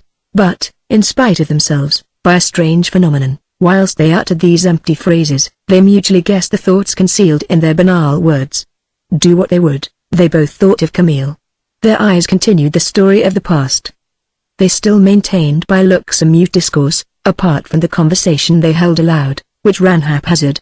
The words they cast here and there had no signification, being disconnected and contradictory. All their intelligence was bent on the silent exchange of their terrifying recollections. When Laurent spoke of the roses, or of the fire, of one thing or another, Thérèse was perfectly well aware that he was reminding her of the struggle in the skiff, of the dull fall of Camille, and, when Thérèse answered yes or no to an insignificant question, Laurent understood that she said she remembered or did not remember a detail of the crime. They charted it in this manner open-heartedly without needing words, while they spoke aloud of other matters. Moreover, unconscious of the syllables they pronounced, they followed their secret thoughts sentence by sentence. They might abruptly have continued their confidences aloud, without ceasing to understand each other. This sort of divination, this obstinacy of their memory in presenting to themselves without pause, the image of Camille, little by little drove them crazy. They thoroughly well perceived that they guessed the thoughts of one another, and that if they did not hold their tongues, the words would rise of themselves to their mouths, to name the drowned man, and describe the murder. Then they closely pinched their lips and ceased their conversation. In the overwhelming silence that ensued, the two murderers continued to converse about their victim. It appeared to them that their eyes mutually penetrated their flesh, and buried clear, keen phrases in their bodies. At moments, they fancied they heard themselves speaking aloud. Their senses changed. Sight became a sort of strange and delicate hearing. They so distinctly read their thoughts upon their countenances, that these thoughts took a peculiarly piercing sound that agitated all their organism. They could not have understood one another better, had they shouted in a heart-rending voice. We have killed Camille, and his corpse is there, extended between us, making our limbs like ice. And the terrible confidence continued, more manifest, more resounding, in the calm moist air of the room. Laurent and Thérèse had commenced the mute narration from the day of their first interview in the shop. Then the recollections had come one by one in order. They had related their hours of love, their moments of hesitation and anger, the terrible incident of the murder.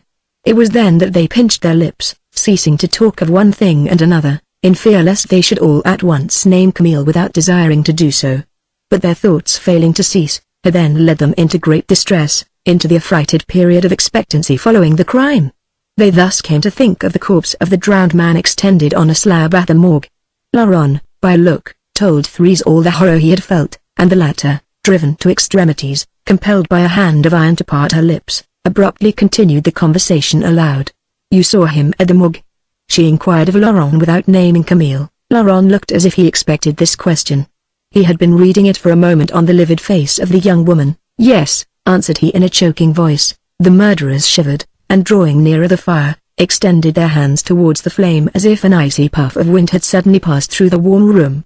For an instant they maintained silence, coiled up like balls, cowering on their chairs. Then Thérèse, in a hollow voice, resumed. Did he seem to have suffered much? Laurent could not answer.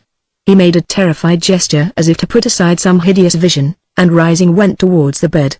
Then, returning violently with open arms, he advanced towards Thérèse. "Kiss me," said he, extending his neck. Thérèse had risen, looking quite pale in her nightdress, and stood half thrown back, with her elbow resting on a marble mantelpiece. She gazed at the neck of her husband. On the white skin she had just caught sight of a pink spot.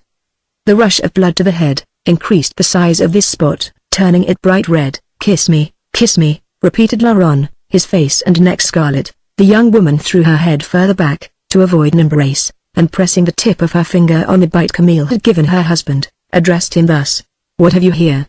I never noticed this wound before." It seemed to Laurent as if the finger of Thérèse was boring a hole in his throat.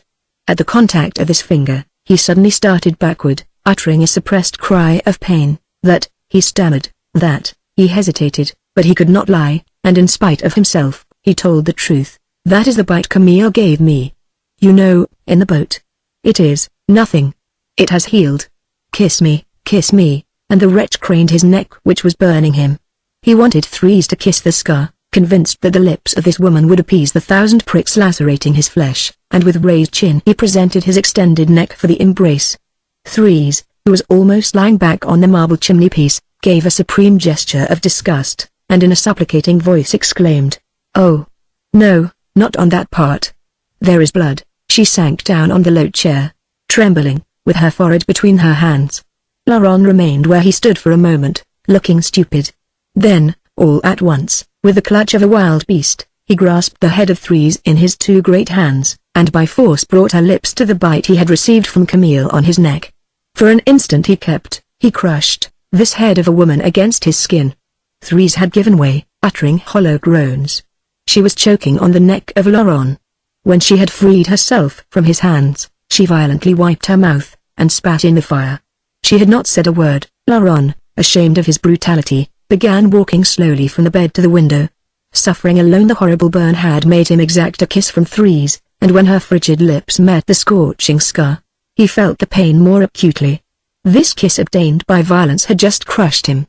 The shock had been so painful, that for nothing in the world would he have received another. He cast his eyes upon the woman with whom he was to live, and who sat shuddering, doubled up before the fire, turning her back to him, and he repeated to himself that he no longer loved this woman, and that she no longer loved him. For nearly an hour Thérèse maintained her dejected attitude, while Laurent silently walked backward and forward.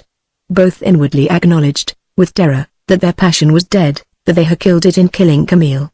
The embers on the hearth were gently dying out, a sheet of bright, clear fire shone above the ashes. Little by little, the heat of the room had become stifling, the flowers were fading, making the thick air sickly, with their heavy odor. Laurent, all at once, had an hallucination. As he turned round, coming from the window to the bed, he saw Camille in a dark corner, between the chimney and wardrobe. The face of his victim looked greenish and distorted, just as he had seen it on the slab at the morgue. He remained glued to the carpet, fainting, leaning against a piece of furniture for support. At a hollow rattle in his throat, Thérèse raised her head. There, exclaimed Laurent in a terrified tone. With extended arm, he pointed to the dark corner where he perceived the sinister face of Camille. Thérèse, infected by his terror, went and pressed against him. "It is his portrait," she murmured in an undertone, as if the face of her late husband could hear her. "His portrait?" repeated Laurent, whose hair stood on end. "Yes, you know, the painting you did," she replied. "My aunt was to have removed it to her room. No doubt she forgot to take it down." "Really? His portrait?" said he. The murderer had some difficulty in recognizing the canvas. In his trouble he forgot that it was he who had drawn those clashing strokes, who had spread on those dirty tints that now terrified him. Terror made him see the picture as it was, vile, wretchedly put together, muddy, displaying the grimacing face of a corpse on a black ground. His own work astonished and crushed him by its atrocious ugliness, particularly the two eyes which seemed floating in soft, yellowish orbits, reminding him exactly of the decomposed eyes of the drowned man at the morgue. For a moment, he remained breathless, thinking Thérèse was telling an untruth to allay his fears. Then he distinguished the frame, and little by little became calm. "Go and take it down," said he in a very low tone to the young woman. "Oh, no, I'm afraid," she answered with a shiver. Laurent began to tremble again. At moments the frame of the picture disappeared, and he only saw the two white eyes giving him a long, steady look. "I beg you to go and unhook it," said he, beseeching his companion. "No, no," she replied. "We will turn it face to the wall, and then it will not frighten us," he suggested. "No," said she, "I cannot do it." The murderer, cowardly and humble, thrust the young woman towards the canvas, hiding behind her, so as to escape the gaze of the drowned man. But she escaped, and he wanted to brazen the matter out. Approaching the picture, he raised his hand in search of the nail, but the portrait gave such a long, crushing, ignoble look, that Laurent, after seeking to stare it out, found himself vanquished, and started back overpowered, murmuring as he did so, "No, you are right, Thérèse, we cannot do it. Your aunt shall take it down tomorrow." He resumed his walk up and down, with bowed head, feeling the portrait was staring at him, following him with its eyes. At times, he could not prevent himself casting a side glance at the canvas, and, then, in the depth of the darkness, he still perceived the dull, deadened eyes of the drowned man. The thought that Camille was there, in a corner, watching him, present on his wedding night, examining Thérèse and himself, ended by driving him mad with terror and despair. One circumstance, which would have brought a smile to the lips of anyone else, made him completely lose his head. As he stood before the fire, he heard a sort of scratching sound. He turned pale, imagining it came from the portrait, that Camille was descending from his frame. Then he discovered that the noise was at the small door opening on the staircase, and he looked at Thérèse, who also showed signs of fear. "There is someone on the staircase," he murmured. "Who can be coming that way?" The young woman gave no answer. Both were thinking of the drowned man, and their temples became moist with icy perspiration. They sought refuge together at the end of the room, expecting to see the door suddenly open, and the corpse of Camille fall on the floor. As the sound continued, but more sharply and irregularly, they thought their victim must be tearing away the wood with his nails to get in. For the space of nearly 5 minutes, they dared not stir. Finally, a mewing was heard, and Laurent, advancing, recognized the tabby cat belonging to Madame Raquin, which had been accidentally shut up in the room, and was endeavoring to get out by clawing at the door. François, frightened by Laurent, sprang upon a chair at a bound. With hair on end and stiffened paws, he looked his new master in the face, in a harsh and cruel manner. The young man did not like cats, and François almost terrified him. In this moment of excitement and alarm, he imagined the cat was about to fly in his face to avenge Camille. He fancied the beast must know everything, that there were thoughts in his strangely dilated round eyes. The fixed gaze of the animal caused Laurent to lower his lids. As he was about to give François a kick, Thérèse exclaimed, "Don't hurt him." This sentence produced a strange impression on Laurent, and an absurd idea got into his head. "Camille has entered into this cat," thought he. "I shall have to kill the beast. It looks like a human being." He refrained from giving the kick, being afraid of hearing François speak to him with the voice of Camille.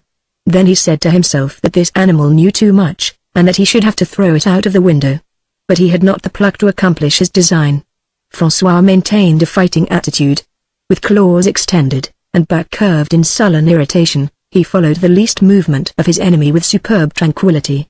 The metallic sparkle of his eyes troubled Laurent, who hastened to open the dining room door, and the cat fled with a shrill mew. Thérèse had again seated herself before the extinguished fire. Laurent resumed his walk from bed to window. It was thus that they awaited daylight. They did not think of going to bed, their hearts were thoroughly dead. They had but one single desire, to leave the room they were in, and where they were choking. They experienced a real discomfort in being shut up together, and in breathing the same atmosphere. They would have liked someone to be there to interrupt their privacy, to drag them from the cruel embarrassment in which they found themselves, sitting one before the other without opening their lips, and unable to resuscitate their love. Their long silences tortured them, silence loaded with bitter and despairing complaints, with mute reproaches, which they distinctly heard in the tranquil air. Day came at last, a dirty, whitish dawn, bringing penetrating cold with it. When the room had filled with dim light, Laurent, who was shivering, felt calmer. He looked the portrait of Camille straight in the face, and saw it as it was, commonplace and puerile. He took it down, and shrugging his shoulders, called himself a fool. Thérèse had risen from the low chair, and was tumbling the bed about for the purpose of deceiving her aunt, so as to make her believe they had passed a happy night. "Look here," Laurent brutally remarked to her, "I hope we shall sleep well tonight. There must be an end to this sort of childishness." Thérèse cast a deep, grave glance at him. "You understand," he continued. "I did not marry for the purpose of passing sleepless nights. We are just like children. It was you who disturbed me with your ghostly airs.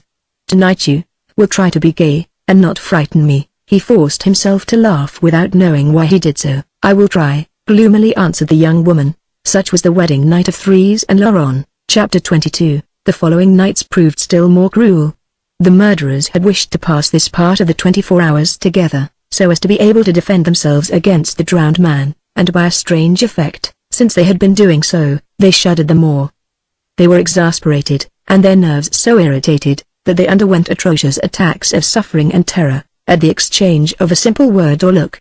At the slightest conversation between them, at the least talk they had alone, they began raving, and were ready to draw blood. The sort of remorse Laurent experienced was purely physical. His body, his irritated nerves and trembling frame alone were afraid of the drowned man. His conscience was for nothing in his terror. He did not feel the least regret at having killed Camille. When he was calm, when the spectre did not happen to be there, he would have committed the murder over again, had he thought his interests absolutely required it. During the daytime he laughed at himself for his fright, making up his mind to be stronger, and he harshly rebuked Thérèse, whom he accused of troubling him. According to what he said, it was Thérèse who shuddered, it was Thérèse alone who brought on the frightful scenes, at night, in the bedroom. And, as soon as night came, as soon as he found himself shut in with his wife, icy perspiration purled on his skin, and his frame shook with childish terror. He thus underwent intermittent nervous attacks that returned nightly, and threw his senses into confusion while showing him the hideous green face of his victim. These attacks resembled the accesses of some frightful illness, a sort of hysteria of murder. The name of illness, of nervous affection, was really the only one to give to the terror that Laurent experienced. His face became convulsed, his limbs rigid, his nerves could be seen knotting beneath his skin. The body suffered horribly, while the spirit remained absent. The wretch felt no repentance. His passion for Thérèse had conveyed a frightful evil to him, and that was all. Thérèse also found herself a prey to these heavy shocks. But, in her terror, she showed herself a woman. She felt vague remorse, unavowed regret. She, at times, had an inclination to cast herself on her knees and beseech the spectre of Camille to pardon her, while swearing to appease it by repentance. Maybe Laurent perceived these acts of cowardice on the part of Thérèse, for when they were agitated by the common terror, he laid the blame on her, and treated her with brutality. On the first nights, they were unable to go to bed. They waited for daylight, seated before the fire, or pacing to and fro as on the evening of the wedding day. The thought of lying down, side by side, on the bed, caused them a sort of terrifying repugnance. By tacit consent, they avoided kissing one another, and they did not even look at their couch, which Thérèse tumbled about in the morning. When overcome with fatigue, they slept for an hour or two in the armchairs, to awaken with a start, under the influence of the sinister denouement of some nightmare. On awakening, with limbs stiff and tired, shivering all over with discomfort and cold, their faces marbled with livid blotches, they contemplated one another in bewilderment, astonished to see themselves there.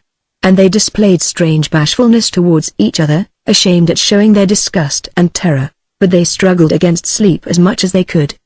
They seated themselves, one on each side of the chimney, and talked of 1,000 trifles, being very careful not to let the conversation drop. There was a broad space between them in front of the fire. When they turned their heads, they imagined that Camille had drawn a chair there, and occupied this space, warming his feet in a lugubrious, bantering fashion. This vision, which they had seen on the evening of the wedding day, returned each night, and this corpse taking a mute, but jeering part, in their interviews, this horribly disfigured body ever remaining there, overwhelmed them with continued anxiety. Not daring to move, they half-blinded themselves staring at the scorching flames, and, when unable to resist any longer, they cast a timid glance aside. Their eyes, irritated by the glowing coal, created the vision, and conveyed to it a reddish glow. Laurent, in the end, refused to remain seated any longer, without avowing the cause of the swim to Thérèse. The latter understood that he must see Camille as she saw him, and, in her turn, she declared that the heat made her feel ill, and that she would be more comfortable a few steps away from the chimney. Pushing back her armchair to the foot of the bed, she remained there overcome, while her husband resumed his walk in the room. From time to time, he opened the window, allowing the icy air of the cold January night to fill the apartment, and this calmed his fever. For a week, the newly married couple passed the nights in this fashion, dozing and getting a little rest in the daytime, Thérèse behind the counter in the shop, Laurent in his office. At night they belonged to pain and fear. And the strangest part of the whole business was the attitude they maintained towards each other. They did not utter one word of love, but feigned to have forgotten the past, and seemed to accept, to tolerate one another like sick people. feeling secret pity for their mutual sufferings. Both hoped to conceal their disgust and fear, and neither seemed to think of the peculiar nights they passed, which should have enlightened them as to the real state of their beings.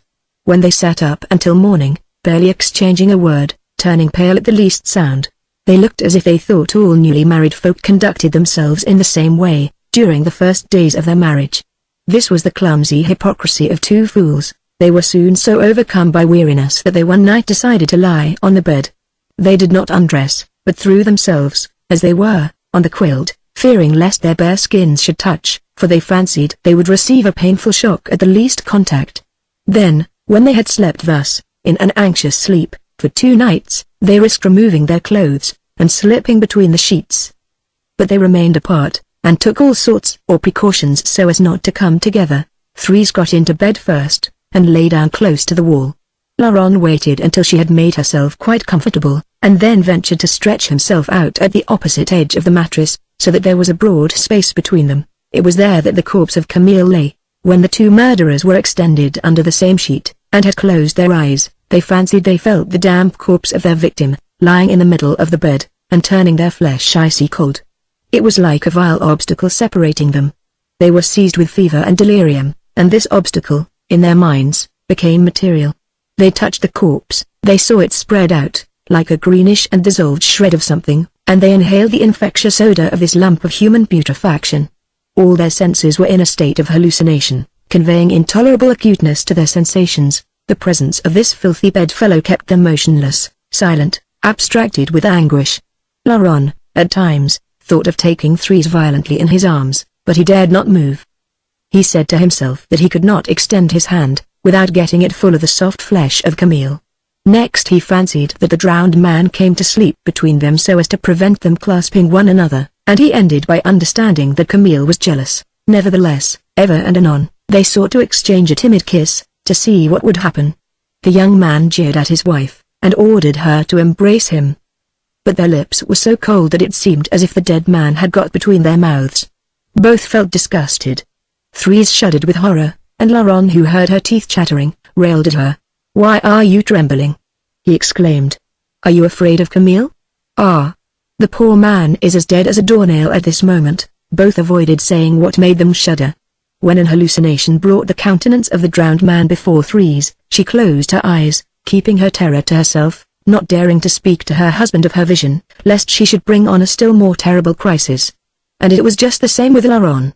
When driven to extremities, he, in a fit of despair, accused Thérèse of being afraid of Camille.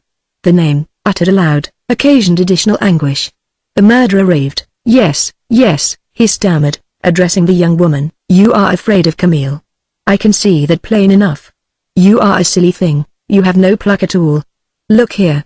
Just go to sleep quietly. Do you think your husband will come and pull you out of bed by the heels, because I happen to be sleeping with you?" This idea that the drowned man might come and pull them out of bed by the heels, made the hair of Laurent stand on end, and he continued with greater violence, while still in the utmost terror himself, "I shall have to take you some night to the cemetery.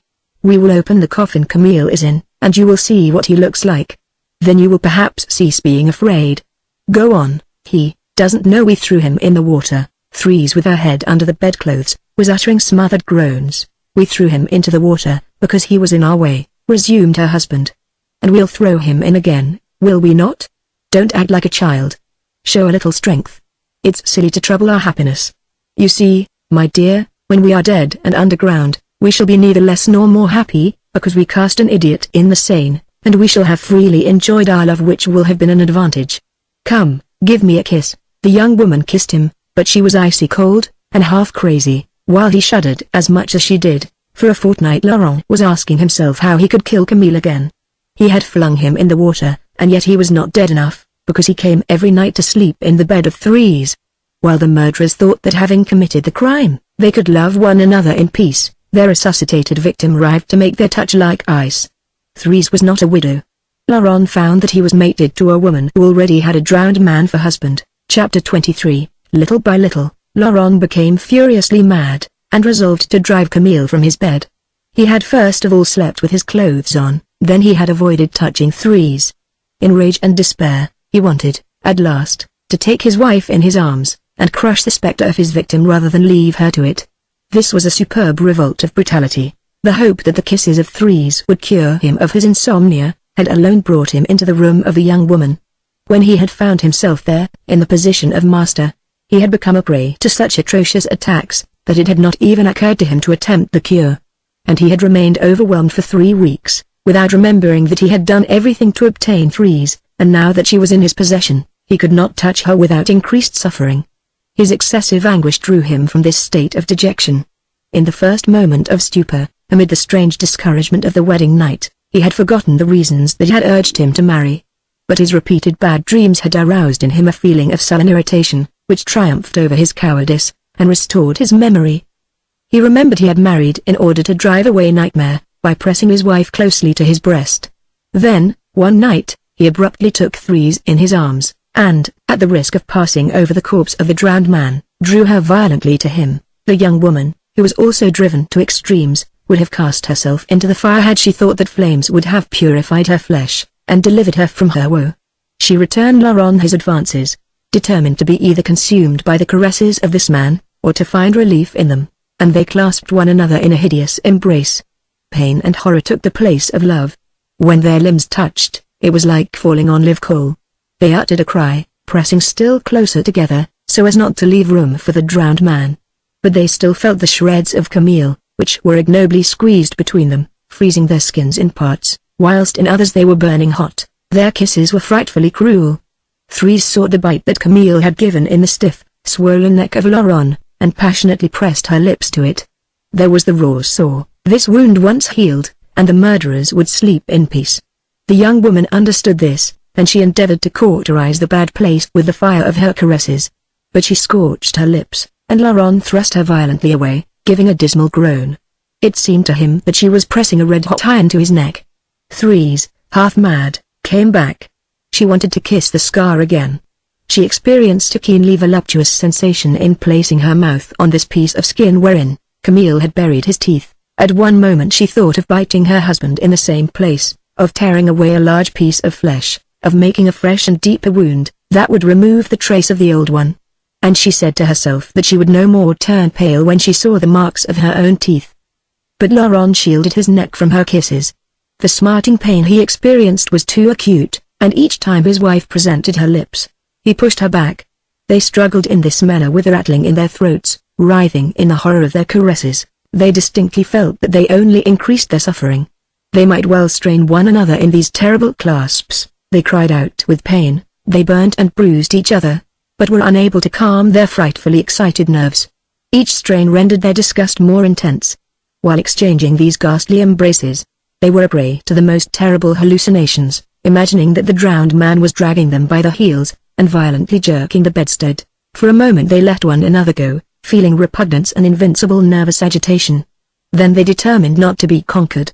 They clasped each other again in a fresh embrace, and once more were obliged to separate, for it seemed as if red-hot bradawls were entering their limbs.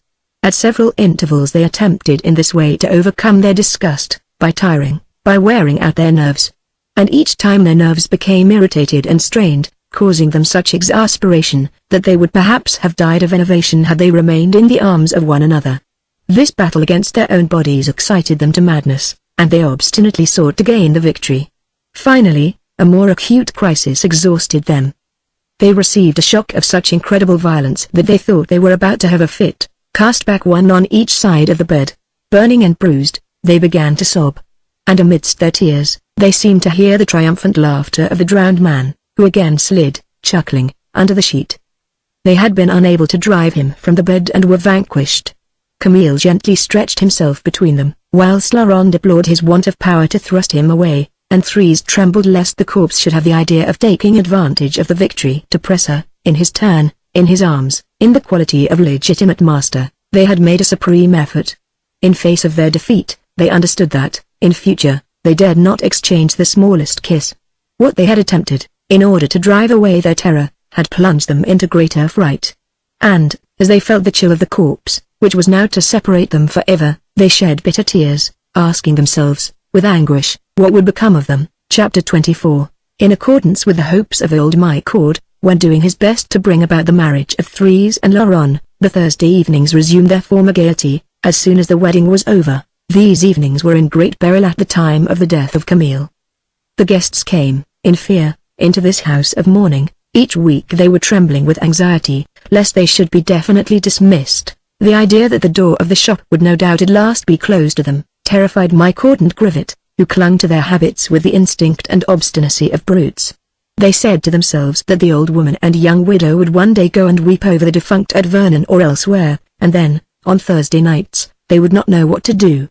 In the mind's eye they saw themselves wandering about the arcade in a lamentable fashion, dreaming of colossal games at dominoes. Bending the advent of these bad times, they timidly enjoyed their final moments of happiness, arriving with an anxious, sugary air at the shop, and repeating to themselves, on each occasion, that they would perhaps return no more. For over a year they were beset with these fears. In face of the tears of Madame Raquin and the silence of Thérèse, they dared not make themselves at ease and laugh. They felt they were no longer at home as in the time of Camille. It seemed, so to say, that they were stealing every evening they passed seated at the dining-room table. It was in these desperate circumstances that the egotism of Mycord urged him to strike a masterly stroke by finding a husband for the widow of the drowned man. On the Thursday following the marriage, Grivet and Mycord made a triumphant entry into the dining-room. They had conquered. The dining-room belonged to them again. They no longer feared dismissal. They came there as happy people, stretching out their legs, and cracking their former jokes, one after the other. It could be seen from their delighted and confident attitude that, in their idea, a revolution had been accomplished. All recollection of Camille had been dispelled. The dead husband, the spectre that cast a chill over everyone, had been driven away by the living husband. The past and its joys were resuscitated. Laurent took the place of Camille, all cause for sadness disappeared. The guests could now laugh without grieving anyone, and, indeed, it was their duty to laugh to cheer up this worthy family who were good enough to receive them. Henceforth, Grivet and Mycord, who for nearly 18 months had visited the house under the pretext of consoling Madame Raquin, could set their little hypocrisy aside, and frankly come and doze opposite one another to the sharp ring of the dominoes, and each week brought a Thursday evening. Each week those lifeless and grotesque heads which formerly had exasperated Thérèse, assembled round the table. The young woman talked of showing these folk the door. Their bursts of foolish laughter and silly reflections irritated her. But Laurent made her understand that such a step would be a mistake. It was necessary that the present should resemble the past as much as possible, and, above all, they must preserve the friendship of the police, of those idiots who protected them from all suspicion. Thérèse gave way. The guests were well received, and they viewed with delight a future full of a long string of warm Thursday evenings. It was about this time that the lives of the couple became, in a way, divided in two. In the morning, when they drove away the terror of night, Laurent hastily dressed himself. But he only recovered his ease and egotistic calm when in the dining-room, seated before an enormous bowl of coffee and milk, which Thérèse prepared for him. Madame Raquin, who had become even more feeble and could barely get down to the shop, watched him eating with a maternal smile. He swallowed the toast, filled his stomach and little by little became tranquilized. After the coffee, he drank a small glass of brandy which completely restored him. Then he said goodbye to Madame Raquin and Thérèse, without ever kissing them, and strolled to his office. Spring was at hand. The trees along the quays were becoming covered with leaves, with light, pale green lacework. The river ran with caressing sounds below. Above, the first sunny rays of the year shed gentle warmth. Laurent felt himself another man in the fresh air. He freely inhaled this breath of young life descending from the skies of April and May. He sought the sun, halting to watch the silvery reflection streaking the Seine, listening to the sounds on the quays, allowing the acrid odors of early day to penetrate him, enjoying the clear, delightful morn. He certainly thought very little about Camille.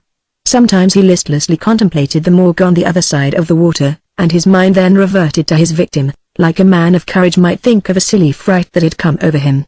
With stomach full, and face refreshed, he recovered his thick-headed tranquility. He reached his office, and passed the whole day gaping, and awaiting the time to leave. He was a mere clerk like the others, stupid and weary, without an idea in his head, save that of sending in his resignation and taking a studio. He dreamed vaguely of a new existence of idleness, and this sufficed to occupy him until evening. Thoughts of the shop in the arcade never troubled him. At night, after longing for the hour of release since the morning, he left his office with regret, and followed the quays again, secretly troubled and anxious. However slowly he walked, he had to enter the shop at last, and the terror awaited him. Thérèse experienced the same sensations. So long as Laurent was not beside her, she felt at ease. She had dismissed her charwoman, saying that everything was in disorder, and the shop and apartment filthy dirty. She all at once had ideas of tidiness. The truth was that she felt the necessity of moving about, of doing something, of exercising her stiff limbs. She went hither and thither all the morning, sweeping, dusting, cleaning the rooms, washing up the plates and dishes, doing work that would have disgusted her formerly. These household duties kept her on her feet, active and silent, until noon, without allowing her time to think of aught else than the cobwebs hanging from the ceiling and the greasy plates. On the stroke of 12, she went to the kitchen to prepare lunch. At table, Madame Raquin was pained to see her always rising to fetch the dishes. She was touched and annoyed at the activity displayed by her niece. She scolded her, and Thérèse replied that it was necessary to economize. When the meal was over, the young woman dressed, and at last decided to join her aunt behind the counter.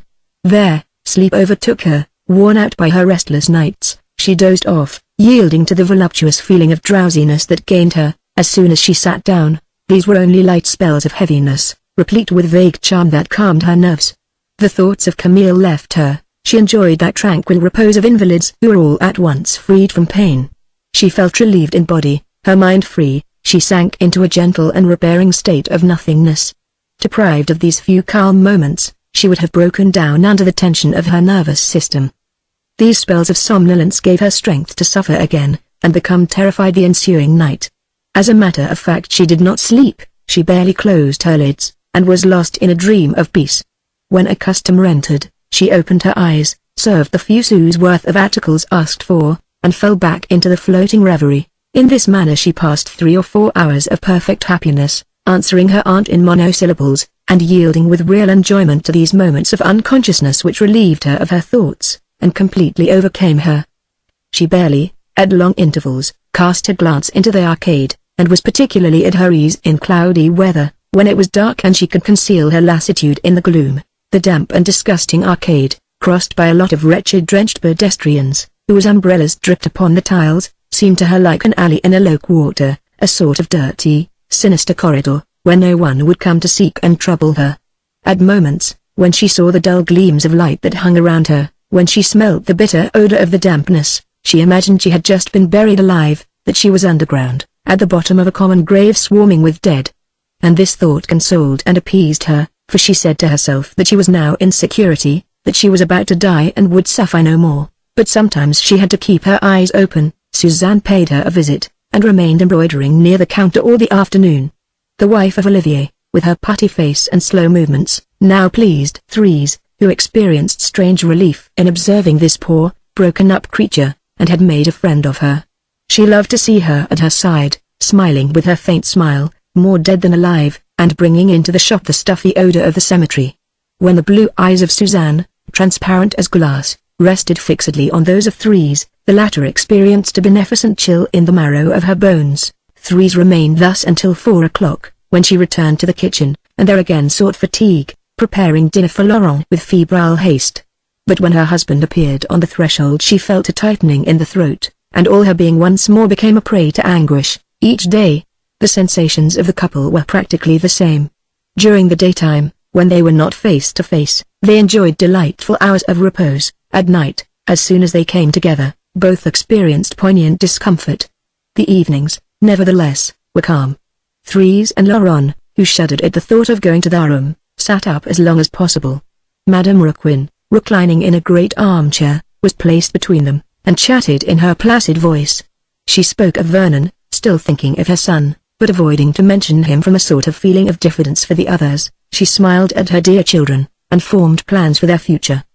The lamp shed its faint gleams on her white face, and her words sounded particularly sweet in the silence and stillness of the room. The murderers, one seated on each side of her, silent and emotionless, seemed to be attentively listening to what she said. In truth they did not attempt to follow the sense of the gossip of the good old lady. They were simply pleased to hear this sound of soft words which prevented them attending the crash of their own thoughts. They dared not cast their eyes on one another, but looked at Madame Raquin to give themselves countenances. They never breathed a word about going to bed. They would have remained there until morning, listening to the affectionate nonsense of the former mercer, amid the appeasement she spread around her, had she not herself expressed the desire to retire. It was only then that they quitted the dining room and entered their own apartment in despair, as if casting themselves to the bottom of an abyss. But they soon had much more preference for the Thursday gatherings, than for these family evenings. When alone with Madame Raquin, they were unable to divert their thoughts. The feeble voice of their aunt, and her tender gaiety, did not stifle the cries that lacerated them. They could feel bedtime coming on, and they shuddered when their eyes caught sight of the door of their room. Awaiting the moment when they would be alone, became more and more cruel as the evening advanced. On Thursday night, on the contrary, they were giddy with folly, one forgot the presence of the other, and they suffered less. Threes ended by heartily longing for the reception days. Had Maud and Grivet not arrived, she would have gone and fetched them. When strangers were in the dining room, between herself and Laurent, she felt more calm. She would have liked to always have guests there, to hear a noise, something to divert her, and detach her from her thoughts. In the presence of other people, she displayed a sort of nervous gaiety. Laurent also recovered his previous merriment, returning to his coarse peasant jests, his hoarse laughter, his practical jokes of a former canvas dauber. Never had these gatherings been so gay and noisy. It was thus that Laurent and Thérèse could remain face to face, once a week, without shuddering. But they were soon beset with further anxiety. Paralysis was little by little gaining on Madame Raquin, and they foresaw the day when she would be riveted to her armchair, feeble and doltish. The poor old lady already began to stammer fragments of disjointed phrases, her voice was growing weaker, and her limbs were one by one losing their vitality. She was becoming a thing. It was with terror that Thérèse and Laurent observed the breaking up of this being who still separated them, and whose voice drew them from their bad dreams. When the old mercer lost her intelligence, and remained stiff and silent in her armchair, they would find themselves alone, and in the evening would no longer be able to escape the dreadful face-to-face conversation. Then their terror would commence at 6 o'clock instead of midnight. It would drive them mad. They made every effort to give Madame Raquin that health which had become so necessary to them. They called in doctors, and bestowed on the patient all sorts of little attentions. Even this occupation of nurses caused them to forget, and afforded them an appeasement that encouraged them to double in zeal. They did not wish to lose a third party who rendered their evenings supportable, and they did not wish the dining room and the whole house to become a cruel and sinister spot like their room. Madame Raquin was singularly touched at the assiduous care they took of her. She applauded herself, amid tears, at having united them, and at having abandoned to them her 40,000 francs. Never, since the death of her son, had she counted on so much affection in her final moments. Her old age was quite softened by the tenderness of her dear children. She did not feel the implacable paralysis which, in spite of all, made her more and more rigid day by day. Nevertheless, Thérèse and Laurent continued to lead their double existence. In each of them there were like two distinct beings, a nervous, terrified being who shuddered as soon as dusk set in, and a torpid forgetful being, who breathed at ease when the sun rose. They lived two lives, crying out in anguish when alone, and peacefully smiling in company. Never did their faces, in public, show the slightest trace of the sufferings that had reached them in private. They appeared calm and happy, and instinctively concealed their troubles. To see them so tranquil in the daytime, no one would have suspected the hallucinations that tortured them every night. They would have been taken for a couple blessed by heaven, and living in the enjoyment of full felicity. Grivet gallantly called them the turtle doves. When he jested about their fatigued looks, Laurent and Thérèse barely turned pale, and even succeeded in forcing on a smile. They became accustomed to the naughty jokes of the old clerk. So long as they remained in the dining room, they were able to keep their terror under control. The mind could not imagine the frightful change that came over them, as soon as they were shut up in their bedroom. On the Thursday night, particularly, this transformation was so violently brutal, that it seemed as if accomplished in a supernatural world. The drama in the bedroom, by its strangeness, by its savage passion, surpassed all belief, and remained deeply concealed within their aching beings. Had they spoken of it, they would have been taken for mad. "How happy those sweethearts are," frequently remarked old Maud.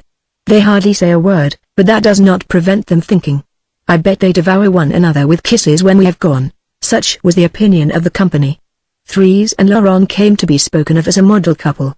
All the tenants in the arcade of the Pont Neuf extolled the affection, the tranquil happiness, the everlasting honeymoon of the married pair. They alone knew that the corpse of Camille slept between them. They alone felt, beneath the calm exterior of their faces, the nervous contractions that, at night, horribly distorted their features, and changed the placid expression of their physiognomies into hideous masks of pain. Chapter 25. At the expiration of 4 months, Laurent thought of taking advantage of the profit he had calculated on deriving from his marriage. He would have abandoned his wife, and fled from the spectre of Camille, 3 days after the wedding, had not his interest detained him at the shop in the arcade.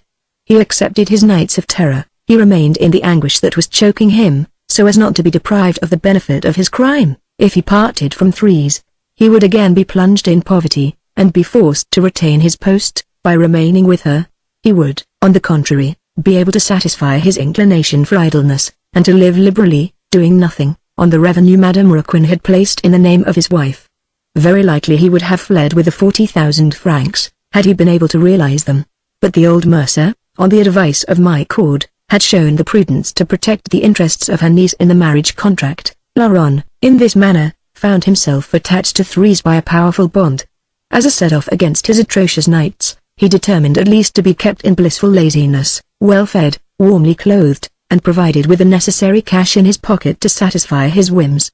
At this price alone, would he consent to sleep with the corpse of the drowned man. One evening, he announced to Madame Raquin and his wife that he had sent in his resignation, and would quit his office at the end of a fortnight. Thérèse gave a gesture of anxiety. He hastened to add that he intended taking a small studio where he would go on with his painting. He spoke at length about the annoyance of his employment, and the broad horizons that art opened to him. Now that he had a few sous and could make a bid for success, he wished to see whether he was not capable of great achievements. The speech he made on this subject simply concealed a ferocious desire to resume his former studio life. Thérèse sat with pinched lips without replying. She had no idea of allowing Laurent to squander the small fortune that assured her liberty. When her husband pressed her with questions in view of obtaining her consent, she answered curtly, giving him to understand that if he left his office, he would no longer be earning any money, and would be living entirely at her expense. But, as she spoke, Laurent observed her so keenly, that he troubled her, and arrested on her lips the refusal she was about to utter. She fancied she read in the eyes of her accomplice this menacing threat. "If you do not consent, I shall reveal everything," she began to stammer, and Madame Raquin exclaimed that the desire of her dear son was no more than what was just, and that they must give him the means to become a man of talent. The good lady spoiled Laurent as she had spoiled Camille. Quite mollified by the caresses the young man lavished on her, she belonged to him, and never failed to take his part. It was therefore decided that Laurent should have a studio, and receive 100 francs a month pocket money. The budget of the family was arranged in this way: the profits realized in the mercery business would pay the rent of the shop and apartment, and the balance would almost suffice for the daily expenses of the family. Laurent would receive the rent of his studio and his 100 francs a month, out of the 2,000 and a few hundred francs income from the funded money, the remainder going into the general purse. In that way the capital would remain intact. This arrangement somewhat tranquilized Thérèse, who nevertheless made her husband swear that he would never go beyond the sum allowed him. But as to that matter, she said to herself that Laurent could not get possession of the 40,000 francs without her signature, and she was thoroughly determined that she would never place her name to any document. On the morrow, Laurent took a small studio in the lower part of the Rue Mazarin, which his eye had been fixed on for a month. He did not mean to leave his office without having a refuge where he could quietly pass his days far away from Thérèse. At the end of the fortnight, he bade adieu to his colleagues. Grivet was stupefied at his departure. "A young man," said he, "who had such a brilliant future before him, a young man who in the space of 4 years, had reached a salary that he, Grivet, had taken 20 years to attain." Laurent stupefied him still more, when he told him he was going to give his whole time to painting. At last the artist installed himself in his studio, which was a sort of square loft about 7 or 8 yards long by the same breadth. The ceiling, which inclined abruptly in a rapid slope, was pierced by a large window conveying a white raw light to the floor and blackish walls. The sounds in the street did not ascend so high. This silent, one room, opening above on the sky, resembled a hole, or a vault dug out of grey clay. Laurent furnished the place otherwise. He brought a couple of chairs with holes in the rush seats, a table that he set against the wall so that it might not slip down, an old kitchen dresser, his color books and easel. All the luxury in the place consisted of a spacious divan which he purchased for 30 francs from a second-hand dealer. He remained a fortnight without even thinking of touching his brushes. He arrived between 8 and 9 o'clock in the morning, smoked, stretched himself on the divan, and awaited noon, delighted that it was morning, and that he had many hours of daylight before him. At 12 he went to lunch. As soon as the meal was over, he hastened back, to be alone, and get away from the pale face of Thérèse. He next went through the process of digestion, sleeping spread out on the divan until evening. His studio was an abode of peace where he did not tremble. One day his wife asked him if she might visit this dear refuge. He refused, and as, notwithstanding his refusal, she came and knocked at the door, he refrained from opening to her, telling her in the evening that he had spent the day at the Louvre Museum. He was afraid that Thérèse might bring the spectre of Camille with her. Idleness ended by weighing heavily on his shoulders, so he purchased a canvas and colors, and set to work. As he had not sufficient money to pay models, he resolved to paint according to fancy, without troubling about nature, and he began the head of a man. But at this time, he did not shut himself up so much as he had done. He worked for 2 or 3 hours every morning and passed the afternoon strolling hither and thither in Paris and its vicinity. It was opposite the Institute, on his return from one of these long walks, that he knocked up against his old college friend, who had met with a nice little success, thanks to the good fellowship of his comrades, at the last salon. "What, is it you?" exclaimed the painter. "Ah, my poor Laurent, I hardly recognize you. You have lost flesh." "I am married," answered Laurent in an embarrassed tone. "Married, you?" said the other. "Then I am not surprised to see you look so funny, and what are you doing now?" "I have taken a small studio," replied Laurent, "and I paint a little, in the morning." Then, in a feverish voice, he briefly related the story of his marriage, and explained his future plans. His friend observed him with an air of astonishment that troubled and alarmed him. The truth was that the painter no longer found in the husband of Thérèse, the coarse, common fellow he had known formerly. It seemed to him that Laurent was acquiring a gentlemanly bearing, his face had grown thinner, and had taken the pale tint of good taste, while his whole frame looked more upright and supple. "But you are becoming a handsome chap," the artist could not refrain from exclaiming. "You are dressed like an ambassador, in the latest style." "Who's your model?" Laurent, who felt the weight of the examination he was undergoing, did not dare to abruptly take himself off. "Will you come up to my studio for a moment?" he at last asked his friend, who showed no signs of leaving him. "Willingly," answered the latter. The painter, who could not understand the change he noticed in his old comrade, was anxious to visit his studio. He had no idea of climbing 5 floors to gaze on the new pictures of Laurent, which assuredly would disgust him. He merely wished to satisfy his curiosity. When he had reached the studio, and had glanced at the canvases hanging against the walls, his astonishment redoubled.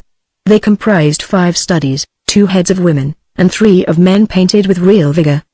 They looked thick and substantial, each part being dashed off with magnificent dabs of color on a clear gray background. The artist quickly approached, and was so astounded that he did not even seek to conceal his amazement. "Did you do those?" he inquired of Laurent. "Yes," replied the latter. "They are studies that I intend to utilize in a large picture I am preparing." "Come, no humbug, are you really the author of those things?" "Yes. Why should I not be the author of them?" The painter did not like to answer what he thought, which was as follows. "Because those canvases are the work of an artist, and you have never been anything but a vile bungler." For a long time, he remained before the studies in silence. Certainly they were clumsy, but they were original, and so powerfully executed that they indicated a highly developed idea of art. They were lifelike. Never had this friend of Laurent seen rough painting so full of high promise. When he had examined all the canvases, he turned to the author of them and said, "Well, frankly, I should never have thought you capable of painting like that. Where the deuce did you learn to have talent? It is not usually a thing that one acquires." And he considered Laurent, whose voice appeared to him more gentle, while every gesture he made had a sort of elegance. The artist had no idea of the frightful shock this man had received, and which had transformed him, developing in him the nerves of a woman, along with keen, delicate sensations. No doubt a strange phenomenon had been accomplished in the organism of the murderer of Camille. It is difficult for analysis to penetrate to such depths. Laurent had, perhaps, become an artist as he had become afraid, after the great disorder that had upset his frame and mind. Previously, he had been half choked by the fullness of his blood, blinded by the thick vapor of breath surrounding him. At present, grown thin, and always shuddering, his manner had become anxious, while he experienced the lively and poignant sensations of a man of nervous temperament. In the life of terror that he led, his mind had grown delirious, ascending to the ecstasy of genius. The sort of moral malady, the neurosis wherewith all his being was agitated, had developed an artistic feeling of peculiar lucidity. Since he had killed, his frame seemed lightened, his distracted mind appeared to him immense, and, in this abrupt expansion of his thoughts, He perceived exquisite creations, the reveries of a poet passing before his eyes.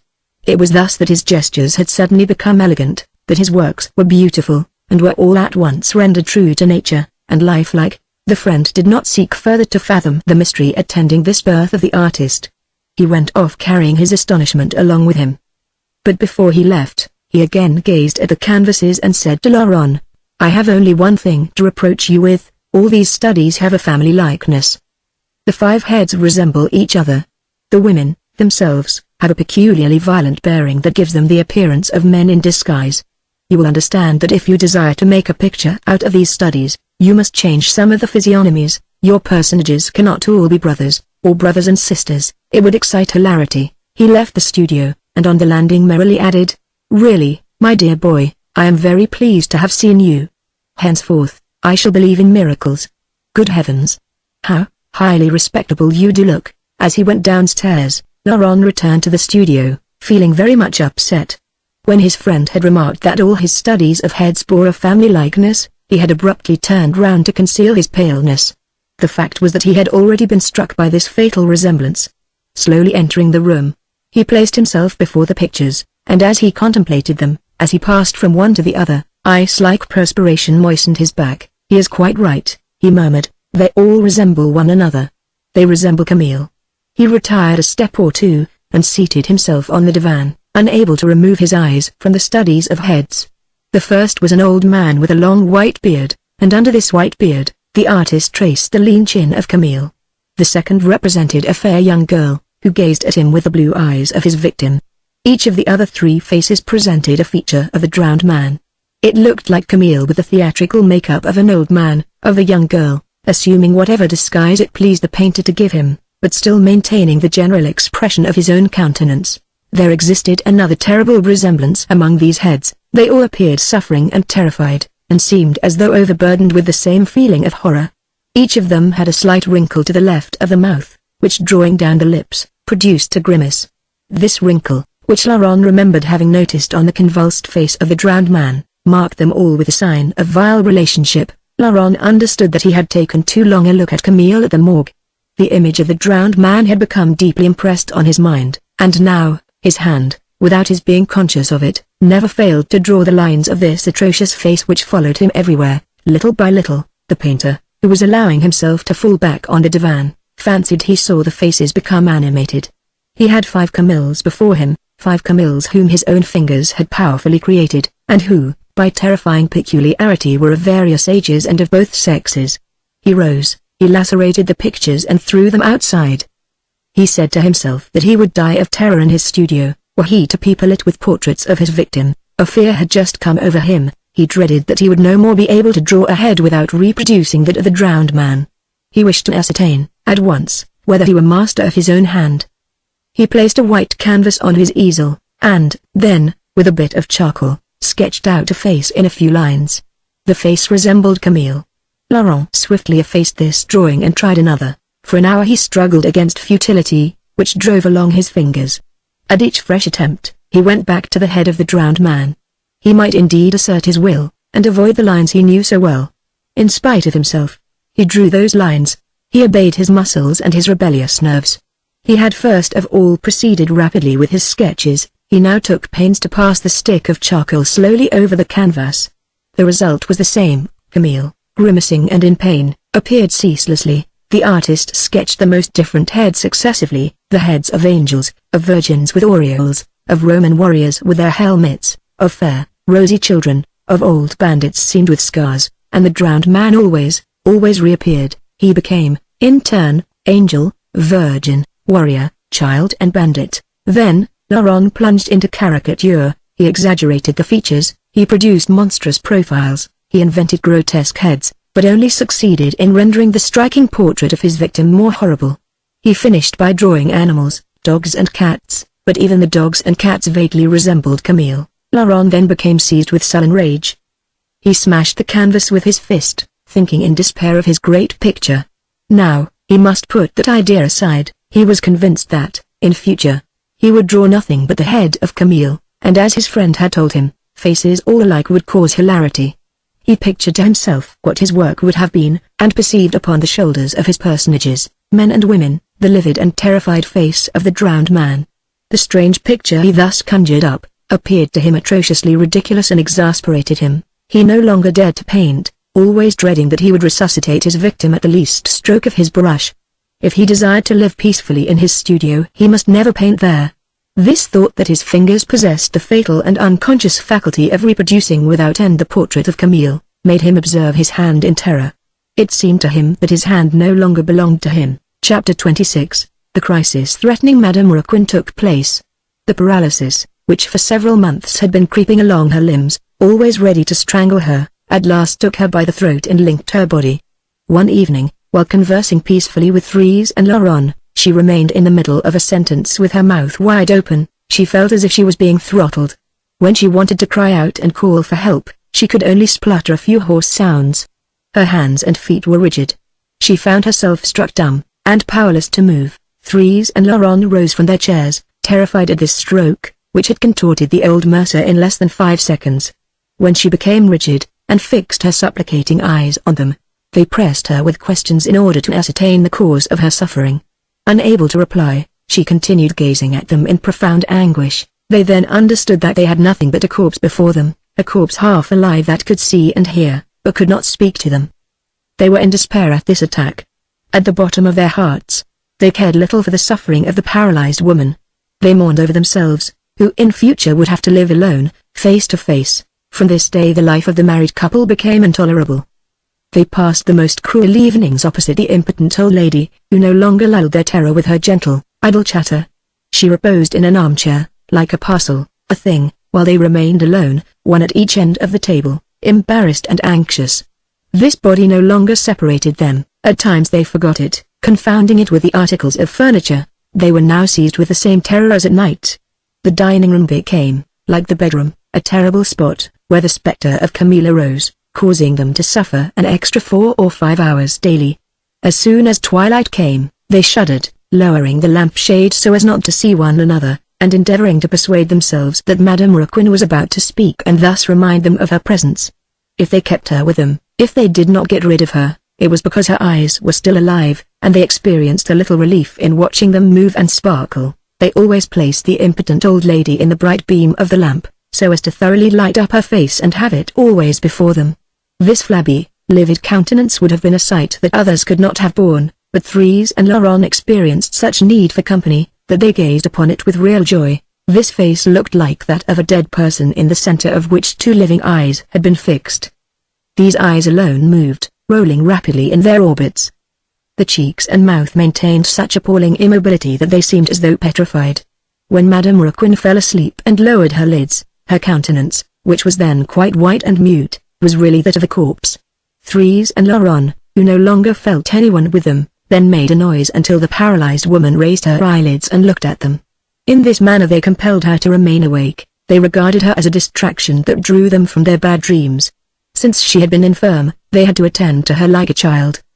The care they lavished on her forced them to scatter their thoughts. In the morning Laurent lifted her up and bore her to her armchair. At night he placed her on her bed again. She was still heavy, and he had to exert all his strength to raise her delicately in his arms, and carry her. It was also he who rolled her armchair along. The other attentions fell to Thérèse. She dressed and fed the impotent old lady, and sought to understand her slightest wish. For a few days Madame Raquin preserved the use of her hands. She could write on a slate, and in this way asked for what she required. Then the hands withered, and it became impossible for her to raise them or hold a pencil. From that moment her eyes were her only language, and it was necessary for her niece to guess what she desired.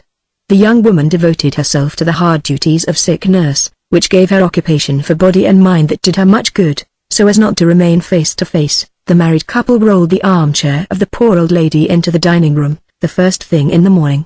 They placed her between them, as if she were necessary to their existence. They caused her to be present at their meals, and at all their interviews. When she signified the desire to retire to her bedroom, they feigned not to understand. She was only of use to interrupt their private conversations, and had no right to live apart. At 8 o'clock, Laurent went to his studio. Thérèse descended to the shop, while the paralyzed woman remained alone in the dining room until noon. Then, after lunch, she found herself without company again until 6 o'clock. Frequently, during the day, her niece ran upstairs, and, hovering round her, made sure she did not require anything. The friends of the family were at a loss for sufficiently laudatory phrases wherein to extol the virtues of Thérèse and Laurent. The Thursday receptions continued, the impotent old lady being present, as in the past. Her armchair was advanced to the table, and from 8 o'clock till 11 she kept her eyes open, casting penetrating glances from one to another of her guests in turn. On the first few of these evenings, old Mike and Grivet felt some embarrassment in the presence of the corpse of their old friend. They did not know what countenance to put on. They only experienced moderate sorrow, and they were inquiring in their minds in what measure it would be suitable to display their grief. Should they speak to this lifeless form? Should they refrain from troubling about it? Little by little, they decided to treat Madame Raquin as though nothing had happened to her. They ended by feigning to completely ignore her condition. They chatted with her, putting questions and giving the answers, laughing both for her and for themselves, and never permitting the rigid expression on the countenance to baffle them. It was a strange sight, these men who appeared to be speaking sensibly to a statue, just as little girls talk to their dolls. The paralyzed woman sat rigid and mute before them, while they babbled, multiplying their gestures in exceedingly animated conversations with her. Mike and Grivet prided themselves on their correct attitude. In acting as they did, they believed they were giving proof of politeness. They, moreover, avoided the annoyance of the customary condolences. They fancied that Madame Raquin must feel flattered to find herself treated as a person in good health, and, from that moment, it became possible for them to be merry in her presence, without the least scruple. Grivet had contracted a mania. He affirmed that Madame Raquin and himself understood one another perfectly, and that she could not look at him without him at once comprehending what she desired. This was another delicate attention. Only Grivet was on every occasion in error. He frequently interrupted the game of dominoes, to observe the infirm woman whose eyes were quietly following the game, and declare that she wanted such or such a thing.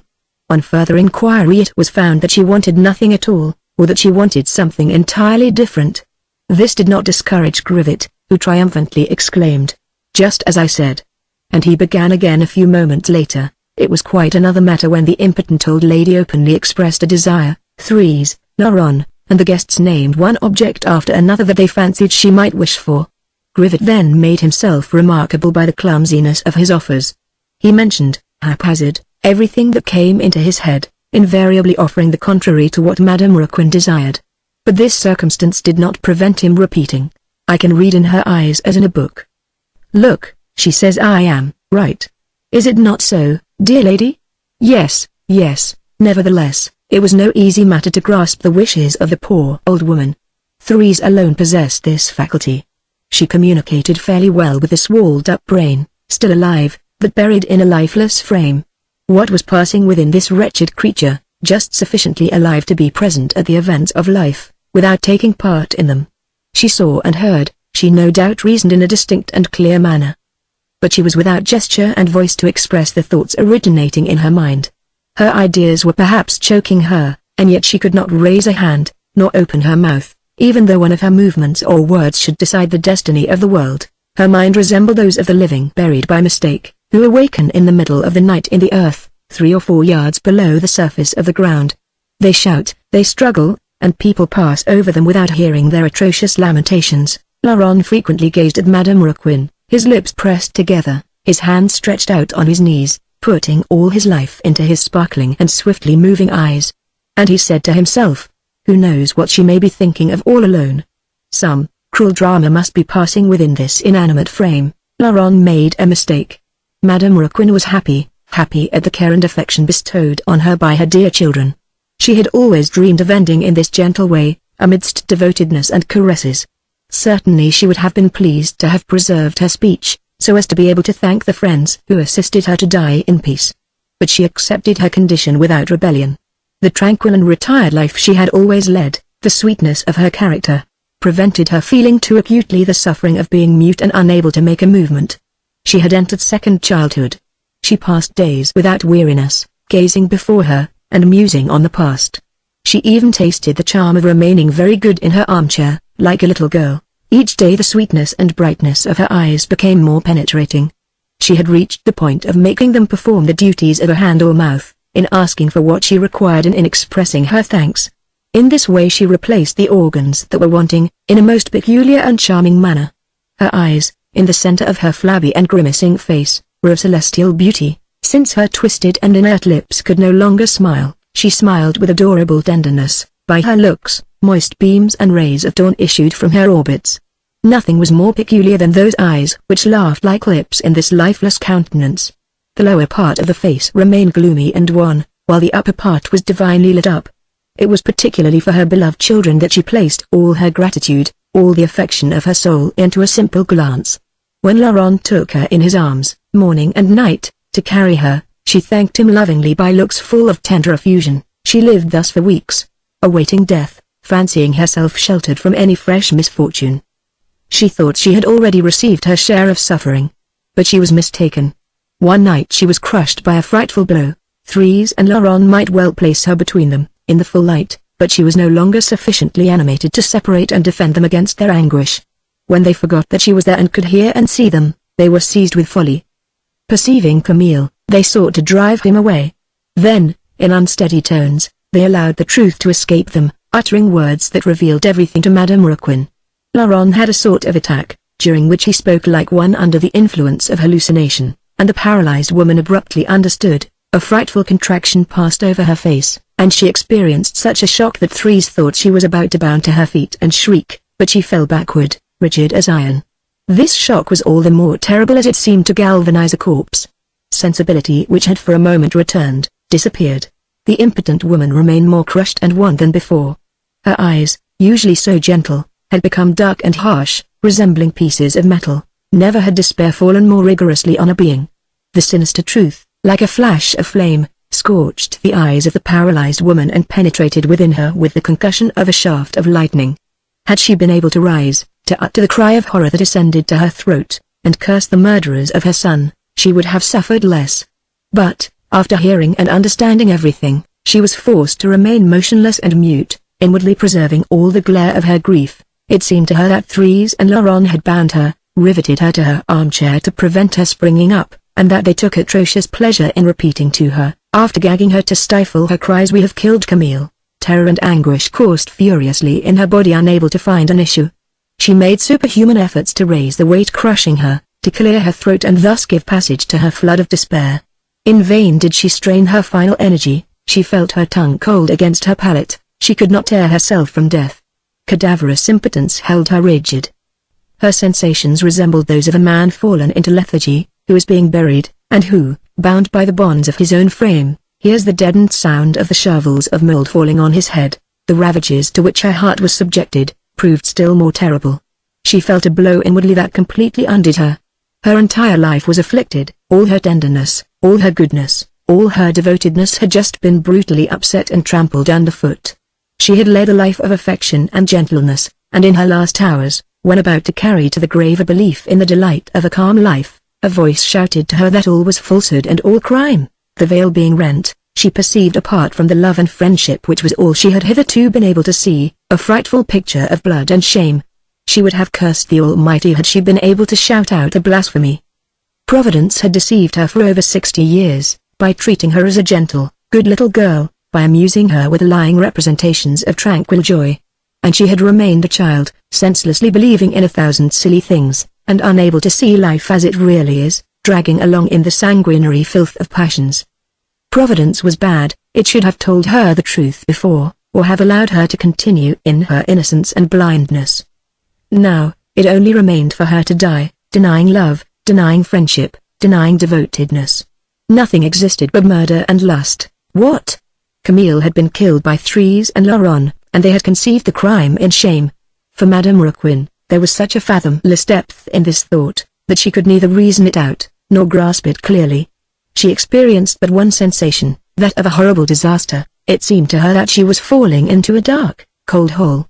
And she said to herself, "I shall be smashed to pieces at the bottom." After the first shock, the crime appeared to her so monstrous that it seemed impossible. Then, when convinced of the misbehavior and murder, by recalling certain little incidents which she had formerly failed to understand, she was afraid of going out of her mind. Thérèse and Laurent were really the murderers of Camille. Thérèse, whom she had reared, Laurent, whom she had loved with the devoted and tender affection of a mother. These thoughts revolved in her head like an immense wheel, accompanied by a deafening noise. She conjectured such vile details, fathomed such immense hypocrisy, assisting in thought at a double vision so atrocious in irony, that she would have liked to die, mechanical and implacable, pounded her brain with the weight and ceaseless action of a millstone. She repeated to herself, "It is my children who have killed my child," and she could think of nothing else to express her despair. In the sudden change that had come over her heart, she no longer recognized herself. She remained weighed down by the brutal invasion of ideas of vengeance that drove away all the goodness of her life. When she had been thus transformed, all was dark inwardly. She felt the birth of a new being within her frame, a being pitiless and cruel, who would have liked to bite the murderers of her son. When she had succumbed to the overwhelming stroke of paralysis, when she understood that she could not fly at the throats of Thérèse and Laurent, whom she longed to strangle, she resigned herself to silence and immobility, and great tears fell slowly from her eyes. Nothing could be more heartrending than this mute and motionless despair. Those tears coursing, one by one, down this lifeless countenance, not a wrinkle of which moved, that inert, one face which could not weep with its features, and whose eyes alone sobbed, presented a poignant spectacle. Thérèse was seized with horrified pity. "We must put her to bed," said she to Laurent, pointing to her aunt. Laurent hastened to roll the paralyzed woman into her bedroom. Then, as he stooped down to take her in his arms, Madame Raquin hoped that some powerful spring would place her on her feet, and she attempted a supreme effort. The Almighty would not permit Laurent to press her to his bosom. She fully anticipated he would be struck down if he displayed such monstrous impudence. But no spring came into action, and heaven reserved its lightning. Madame Raquin remained huddled up and passive like a bundle of linen.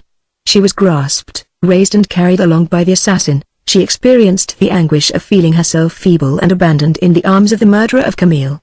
Her head rolled on to the shoulder of Laurent, whom she observed with eyes increased in volume by horror. "You may look at me," he murmured.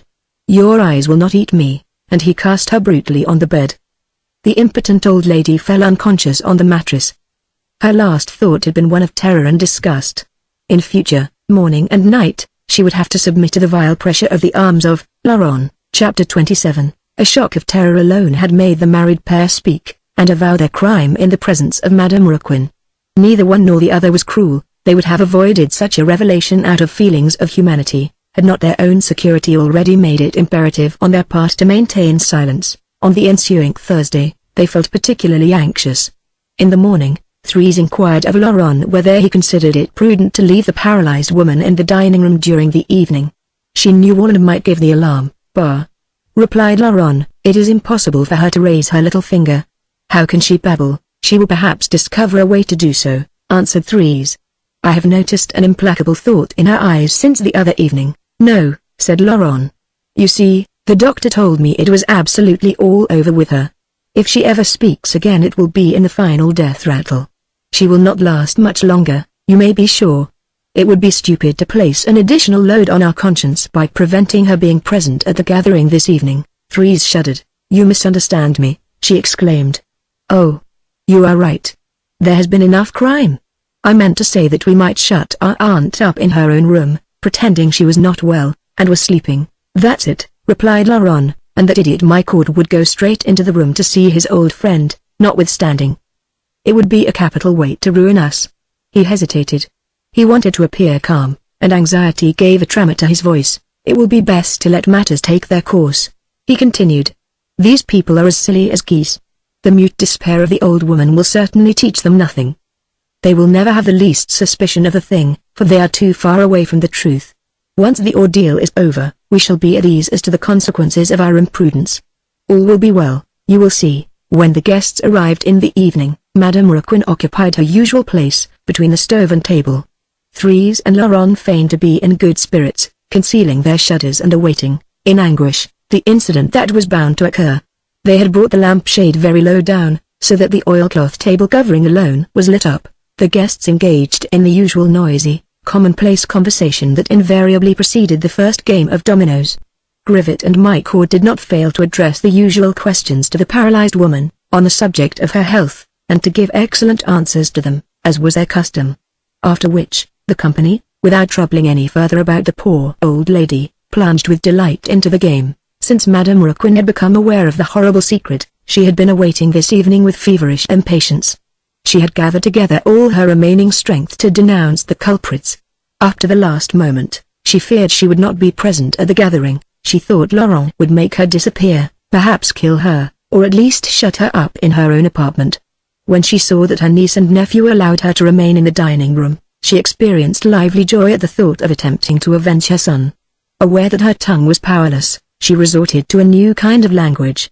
With astonishing power of will, she succeeded, in a measure, in galvanizing her right hand, in slightly raising it from her knee, where it always lay stretched out, inert. She then made it creep little by little up one of the legs of the table before her, and thus succeeded in placing it on the oilcloth table cover. Then, she feebly agitated the fingers as if to attract attention. When the players perceived this lifeless hand, white and nerveless, before them, they were exceedingly surprised. Grivet stopped short, with his arm in the air, at the moment when he was about to play the double six. Since the impotent woman had been struck down, she had never moved her hands. "Hey! Just look!" "Threes!" cried my cord. "Madame Raquin is agitating her fingers. She probably wants something." Threes could not reply. Both she and Laurent had been following the exertion of the paralyzed woman, and she was now looking at the hand of her aunt, which stood out one in the raw light of a lamp, like an avenging hand that was about to speak.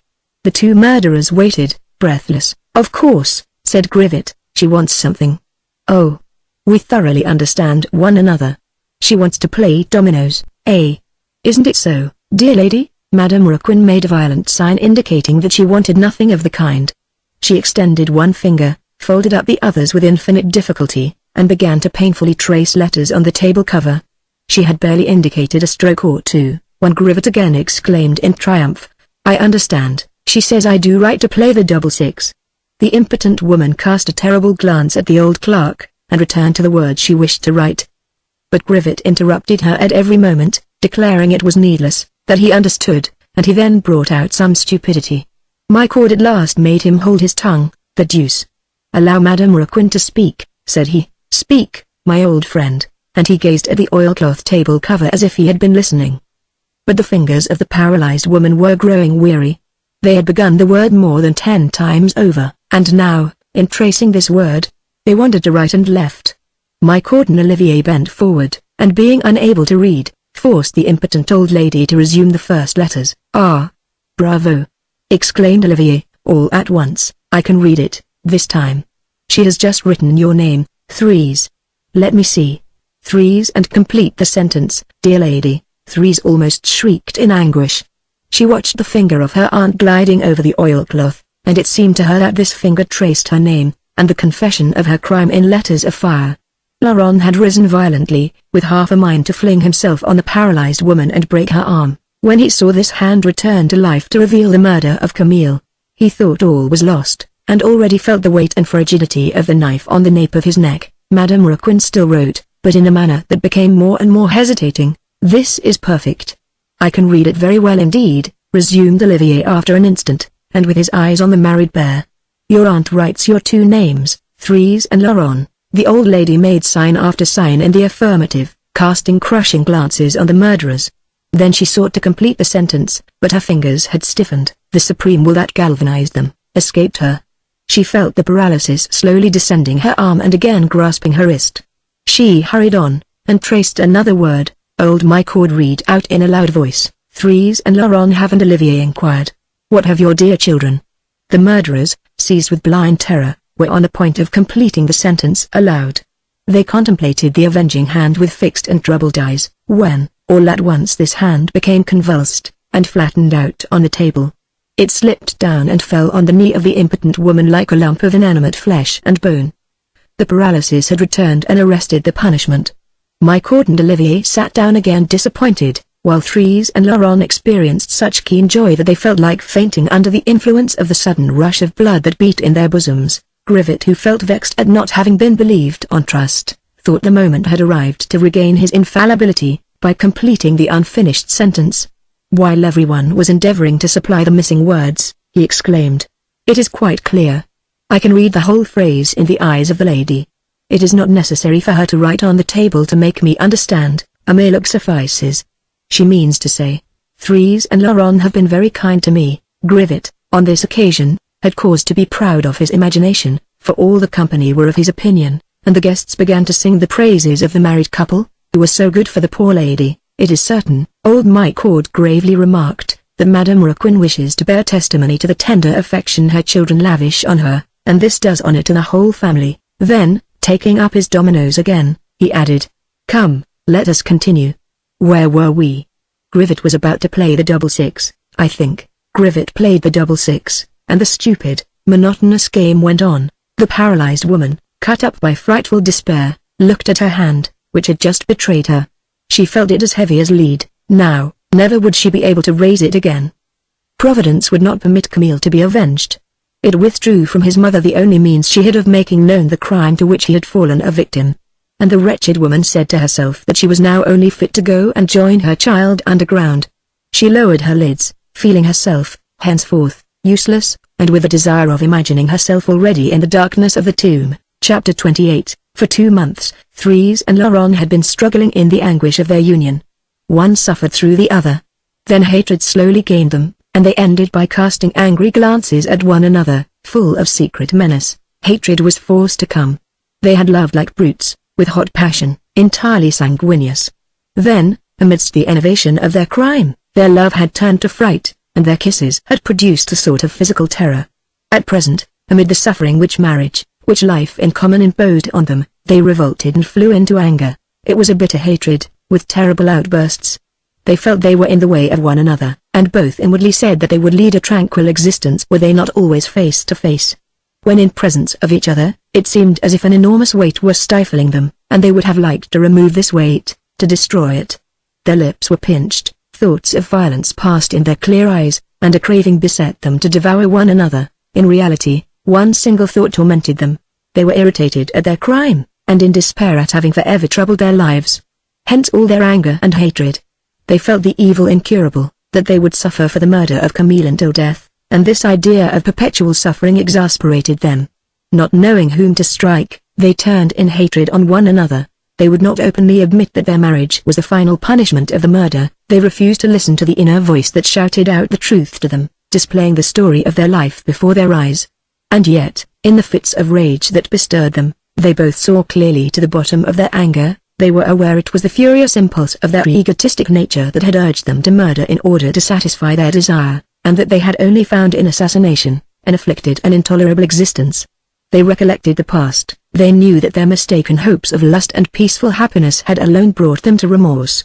Had they been able to embrace one another in peace, and live in joy, they would not have mourned Camille, they would have fattened on their crime. But their bodies had rebelled, refusing marriage, and they inquired of themselves, in terror, where horror and disgust would lead them. They only perceived a future that would be horrible in pain, with a sinister and violent end.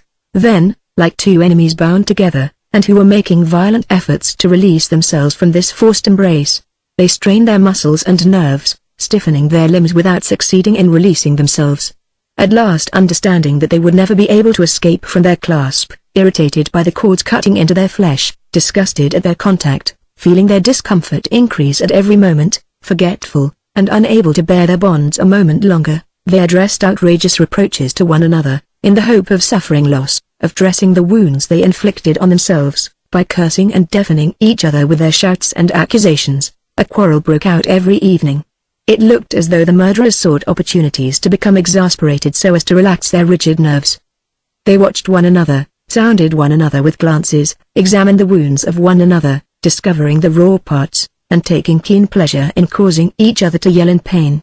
They lived in constant irritation, weary of themselves, unable to support a word, a gesture or a look, without suffering and frenzy. Both their beings were prepared for violence. The least display of impatience, the most ordinary contrariety increased immoderately in their disordered organism, and all at once, took the form of brutality. A mere nothing raised a storm that lasted until the morrow. A plate too warm, an open window, a denial, a simple observation, sufficed to drive them into regular fits of madness. In the course of the discussion, they never failed to bring up the subject of the drowned man. From sentence to sentence they came to mutual reproaches about this drowning business at Saint-Ouen, casting the crime in the face of one another. They grew excited to the pitch of fury, until one felt like murdering the other. Then ensued atrocious scenes of choking, blows, abominable cries, shameless brutalities. As a rule, Thérèse and Laurent became exasperated. In this manner, after the evening meal, they shut themselves up in the dining room, so that the sound of their despair should not be heard. There, they could devour one another at ease. At the end of this damp apartment, of this sort of vault, lighted by the yellow beams of the lamp. The tone of their voices took harrowing sharpness, amidst the silence and tranquility of the atmosphere. And they did not cease until exhausted with fatigue, then only could they go and enjoy a few hours' rest. Their quarrels became, in a measure, necessary to the main means of procuring a few hours' rest by stupefying their nerves. Madame Raquin listened. She never ceased to be there, in her armchair, her hands dangling on her knees, her head straight, her face mute. She heard everything, and not a shudder ran through her lifeless frame. Her eyes rested on the murderers with the most acute fixedness. Her martyrdom must have been atrocious. She thus learned, detail by detail, all the events that had preceded and followed the murder of Camille. Little by little her ears became polluted with an account of the filth and crimes of those whom she had called her children. These quarrels of the married couple placed her in possession of the most minute circumstances connected with the murder, and spread out, one by one, before her terrified mind, all the episodes of the horrible adventure. As she went deeper into this sanguinary filth, she pleaded in her mind for mercy. At times, she fancied she was touching the bottom of the infamy, and still she had to descend lower. Each night, she learnt some new detail. The frightful story continued to expand before her. It seemed like being lost in an interminable dream of horror. The first avowal had been brutal and crushing, but she suffered more from these repeated blows, from these small facts which the husband and wife allowed to escape them in their fits of anger, and which lit up the crime with sinister rays. Once a day, this mother heard the account of the murder of her son, and, each day this account became more horrifying, more replete with detail, and was shouted into her ears with greater cruelty and uproar. On one occasion, Thérèse, taken aback with remorse, at the sight of this one countenance, with great tears slowly coursing down its cheeks, pointed out her Aunt de Laurent, beseeching him with a look to hold his tongue. "Well, what of it? Leave me alone," exclaimed the latter in a brutal tone. "You know very well that she cannot give us up. Am I more happy than she is? We have her cash, I have no need to constrain myself." The quarrel continued, bitter and piercing, and Camille was killed over again. Neither Thérèse nor Laurent dared give way to the thoughts of pity that sometimes came over them, and shut the paralyzed woman in her bedroom, when they quarreled, so as to spare her the story of the crime. They were afraid of beating one another to death, if they failed to have this semi-corpse between them. Their pity yielded to cowardice. They imposed ineffable sufferings on Madame Raquin because they required her presence to protect them against their hallucinations. All their disputes were alike, and led to the same accusations. As soon as one of them accused the other of having killed this man, there came a frightful shock. One night, at dinner, Laurent, who sought a pretext for becoming irritable, found that the water in the decanter was lukewarm. He declared that tepid water made him feel sick, and that he wanted it fresh. "I was unable to procure any ice," Thérèse answered dryly. "Very well, I will deprive myself of drinking," retorted Laurent. "This water is excellent," said she. "It is warm, and has a muddy taste," he answered. "It's like water from the river." "Water from the river?" repeated Thérèse, and she burst out sobbing. A juncture of ideas had just occurred in her mind. "Why do you cry?" asked Laurent, who foresaw the answer, and turned pale. "I cry," sobbed the young woman, "I cry because you know why." "Oh, great God! Great God! It was you who killed him." "You lie!" shouted the murderer vehemently. "Confess that you lie. If I threw him into the Seine, it was you who urged me to commit the murder." I, she exclaimed. "Yes, you." "Don't act the ignorant," he replied. "Don't compel me to force you to tell the truth. I want you to confess your crime, to take your share in the murder.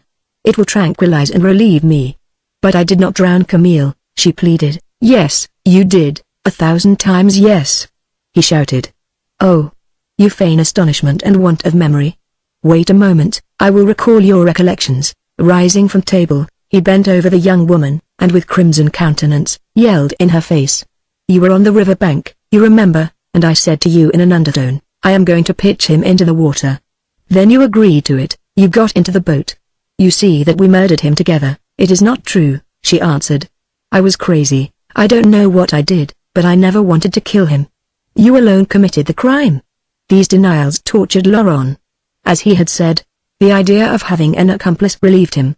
Had he dared, he would have attempted to prove to himself that all the horror of the murder fell upon Thérèse. He more than once felt inclined to beat the young woman, so as to make her confess that she was the more guilty of the two. He began striding up and down, shouting and raving, followed by the piercing eyes of Madame Raquin. "Ah! The wretch! The wretch!" He stammered in a choking voice, "She wants to drive me mad. Look, did you not come up to my room one evening? Did you not intoxicate me with your caresses to persuade me to rid you of your husband? You told me, when I visited you here, that he displeased you, that he had the odor of a sickly child. Did I think of all this 3 years ago? Was I a rascal? I was leading the peaceful existence of an upright man, doing no harm to anybody. I would not have killed a fly. It was you who killed Camille," repeated Thérèse with such desperate obstinacy that she made Laurent lose his head. "No, it was you, I say it was you," he retorted with a terrible burst of rage. "Look here, don't exasperate me, or if you do you'll suffer for it. What, you wretch, have you forgotten everything? You who maddened me with your caresses. Confess that it was all a calculation in your mind, that you hated Camille, and that you had wanted to kill him for a long time. No doubt you took me as a sweetheart, so as to drive me to put an end to him." "It is not true," said she. "What you relate is monstrous. You have no right to reproach me with my weakness towards you. I can speak in regard to you, as you speak of me. Before I knew you, I was a good woman, who never wronged soul. If I drove you mad, it was you made me madder still. Listen, Laurent, don't let us quarrel. I have too much to reproach you with." "What can you reproach me with?" he inquired. "No, nothing," she answered. "You did not save me from myself, you took advantage of my surrender, you chose to spoil my life. I forgive you all that. But, in mercy, do not accuse me of killing Camille. Keep your crime for yourself. Do not seek to make me more terrified than I am already." Laurent raised his hand to strike her in the face. "Beat me, I prefer that," said she, "I shall suffer less," and she advanced her head. But he restrained himself, and taking a chair, sat down beside her. "Listen," he began in a voice that he endeavored to render calm, "it is cowardly to refuse to take your share in the crime. You know perfectly well that as we did the deed together, you know you are as guilty as I am. Why do you want to make my load heavier, by saying you are innocent? If you were so, you would not have consented to marry me. Just recall what passed during the 2 years following the murder. Do you want a proof? If so, I will go and relate everything to the public prosecutor, and you will see whether we are not both condemned." They shuddered, and Thérèse resumed. "Men may, perhaps, condemn me, but Camille knows very well that you did everything. He does not torment me at night as he does you." "Camille leaves me in peace," said Laurent, pale and trembling. "It is you who see him before you in your nightmares." "I have heard you shout out." "Don't say that," angrily exclaimed the young woman. "I have never shouted out. I don't wish the spectre to appear." "Oh, I understand, you want to drive it away from yourself. I am innocent, I am innocent." They looked at one another in terror, exhausted with fatigue, fearing they had evoked the corpse of the drowned man. Their quarrels invariably ended in this way. They protested their innocence, they sought to deceive themselves, so as to drive away their bad dreams. They made constant efforts, each in turn, to reject the responsibility of the crime, defending themselves as though they were before a judge and jury, and accusing one another. The strangest part of this attitude was that they did not succeed in duping themselves by their oaths. Both had a perfect recollection of all the circumstances connected with the murder, and their eyes avowed what their lips denied. Their falsehoods were puerile, their affirmations ridiculous. It was the wordy dispute of two wretches who lied for the sake of lying, without succeeding in concealing from themselves that they did so. Each took the part of accuser in turn, and although the prosecution they instituted against one another proved barren of result, they began it again every evening with cruel tenacity. They were aware that they would prove nothing, that they would not succeed in effacing the past, and still they attempted this task, still they returned to the charge, spurred on by pain and terror, vanquished in advance by overwhelming reality. The sole advantage they derived from their disputes, consisted in producing a tempest of words and cries, and the riot occasioned in this manner momentarily deafened them, and all the time their anger lasted, all the time they were accusing one another, the paralyzed woman never ceased to gaze at them. Ardent joy sparkled in her eyes, when Laurent raised his broad hand above the head of Thérèse. Chapter 29. Matters now took a different aspect. Thérèse, driven into a corner by fright, not knowing which way to turn for a consoling thought, began to weep aloud over the drowned man. In the presence of Laurent, she abruptly became depressed, her overstrained nerves relaxed, her unfeeling and violent nature softened. She had already felt compassionate in the early days of her second marriage, and this feeling now returned, as a necessary and fatal reaction, when the young woman had struggled with all her nervous energy against the spectre of Camille. When she had lived in sullen irritation for several months up in arms against her sufferings, seeking to get the better of them by efforts of will, she all at once experienced such extraordinary lassitude that she yielded vanquished. Then, having become a woman again, even a little girl, no longer feeling the strength to stiffen herself, to stand feverishly erect before her terror, she plunged into pity, into tears and regret, in the hope of finding some relief. She sought to reap advantage from her weakness of body and mind. Perhaps the drowned man, who had not given way to her irritation, would be more unbending to her tears. Her remorse was all calculation. She thought that this would no doubt be the best way to appease and satisfy Camille. Like certain devotees, who fancy they will deceive the Almighty, and secure pardon by praying with their lips, and assuming the humble attitude of penitence, Thérèse displayed humility, striking her chest, finding words of repentance, without having anything at the bottom of her heart save fear and cowardice. Besides, she experienced a sort of physical pleasure in giving way in this manner, in feeling feeble and undone, in abandoning herself to grief without resistance. She overwhelmed Madame Raquin with her tearful despair. The paralyzed woman became of daily use to her. She served as a sort of praying desk, as a piece of furniture in front of which Thérèse could fearlessly confess her faults and plead for forgiveness. As soon as she felt inclined to cry, to divert herself by sobbing, she knelt before the impotent old lady, and there, wailing and choking, performed to her alone a scene of remorse which weakened but relieved her. "I am a wretch," she stammered, "I deserve no mercy. I deceived you, I drove your son to his death. Never will you forgive me. And yet, if you only knew how I am rent by remorse, if you only knew how I suffer, perhaps you would have pity. No, no pity for me. I should like to die here at your feet, overwhelmed by shame and grief." She spoke in this manner for hours together, passing from despair to hope, condemning and then pardoning herself. She assumed the voice, brief and plaintive in turn, of a little sick girl. She flattened herself on the ground and drew herself up again, acting upon all the ideas of humility and pride, of repentance and revolt that entered her head. Sometimes even, forgetting she was on her knees before Madame Raquin, she continued her monologue as in a dream. When she had made herself thoroughly giddy with her own words, she rose staggering and dazed, to go down to the shop in a calmer frame of mind, no longer fearing to burst into sobs before her customers. When she again felt inclined for remorse, she ran upstairs and knelt at the feet of the impotent woman. This scene was repeated 10 times a day. Thérèse never reflected that her tears and display of repentance must impose ineffable anguish on her aunt. The truth was that if she had desired to invent a torment to torture Madame Raquin, it would not have been possible to have found a more frightful one than the comedy of remorse she performed before her. The paralyzed woman could see the egotism concealed beneath these effusions of grief.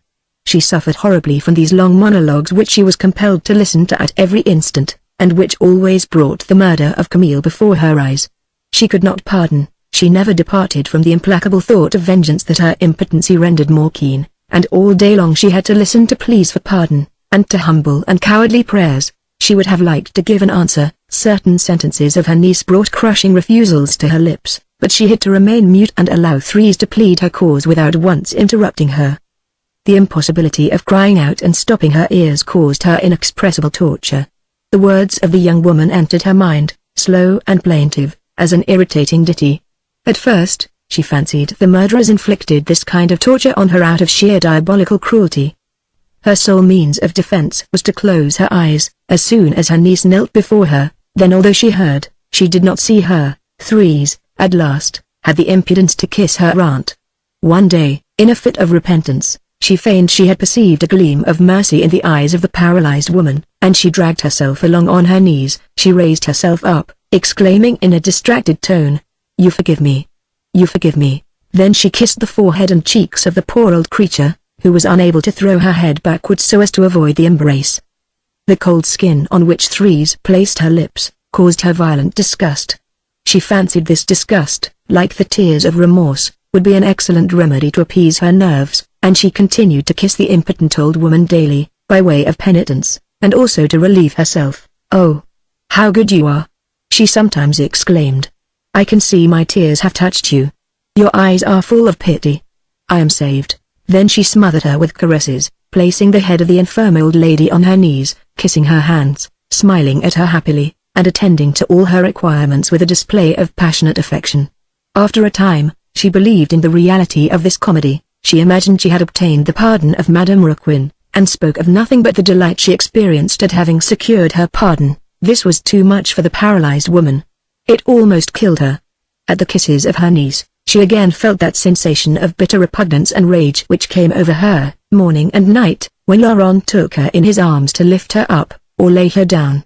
She was obliged to submit to the disgusting caresses of the wretch who had betrayed and killed her son. She could not even use her hand to wipe away the kisses that this woman left on her cheeks, and, for hours and hours together, she felt these kisses burning her. She became the doll of the murderers of Camille, a doll that they dressed, that they turned to right and left, and that they made use of according to their requirements and whims. She remained inert in their hands, as if she had been a lay figure, and yet she lived, and became excited and indignant at the least contact with Thérèse or Laurent. What particularly exasperated her was the atrocious mockery of the young woman, who pretended she perceived expressions of mercy in her eyes, when she would have liked to have brought down fire from heaven on the head of the criminal. She frequently made supreme efforts to utter a cry of protestation, and loaded her looks with hatred. But Thérèse, who found it answered her purpose to repeat 20 times a day that she was pardoned, redoubled her caresses, and would see nothing. So the paralyzed woman had to accept the thanks and effusions that her heart repelled. Henceforth, she lived in a state of bitter but powerless irritation, face to face with her yielding niece who displayed adorable acts of tenderness to recompense her for what she termed her heavenly goodness. When Thérèse knelt before Madame Raquin, in the presence of her husband, he brutally brought her to her feet. "No acting," said he. "Do I weep? Do I prostrate myself? You do all this to trouble me." The remorse of Thérèse caused him peculiar agitation. His suffering increased now that his accomplice dragged herself about him, with eyes red by weeping, and supplicating lips. The sight of this living example of regret redoubled his fright and added to his uneasiness. It was like an everlasting reproach wandering through the house. Then he feared that repentance would one day drive his wife to reveal everything. He would have preferred her to remain rigid and threatening, bitterly defending herself against his accusations. But she had changed her tactics. She now readily recognized the share she had taken in the crime. She even accused herself. She had become yielding and timid, and starting from this point implored redemption with ardent humility. This attitude irritated Laurent, and every evening the quarrels of the couple became more afflicting and sinister. "Listen to me," said Thérèse to her husband, "we are very guilty. We must repent if we wish to enjoy tranquility. Look at me. Since I have been weeping I am more peaceable. Imitate me. Let us say together that we are justly punished for having committed a horrible crime." "Bah!" roughly answered Laurent, "you can say what you please. I know you are deucedly clever and hypocritical. Weep, if that diverts you. But I must beg you not to worry me with your tears." "Ah," said she, "you are bad. You reject remorse. You are cowardly. You acted as a traitor to Camille." "Do you mean to say that I alone am guilty?" he inquired. "No," she replied, "I do not say that. I am guilty, more guilty than you are. I ought to have saved my husband from your hands. Oh, I am aware of all the horror of my fault. But I have sought pardon, and I have succeeded, Laurent, whereas you continued to lead a disconsolate life. You have not even had the feeling to spare my poor aunt the sight of your vile anger. You have never even addressed a word of regret to her," and she embraced Madame Raquin, who shut her eyes. She hovered round her, raising the pillow that propped up her head, and showing her all kinds of attention. Laurent was infuriated. "Oh, leave her alone," he cried. "Can't you see that your services, and the very sight of you are odious to her? If she could lift her hand she would slap your face." The slow and plaintive words of his wife, and her attitudes of resignation, gradually drove him into blinding fits of anger. He understood her tactics. She no longer wished to be at one with him, but to set herself apart trapped in her regret, so as to escape the clasp of the drowned man. And, at moments, he said to himself that she had perhaps taken the right path, that tears might cure her of her terror, and he shuddered at the thought of having to suffer, and contend with fright alone. He also would have liked to repent, or at least to have performed the comedy of repentance, to see what effect it would have. Unable to find the sobs and necessary words, he flung himself into violence again, stirring up Thérèse so as to irritate her and lead her back with him to furious madness. But the young woman took care to remain inert, to answer his cries of anger by tearful submission, and to meet his coarseness by a proportionate display of humility and repentance. Laurent was thus gradually driven to fury. To crown his irritation, Thérèse always ended with a panegyric of Camille so as to display the virtues of the victim. "He was good," said she, and we must have been very cruel to assail such a warm-hearted man who had never a bad thought. He was good. Yes, I know, jeered Laurent. You mean to say he was a fool? You must have forgotten. You pretended you were irritated at the slightest thing he said, that he could not open his mouth without letting out some stupidity. Don't jeer, said Thérèse. It only remains for you to insult the man you murdered. You know nothing about the feelings of a woman, Laurent. Camille loved me and I loved him. You loved him. Ah. Really, what a capital idea, exclaimed Laurent. And no doubt it was because you loved your husband, that you took me as a sweetheart. I remember one day when we were together, that you told me Camille disgusted you, when you felt the end of your fingers enter his flesh as if it was soft clay. Oh. I know why you loved me. You required more vigorous arms than those of that poor devil. I loved him as a sister, answered Thérèse. He was the son of my benefactress.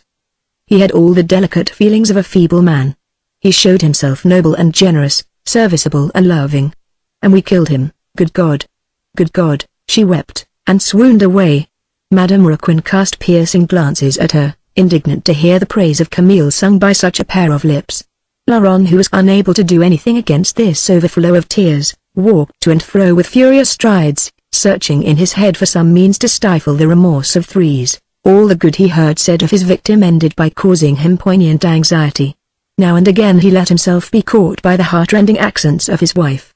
He really believed in the virtues of Camille, and his terror redoubled. But what tried his patience beyond measure was the comparison that the widow of the drowned man never failed to draw between her first and second husband, and which was all to the advantage of the former. Well, yes, she cried, he was better than you. I would sooner he were alive now, and you in his place underground. Laurent first of all shrugged his shoulders. Say what you will, she continued, becoming animated, although I perhaps failed to love him in his lifetime, yet I remember all his good qualities now, and do love him. Yes, I love him and hate you. Do you hear? For you are an assassin. Will you hold your tongue? Yelled Laurent. And he is a victim, she went on, notwithstanding the threatening attitude of her husband, an upright man killed by a rascal. Oh. I am not afraid of you. You know well enough that you are a miserable wretch, a brute of a man without a heart, and without a soul. How can you expect me to love you, now that you are reeking with the blood of Camille? Camille was full of tenderness for me, and I would kill you, do you hear, if that could bring him to life again, and give me back his love. Will you hold your tongue, you wretch? Shouted Laurent. Why should I hold my tongue? She retorted. I am speaking the truth. I would purchase forgiveness at the price of your blood. Ah! How I weep, and how I suffer. It is my own fault if a scoundrel, such as you, murdered my husband. I must go, one of these nights, and kiss the ground where he rests. That will be my final rapture. Laurent, beside himself, rendered furious by the atrocious pictures that Thérèse spread out before his eyes, rushed upon her, and threw her down, menacing her with his uplifted fist. That's it, she cried, strike me, kill me. Camille never once raised his hand to me. But you're a monster, and Laurent, spurred on by what she said, shook her with rage, beat her, bruised her body with his clenched fists. In 2 instances he almost strangled her. Thérèse yielded to his blows. She experienced keen delight in being struck, delivering herself up, thrusting her body forward, provoking her husband in every way, so that he might half kill her again. This was another remedy for her suffering. She slept better at night when she had been thoroughly beaten in the evening. Madame Raquin enjoyed exquisite pleasure, when Laurent dragged her knees along the floor in this way, belaboring her with thumps and kicks. The existence of the assassin had become terrible since the day when Thérèse conceived the infernal idea of feeling remorse and of mourning Camille aloud. From that moment the wretch lived everlastingly with his victim. At every hour, he had to listen to his wife praising and regretting her first husband. The least incident became a pretext. Camille did this, Camille did that, Camille had such and such qualities, Camille loved in such and such a way. It was always Camille. Ever sad remarks bewailing his death. Thérèse had recourse to all her spitefulness to render this torture, which she inflicted on Laurent so as to shield her own self, as cruel as possible. She went into details, relating 1,000 insignificant incidents connected with her youth, accompanied by sighs and expressions of regret, and in this manner, mingled the remembrance of the drowned man with every action of her daily life. The corpse which already haunted the house, was introduced there openly. It sat on the chairs, took its place at table, extended itself on the bed, making use of the various articles of furniture, and of the objects lying about hither and thither. Laurent could touch nothing, not a fork, not a brush, without Thérèse making him feel that Camille had touched it before him. The murderer being ceaselessly thrust, so to say, against the man he had killed, ended by experiencing a strange sensation that very nearly drove him out of his mind. By being so constantly compared to Camille, by making use of the different articles Camille had used, he imagined he was Camille himself, that he was identical with his victim. Then, with his brain fit to burst, he blew at his wife to make her hold her tongue, so as to no longer hear the words that drove him frantic. All their quarrels now ended in blows. Chapter 30. A time came when Madame Raquin, in order to escape the sufferings she endured, thought of starving herself to death. She had reached the end of her courage. She could no longer support the martyrdom that the presence of the two murderers imposed on her. She longed to find supreme relief in death. Each day her anguish grew more keen, when Thérèse embraced her, and when Laurent took her in his arms to carry her along like a child. She determined on freeing herself from these clasps and caresses that caused her such horrible disgust. As she had not sufficient life left within her to permit of her avenging her son, she preferred to be entirely dead, and to leave naught in the hands of the assassins but a corpse that could feel nothing, and with which they could do as they pleased. For 2 days she refused all nourishment, employing her remaining strength to clench her teeth or to eject anything that Thérèse succeeded in introducing into her mouth. Thérèse was in despair. She was asking herself at the foot of which post she should go to weep and repent, when her aunt would be no longer there. She kept up an interminable discourse to prove to Madame Raquin that she should live. She wept, she even became angry, bursting into her former fits of rage, opening the jaw of the paralyzed woman as you open that of an animal which resists. Madame Raquin held out, and an odious scene ensued. Laurent remained absolutely neutral and indifferent. He was astonished at the efforts of Thérèse to prevent the impotent old woman committing suicide. Now that the presence of the old lady had become useless to them, he desired her death. He would not have killed her, but as she wished to die, he did not see the use of depriving her of the means to do so. But, let her be. He shouted to his wife. It will be a good riddance. We shall, perhaps, be happier when she is no longer here. This remark, repeated several times in the hearing of Madame Raquin, caused her extraordinary emotion. She feared that the hope expressed by Laurent might be realized, and that after her death the couple would enjoy calm and happiness. And she said to herself that it would be cowardly to die, that she had no right to go away before she had seen the end of the sinister adventure. Then, only, could she descend into darkness, to say to Camille, "You're avenged." The idea of suicide became oppressive, when she all at once reflected that she would sink into the grave ignorant as to what had happened to the two murderers of her son. There, she would lie in the cold and silent earth, eternally tormented by uncertainty concerning the punishment of her tormentors. To thoroughly enjoy the slumber of death, she must be hushed to rest by the sweet delight of vengeance. She must carry away with her a dream of satisfied hatred, a dream that would last throughout eternity. So she took the food her niece presented to her, and consented to live on. Apart from this, it was easy for her to perceive that the climax could not be far off. Each day the position of the married couple became more strained and unbearable. A crash that would smash everything was imminent. At every moment, Thérèse and Laurent started up face to face in a more threatening manner. It was no longer at night time, alone, that they suffered from their intimacy. Entire days were passed amidst anxiety and harrowing shocks. It was one constant scene of pain and terror. They lived in a perfect pandemonium, fighting, rendering all they did and said bitter and cruel, seeking to fling one another to the bottom of the abyss which they felt beneath their feet, and falling into it together. Ideas of separation had, indeed, occurred to both of them. Each had thought of flight, of seeking some repose far from this arcade of the Pont Neuf where the damp and filth seemed adapted to their desolated life. But they dared not, they could not run away. It seemed impossible for them to avoid reviling each other, to avoid remaining there to suffer and cause pain. They proved obstinate in their hatred and cruelty. A sort of repulsion and attraction separated and kept them together at the same time. They behaved in the identical manner of two persons who, after quarreling, wish to part, and who, nevertheless, continue returning to shout out fresh insults at one another. Moreover, material obstacles stood in the way of flight. What were they to do with the impotent woman? What could be said to the Thursday evening guests? If they fled, these people would, perhaps, suspect something.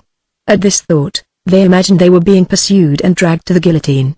So they remained where they were through cowardice, wretchedly dragging out their lives amidst the horror of their surroundings.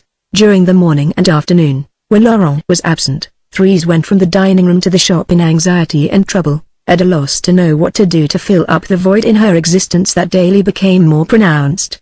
When not kneeling at the feet of Madame Raquin or receiving blows and insults from her husband, she had no occupation. As soon as she was seated alone in the shop, she became dejected, watching with a doltish expression the people passing through the dirty, dark gallery. She felt ready to die of sadness in the middle of this gloomy vault, which had the odor of a cemetery, and ended by begging Suzanne to come and pass entire days with her, in the hope that the presence of this poor, gentle, pale creature might calm her. Suzanne accepted her offer with delight. She continued to feel a sort of respectful friendship for Thérèse, and had long desired to come and work with her, while Olivier was at his office. Bringing her embroidery with her, she took the vacant chair of Madame Raquin behind the counter. From that day Thérèse rather neglected her aunt. She went upstairs less frequently to weep on her knees and kiss the death-like face of the invalid. She had something else to do. She made efforts to listen with interest to the dilatory gossip of Suzanne, who spoke of her home, and of the trivialities of her monotonous life. This relieved Thérèse of her own thoughts. Sometimes she caught herself paying attention to nonsense that brought a bitter smile to her face. By degrees, she lost all her customers. Since her aunt had been confined to her armchair upstairs, she had let the shop go from bad to worse, abandoning the goods to dust and damp. A smell of mildew hung in the atmosphere, spiders came down from the ceiling, the floor was but rarely swept. But what put the customers to flight was the strange way in which Thérèse sometimes welcomed them.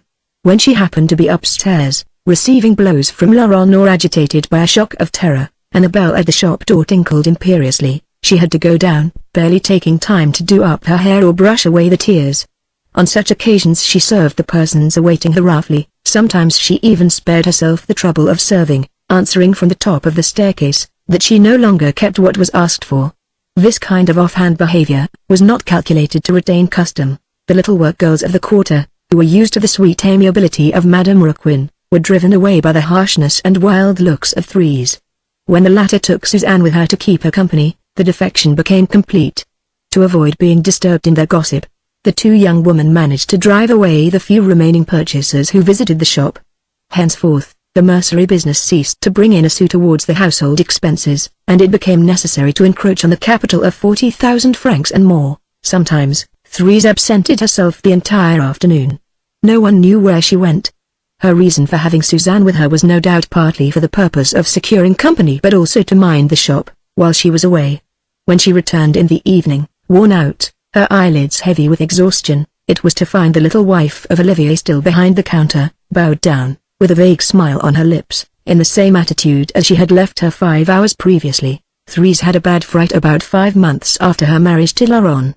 She found out she was pregnant and detested the thought of having a child of Laurent's. She had the fear that she would give birth to a drowned body.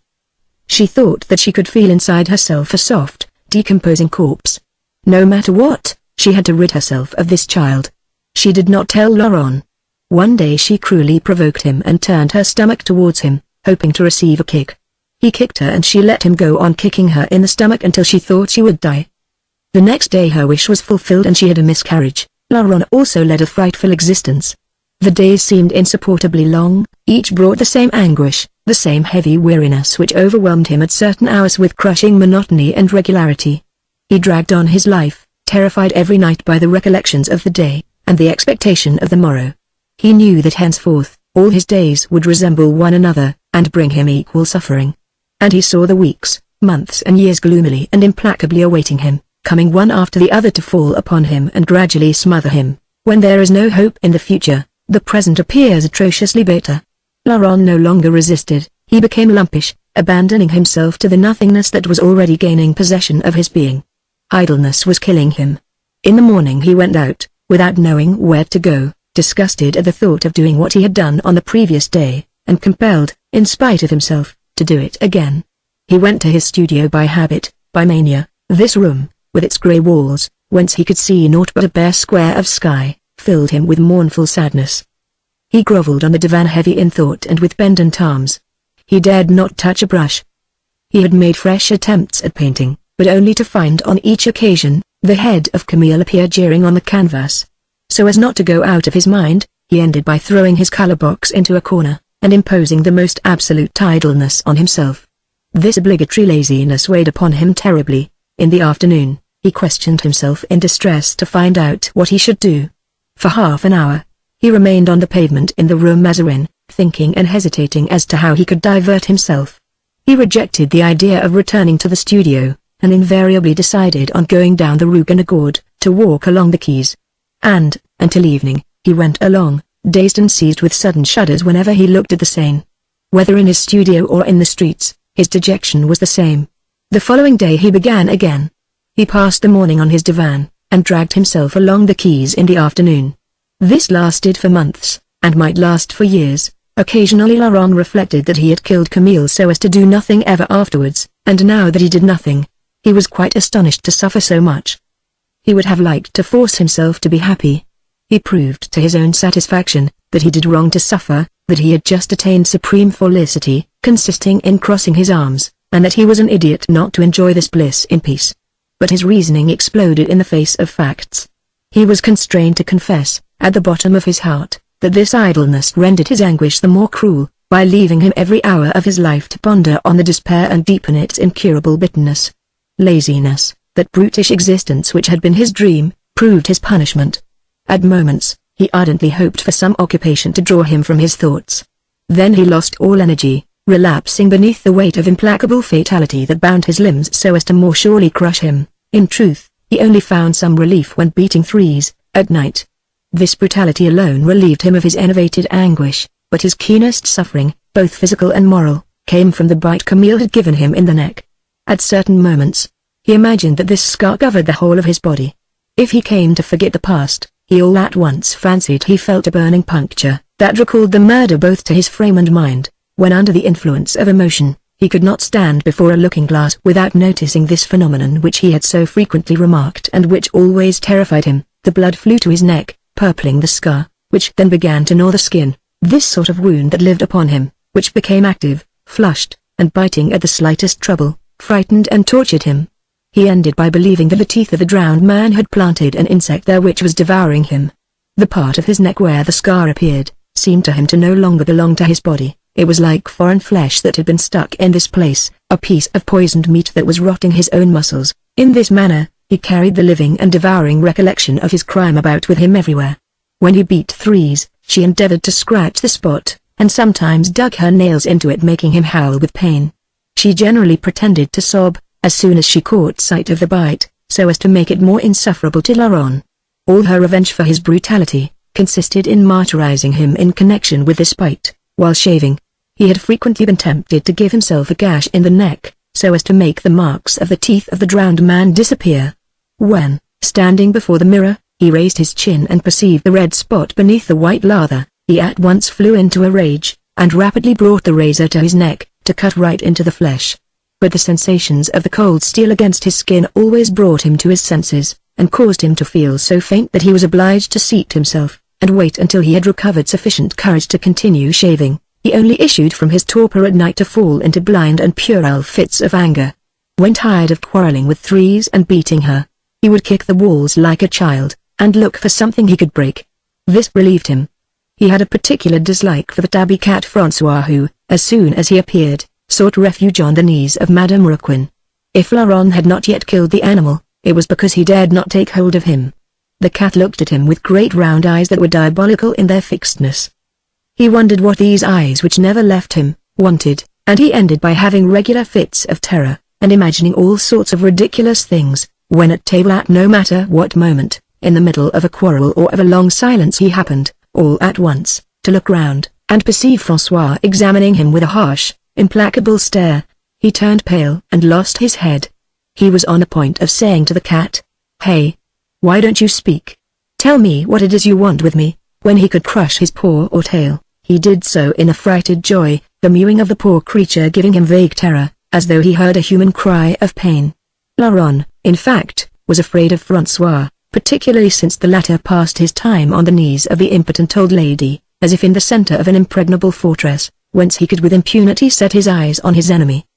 The murderer of Camille established a vague resemblance between this irritated animal and the paralyzed woman, saying to himself that the cat, like Madame Raquin, must know about the crime and would denounce him, if he ever found a tongue. At last, one night, François looked at Laurent so fixedly, that the latter, irritated to the last pitch, made up his mind to put an end to the annoyance. He threw the window of the dining room wide open, and advancing to where the cat was seated, grasped him by the skin at the back of the neck. Madame Raquin understood, and 2 big tears rolled down her cheeks. The cat began to swear, and stiffen himself, endeavoring to turn round and bite the hand that grasped him. But Laurent held fast. He whirled the cat round 2 or 3 times in the air, and then sent him flying with all the strength of his arm, against the great dark wall opposite. François went flat against it, and breaking his spine, fell upon the glass roof of the arcade. All night the wretched beast dragged himself along the gutter mewing hoarsely, while Madame Raquin wept over him almost as much as she had done over Camille. Thérèse had an atrocious attack of hysterics, while the wailing of the cat sounded sinisterly, in the gloom below the windows. Laurent soon had further cause for anxiety.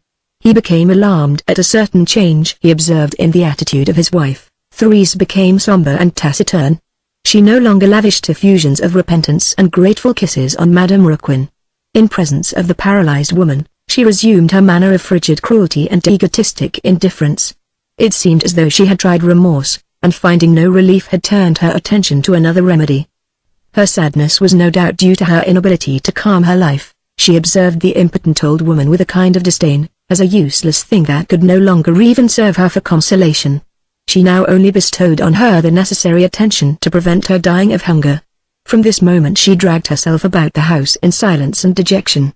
She multiplied her absences from the shop, going out as frequently as 3 and 4 times a week. It was this change in her mode of life that surprised and alarmed Laurent.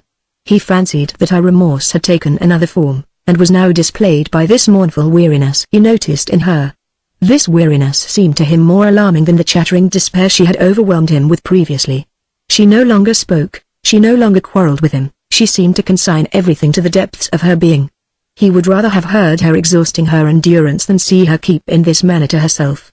He feared that one day she would be choking with anguish, and to obtain relief, would go and relate everything to a priest or an examining magistrate. Then these numerous absences of Thérèse had frightful significance in his eyes. He thought she went to find a confidant outside, that she was preparing her treason.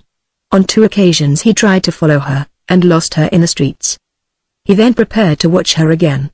A fixed idea got into his head. Thérèse, driven to extremities by suffering, was about to make disclosures, and he must gag her, he must arrest her confession in her throat. Chapter 31. One morning, Laurent, instead of going to his studio, took up a position at a wine shop situated at one of the corners of the Rue Guénégaud, opposite the studio.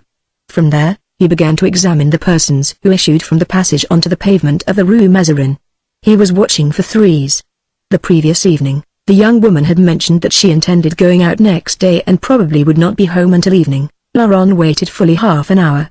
He knew that his wife always went by the Rue Mazarin. Nevertheless, at one moment, he remembered that she might escape him by taking the Rue de Seine, and he thought of returning to the arcade, and concealing himself in the corridor of the house. But he determined to retain his seat a little longer, and just as he was growing impatient he suddenly saw Thérèse come rapidly from the passage. She wore a light gown, and, for the first time, he noticed that her attire appeared remarkably showy, like a street walker. She twisted her body about on the pavement, staring provokingly at the men who came along, and raising her skirt, which she clutched in a bunch in her hand, much higher than any respectable woman would have done, in order to display her lace-up boots and stockings.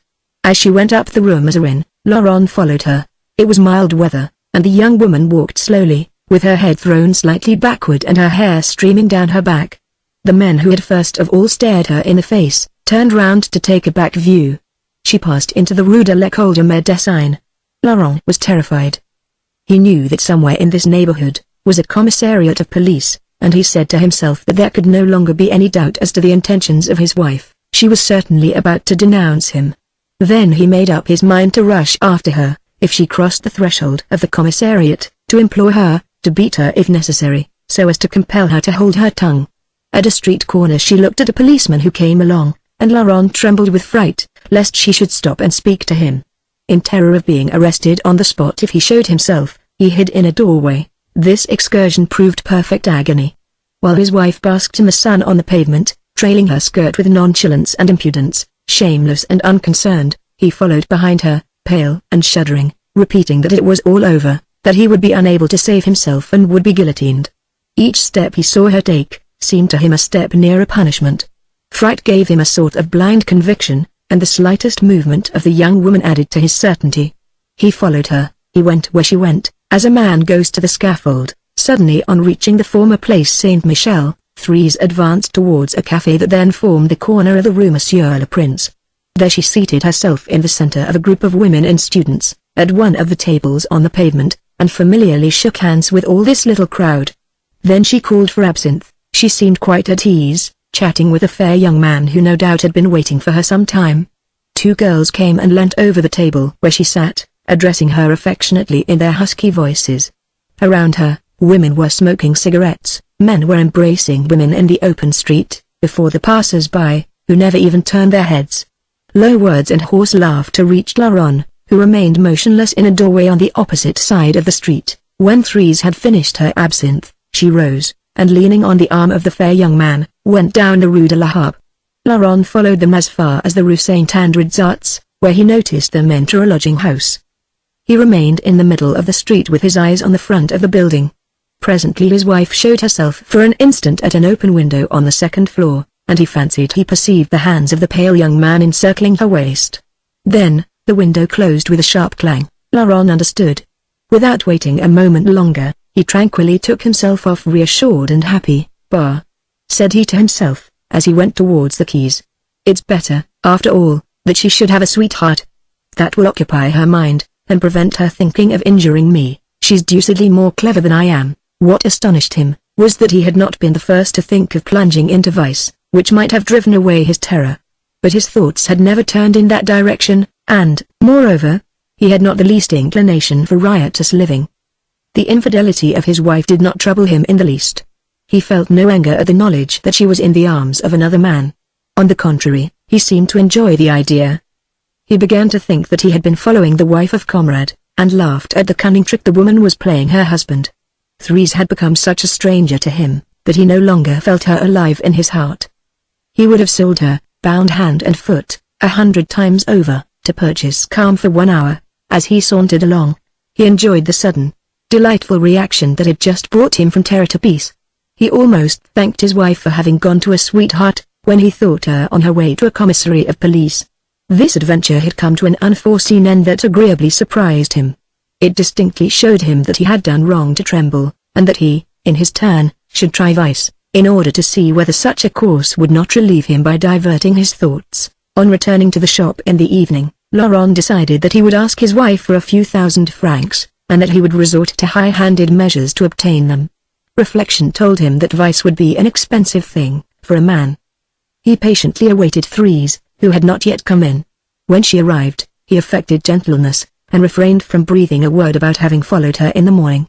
She was slightly tipsy, and from her ill-adjusted garments, came that unpleasant odor of tobacco and spirits that is met with in public drinking places.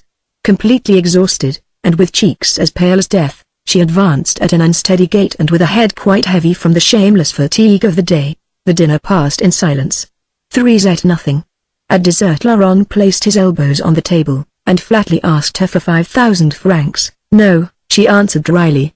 "If I were to give you a free hand, you'd bring us to beggary. Aren't you aware of our position? We are going as fast as ever we can to the dogs." "That may be," he quietly resumed. "I don't care a fig. I intend to have money." "No, 1,000 times no," she retorted.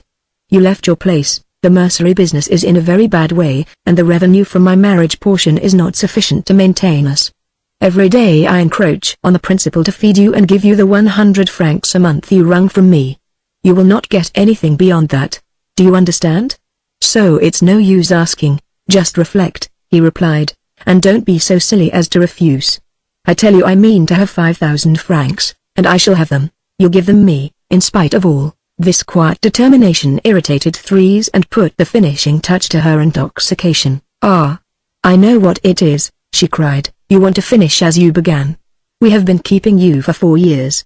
You only came to us to eat and drink, and since then you've been at our charge. Monsieur does nothing. Monsieur has arranged so as to live at my expense with his arms folded one over the other. No, you shall have nothing, not a sou. Do you want me to tell you what you are? Well then, you are a..." And she pronounced the word. Laurent began to laugh, shrugging his shoulders. He merely replied, You learn some pretty expressions in the company you keep now. This was the only allusion he ventured to make to the love affairs of Thérèse. She quickly raised her head, and bitterly replied, "Anyhow, I don't keep the company of murderers." Laurent became very pale, and for a moment remained silent, with his eyes fixed on his wife. Then, in a trembling voice, he resumed, "Listen, my girl, don't let us get angry. There is no good in that, neither for you nor me. I've lost all courage. We had better come to an understanding if we wish to avoid a misfortune. If I ask you for 5,000 francs, it is because I want them, and I will even tell you what I intend to do with them, so as to ensure our tranquility." He gave her a peculiar smile, and continued, "Come, reflect, let me have your last word." "I have thoroughly made up my mind," answered the young woman, "and it is as I have told you. You shall not have a sou." Her husband rose violently. She was afraid of being beaten. She crouched down, determined not to give way to blows. But Laurent did not even approach her. He confined himself to telling her in a frigid tone that he was tired of life, and was about to relate the story of the murder to the commissary of police of the quarter. "You drive me to extremes," said he. "You make my life unbearable. I prefer to have done with it. We shall both be tried and condemned, and there will be an end to it all." "Do you think you'll frighten me?" shouted his wife.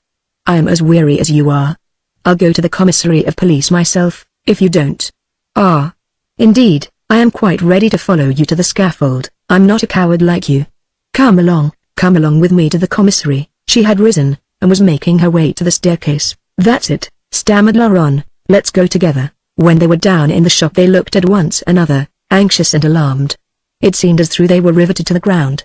The few seconds they had taken to run downstairs had suffered to show them, as in a flash, all the consequences of a confession. They saw at the same moment, suddenly and distinctly, gendarmes, prison, assize court and guillotine.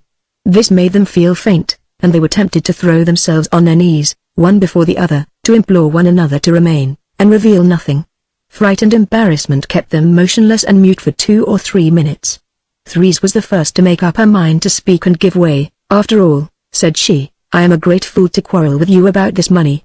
You will succeed in getting hold of it and squandering it, one day or another.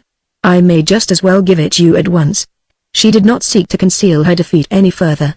She seated herself at the counter, and signed a check for 5,000 francs, which Laurent was to present to her banker. There was no more question of the commissary of police that evening. As soon as Laurent had the gold in his pocket, he began to lead a riotous life, drinking to excess, and frequenting women of ill repute. He slept all day and stayed out all night, in search of violent emotions that would relieve him of reality.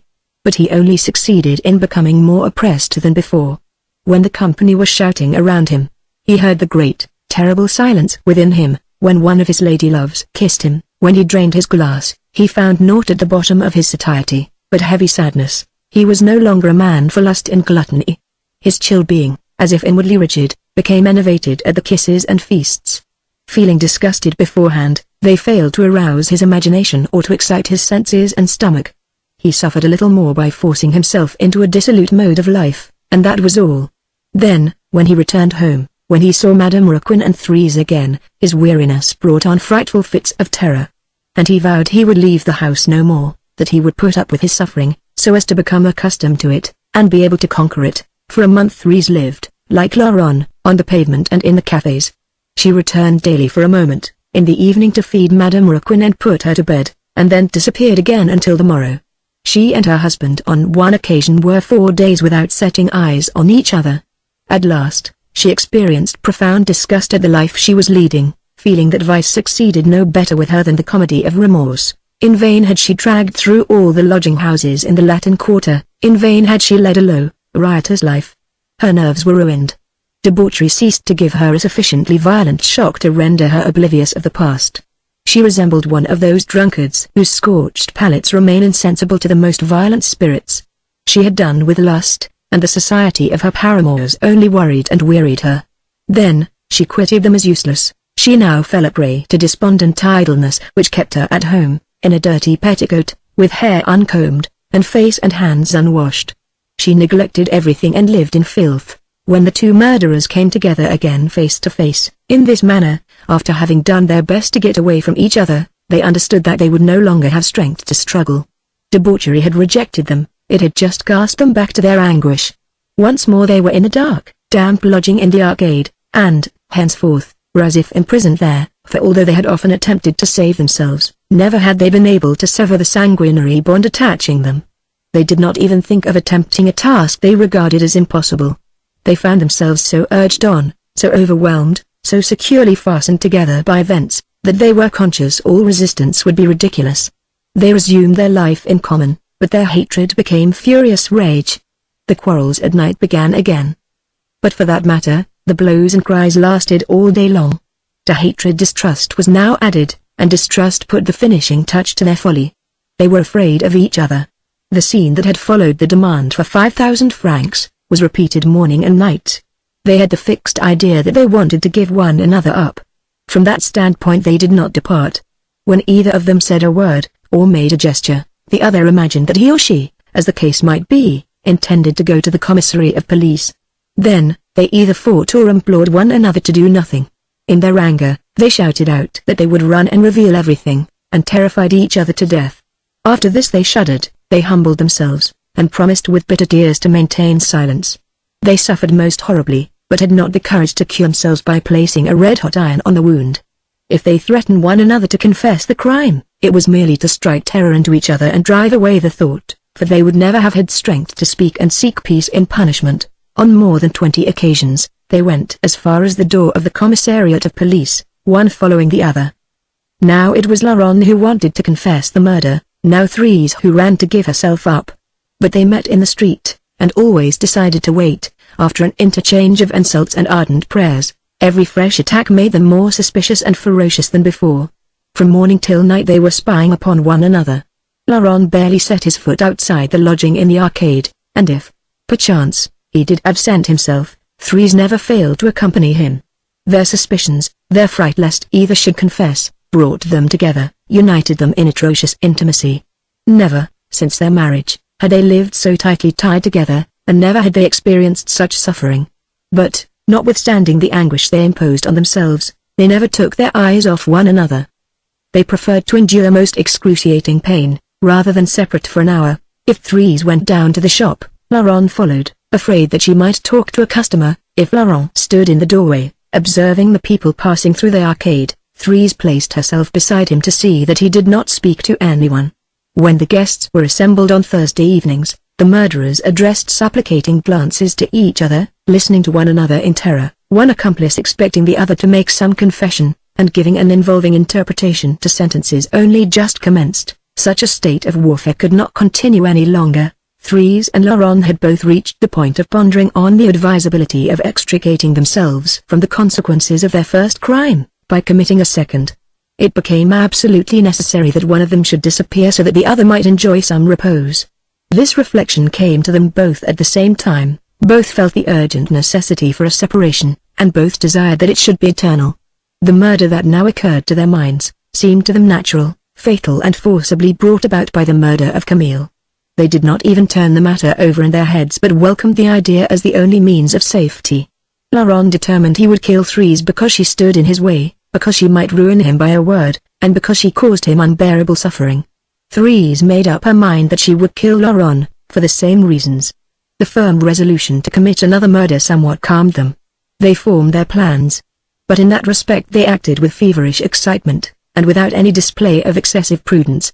They only thought vaguely of the probable consequences of a murder committed without flight and immunity being ensured. They felt the invincible necessity to kill one another, and yielded to this necessity like furious brutes. They would not have exposed themselves for their first crime, which they had so cleverly concealed, and yet they risked the guillotine, in committing a second, which they did not even attempt to hide. Here was a contradiction in their conduct that they never so much as caught sight of. Both simply said to themselves that if they succeeded in fleeing, they would go and live abroad, taking all the cash with them. Thérèse, a fortnight or 3 weeks before, had drawn from the bank the few thousand francs that remained of her marriage portion, and kept them locked up in a drawer, a circumstance that had not escaped Laurent. The fate of Madame Raquin did not trouble them an instant. A few weeks previously, Laurent had met one of his old college friends, now acting as dispenser to a famous chemist, who gave considerable attention to toxicology. This friend had shown him over the laboratory where he worked, pointing out to him the apparatus and the drugs. One night, after he had made up his mind in regard to the murder, and as Thérèse was drinking a glass of sugar and water before him, Laurent remembered that he had seen in this laboratory a small stoneware flagon, containing prussic acid, and that the young dispenser had spoken to him of the terrible effects of this poison, which strikes the victim down with sudden death, leaving but few traces behind. And Laurent said to himself, that this was the poison he required. On the morrow, succeeding in escaping the vigilance of Thérèse, he paid his friend a visit, and while he had his back turned, stole the small stoneware flagon. The same day, Thérèse took advantage of the absence of Laurent, to send the large kitchen knife, with which they were in the habit of breaking the loaf sugar, and which was very much notched, to be sharpened. When it came back, she hid it in a corner of the sideboard. Chapter 32. The following Thursday, the evening party at the Raquins, as the guests continued to term the household of their hosts, was particularly merry. It was prolonged until 11:30, and as Grivet withdrew, he declared that he had never passed such a pleasant time. Suzanne, who was not very well, never ceased talking to Thérèse of her pain and joy. Thérèse appeared to listen to her with great interest, her eyes fixed, her lips pinched, her head, at moments, bending forward, while her lowering eyelids cast a cloud over the whole of her face. Laurent, for his part, gave uninterrupted attention to the tales of old Michaud and Olivier. These gentlemen never paused, and it was only with difficulty that Grivet succeeded in getting in a word edgeways between a couple of sentences of father and son. He had a certain respect for these two men whom he considered good talkers. On that particular evening, a gossip having taken the place of the usual game, he naively blurted out that the conversation of the former commissary of police amused him almost as much as dominoes. During the 4 years, or thereabouts, that the Micauds and Grivet had been in the habit of passing the Thursday evenings at the Raquins, they had not once felt fatigued at these monotonous evenings that returned with enervating regularity. Never had they for an instant suspected the drama that was being performed in this house, so peaceful and harmonious when they entered it. Olivier, with the jest of a person connected with the police, was in the habit of remarking that the dining-room savoured of the honest man. Grivet, so as to have his say, had called the place the Temple of Peace. Latterly, on 2 or 3 different occasions, Thérèse explained the bruises disfiguring her face, by telling the guests she had fallen down. But none of them, for that matter, would have recognized the marks of the fist of Laurent. They were convinced as to their host's being a model pair, replete with sweetness and love. The paralyzed woman had not made any fresh attempt to reveal to them the infamy concealed behind the dreary tranquility of the Thursday evenings. An eyewitness of the tortures of the murderers, and foreseeing the crisis which would burst out, one day or another, brought on by the fatal succession of events, she at length understood that there was no necessity for her intervention. And from that moment, she remained in the background, allowing the consequences of the murder of Camille, which were to kill the assassins in their turn, to take their course. She only prayed heaven to grant her sufficient life to enable her to be present at the violent catastrophe she foresaw. Her only remaining desire was to feast her eyes on the supreme suffering that would undo Thérèse and Laurent. On this particular evening, Grivet went and seated himself beside her, and talked for a long time, he, as usual, asking the questions and supplying the answers himself.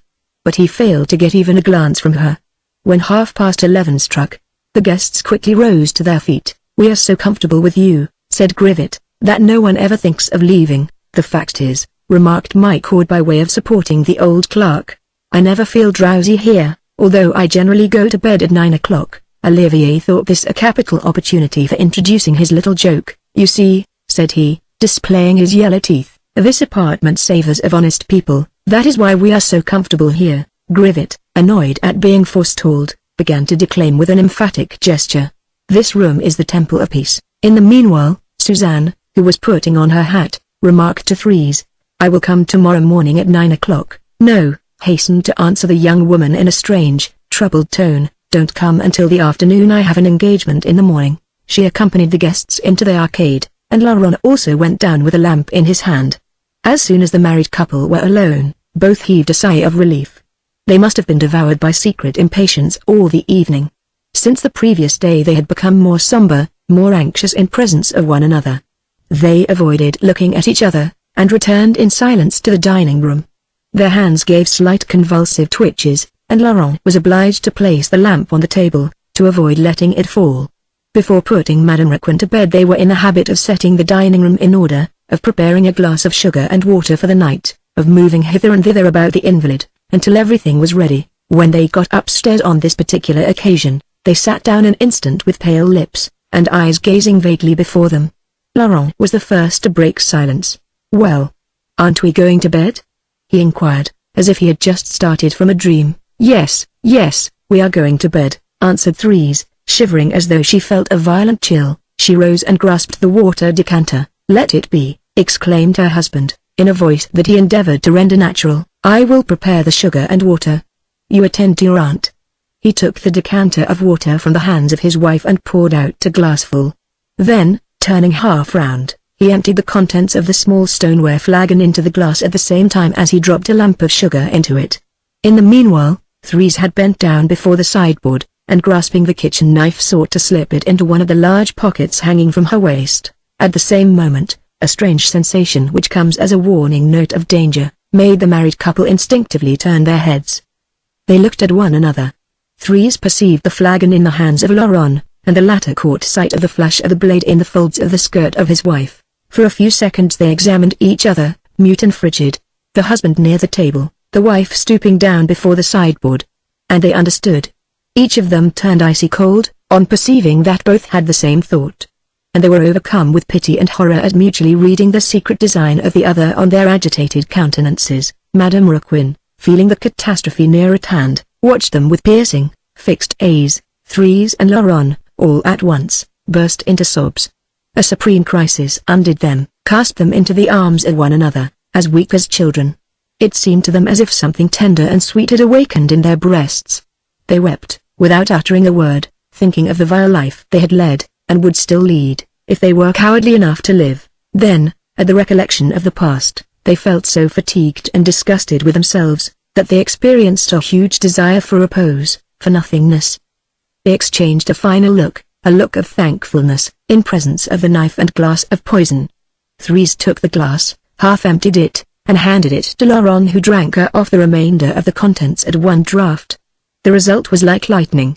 The couple fell one atop of the other, struck down, finding consolation, at last, in death. The mouth of the young woman rested on the scar that the teeth of Camille had left on the neck of her husband. The corpses lay all night, spread out contorted, on the dining room floor, lit up by the yellow gleams from the lamp, which the shade cast upon them.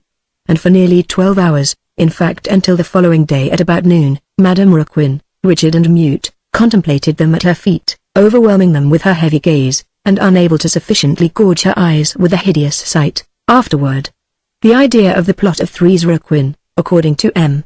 Paul Alexis, Zola's biographer, came from a novel called La Venus de Gauds, contributed to the Figaro by Adolphe Pilot and Ernest Daudet, the brother of Alphonse Daudet, in collaboration.